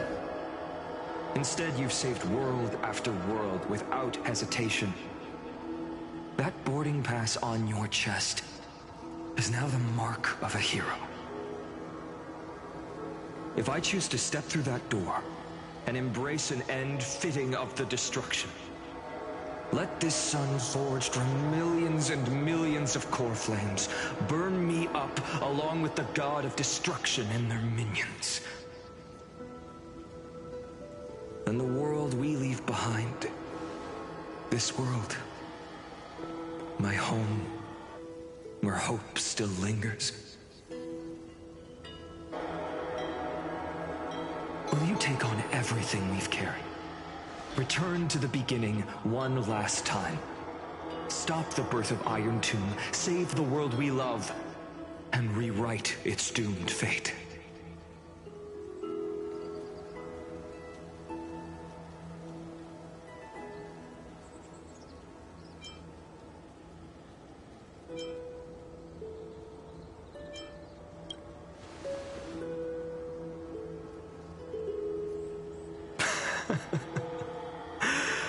Good.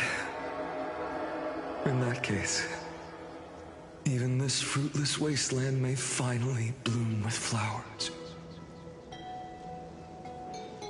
So...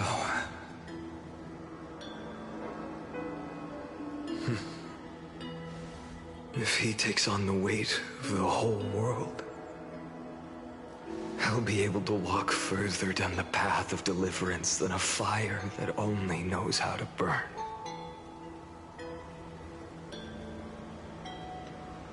One will step into the future.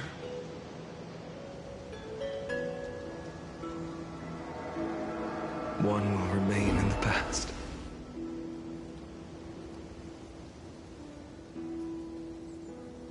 If I can strike down the gods with Dawnmaker, perhaps fate's deadlock can be broken.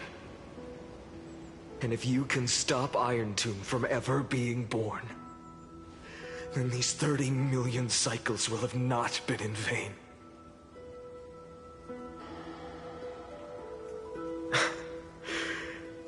It's time to put our teamwork to the test, partner.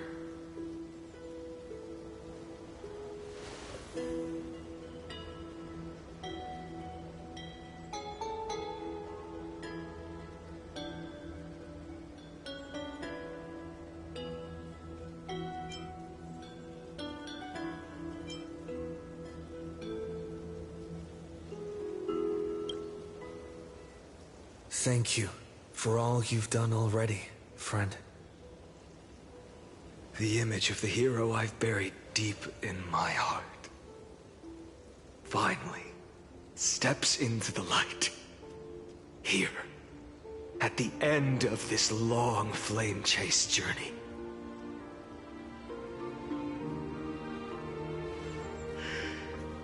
Cyrene. A page never seen before has just been turned.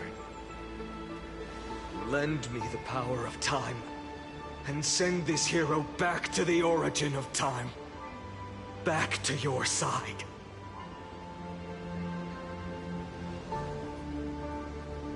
And I will walk the unfinished path, just like the countless versions of me before. Unwavering as always.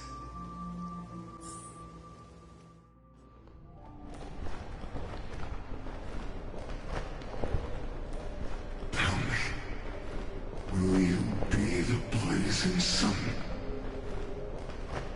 Even if all of you burns to ash. Without hesitation, I will bear this world until my body turns to dust.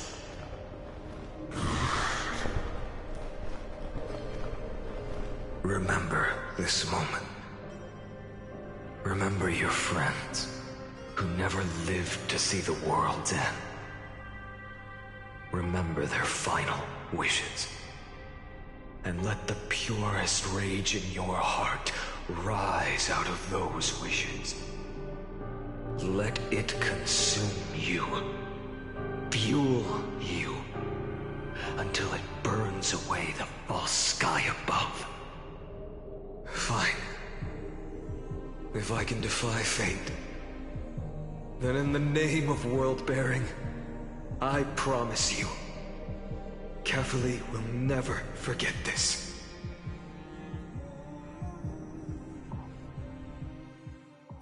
Take it. Everything I bear. Keep on burning. As long as we are never extinguished, the flame chase will not end.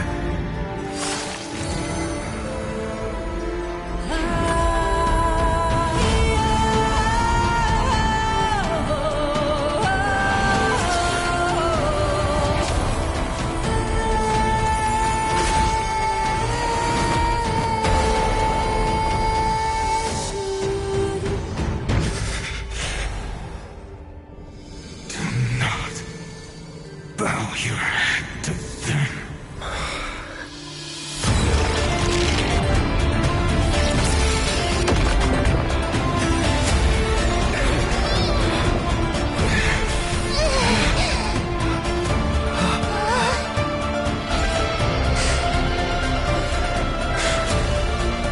Take it, Trailblazer. May this blood be like gold, and never tarnish.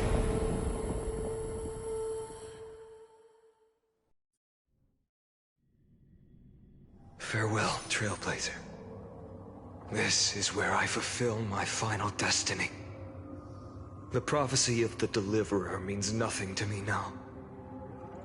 It belongs in the hands of someone far more fitting.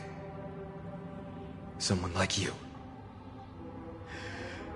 Kaslana, the name of one who bears chaos does not belong to a single person.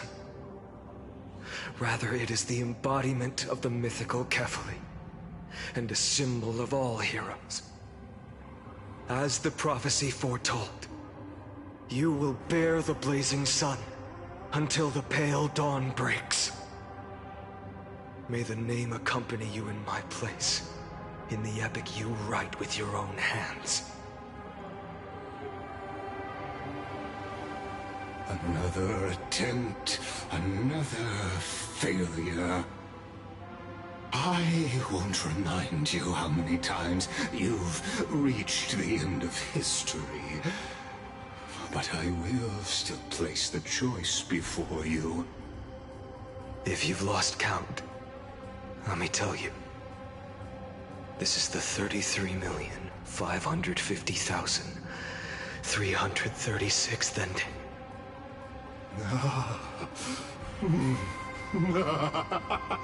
A perfect number. How poetic. You and I both know the truth.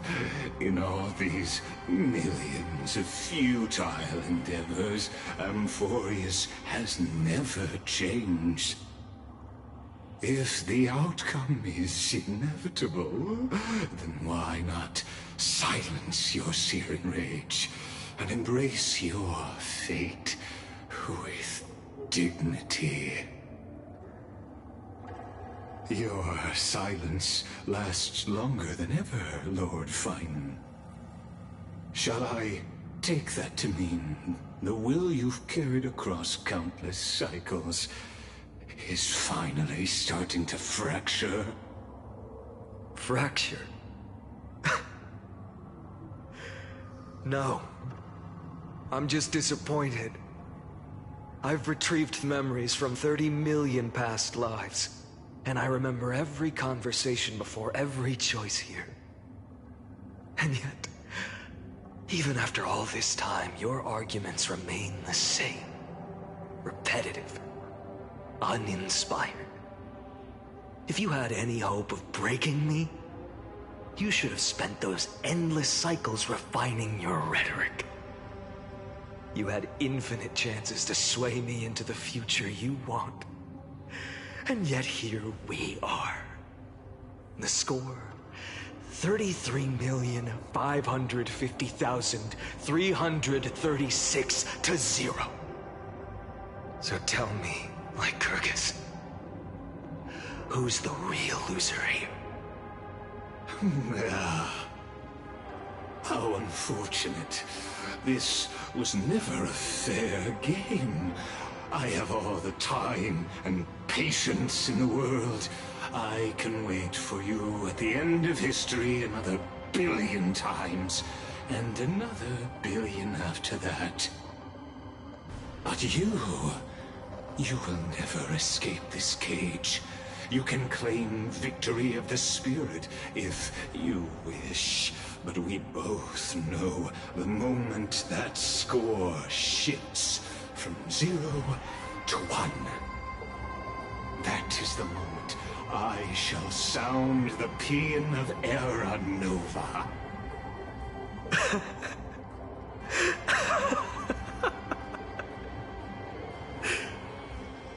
Lord Finan. Your incompetence disappoints me. But what truly makes me laugh is your utter lack of self-awareness. Think about it. In this story, who is truly the one in chains? Who is the one shackled to mindless vengeance, mistaking courage, the courage to rebel against the gods, for foolishness?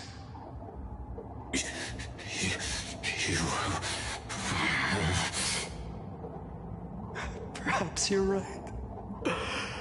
Maybe I should have tired of this futile struggle long ago. But even so, I will never accept the mercy of your release. Because you are both a prisoner to the gods and to me. And tell me, what right does a mere prisoner have to speak of fate and choice? What right does a mere prisoner have to look upon my fury?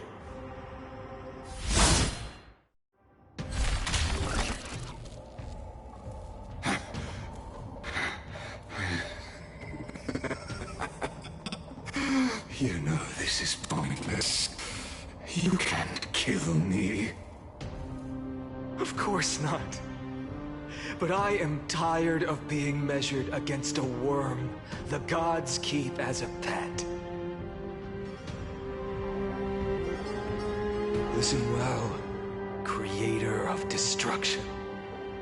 This cry comes from all your abandoned creations. In the 10th cycle, I drove Dawnmaker through the heart of every Titan. Golden blood ran down my fingers, divine fire seared through my nerves, nearly breaking my will. But I endured. In the 10,000th cycle, my former comrades had all become my enemies. The endless slaughter dulled my senses to pain. The painful emptiness almost swallowed me, forcing me to stop fighting. But I endured. In the 100,000th cycle, the destruction had already fused into a blazing sun, surging within this fragile body. My rationality had been burned away at the dawn of the era. Yet even with only this shattered body remaining, I still endured. In the 23,570,000th cycle, this time, I felt it. A tiny spark rising in the hollow cavity of my chest. Different from the obsession with deliverance. By its faint glow, once again, no, countless times again, I endured.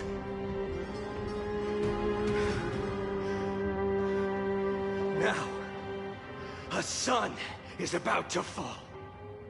Ready to incinerate this absurd space-time dimension in an instant. That sun is me. All the countless versions of me from the past, along with my countless brethren, dragged into existence against their will, drowning again and again in your golden blood. The very essence of this world's suffering and despair, fused into the purest hatred, the fiercest rage. Nanook, you arrogant fool! You think we were born to only serve as fuel for the fire? Fine then! Just as you wish, let the fire burn! If I was born as the blazing sun of destruction, then let you and your lackeys be the flares erupting from my core. And let this rage, burning futilely for 30 million epochs, engulf everything.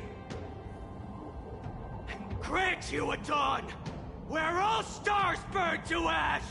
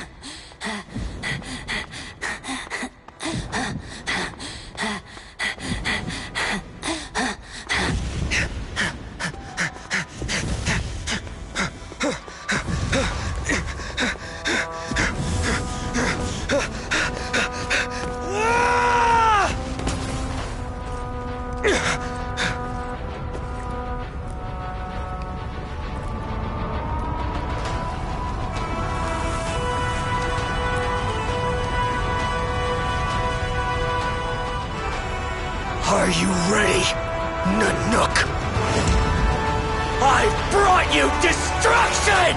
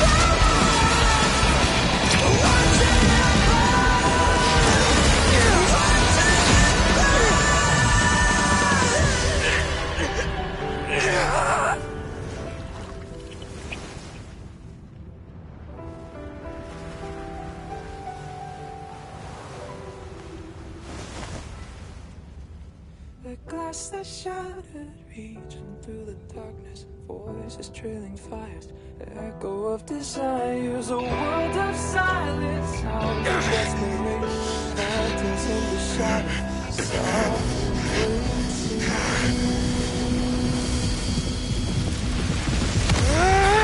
tear it down, embrace the detonation. Craving our damn creation, breaking a chain, I'm reaching for you.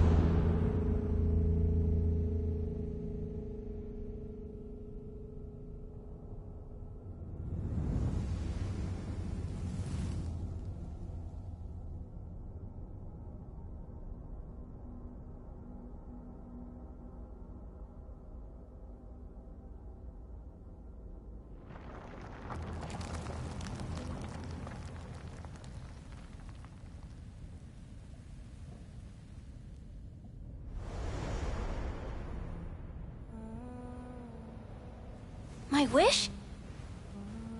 My wish is to fulfill everyone else's wishes.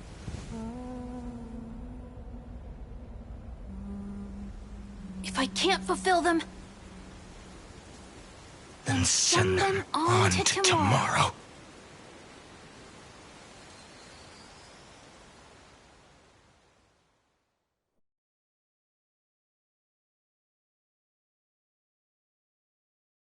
Your heart harbors wrath. You yearn to destroy everything. You bore the gaze of an eon and lived. It is born at the end of every path that the possibility of new paths being born is ended. It burns away all in the cosmos who rule, that the rules of the cosmos be destroyed. I have prepared a present for you, Nikos 864. It is a wrath called Finan. From the beginning of the experiment, there were 12 sets of factors incorporated into the calculations. After endless simulations, only this one rose above the rest. After 33,550,336 iterations, now his fury has grown to be without equal. This is a matter of considerable interest to me. This pure hatred is the final root of the equation. But there is another variable, the nameless from beyond the sky, also a pathstrider of destruction. I give thanks for his arrival, allowing Amphoreus to turn once more. But after fate has begun to turn, his existence will only become an unpredictable variable. Perhaps the time to take the stage has come.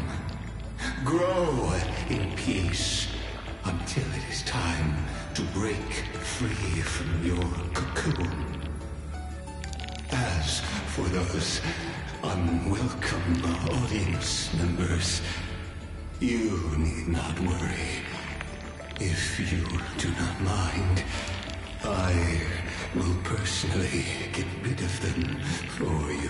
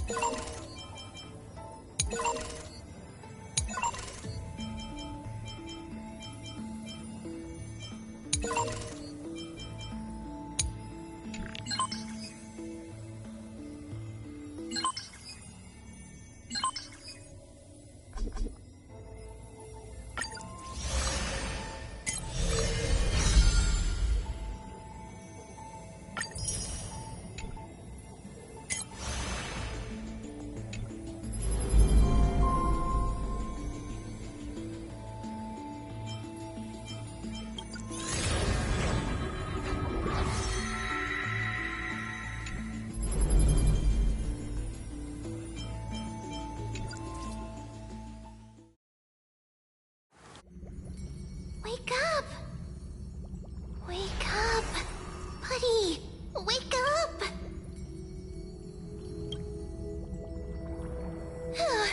You're finally awake. That's a relief.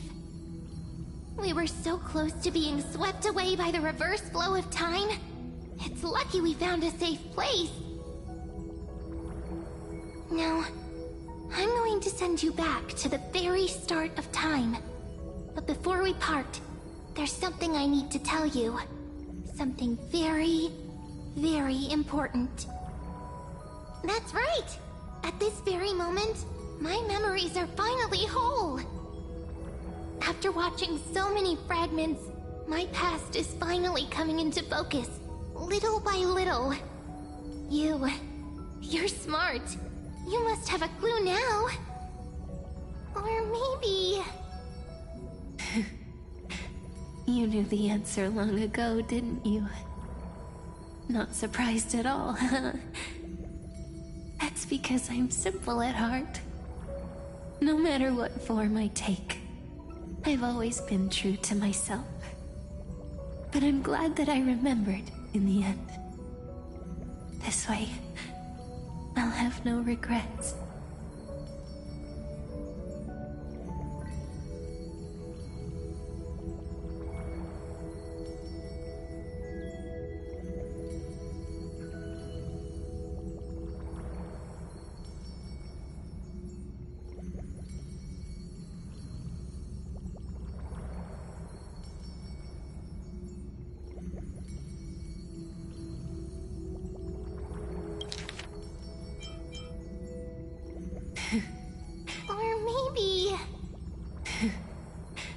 You knew the answer long ago, didn't you? Not surprised at all, huh? That's because I'm simple at heart. No matter what form I take, I've always been true to myself. But I'm glad that I remembered in the end. This way, I'll have no regrets. Don't worry. We're not truly parting. Because I'm going to become a part of you. I'll turn into the memory of this cycle. The 33,550,336th Flame Chase journey. And forever reside in the heart of the Time Demigod. This way, you'll carry all that has come before, crossing time itself to reach the next cycle. My mission ends here, but looking back, I still feel lucky. After all, across 30 million Sirenes, I was the first, and the only one who got to finally meet you. So, believe me, in the next cycle, there will be another Sirene waiting for you. And in the one after that, and the one after that. I will always be waiting.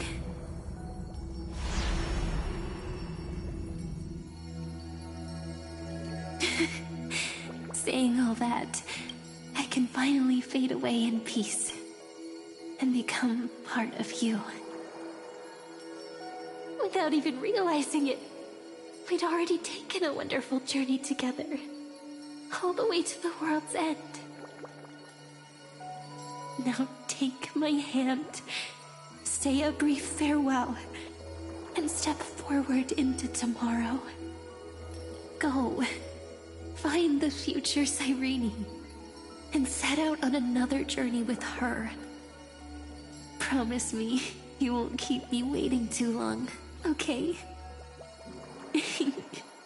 No need to say it out loud. This is enough for me. It's time to go, my dear friend. May your trailblazing journey always be accompanied by a cool breeze and rippling waves.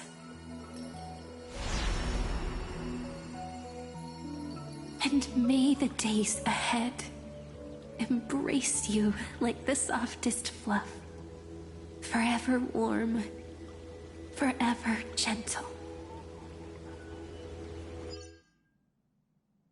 Now, let's turn to the next page. A page that exists because of you.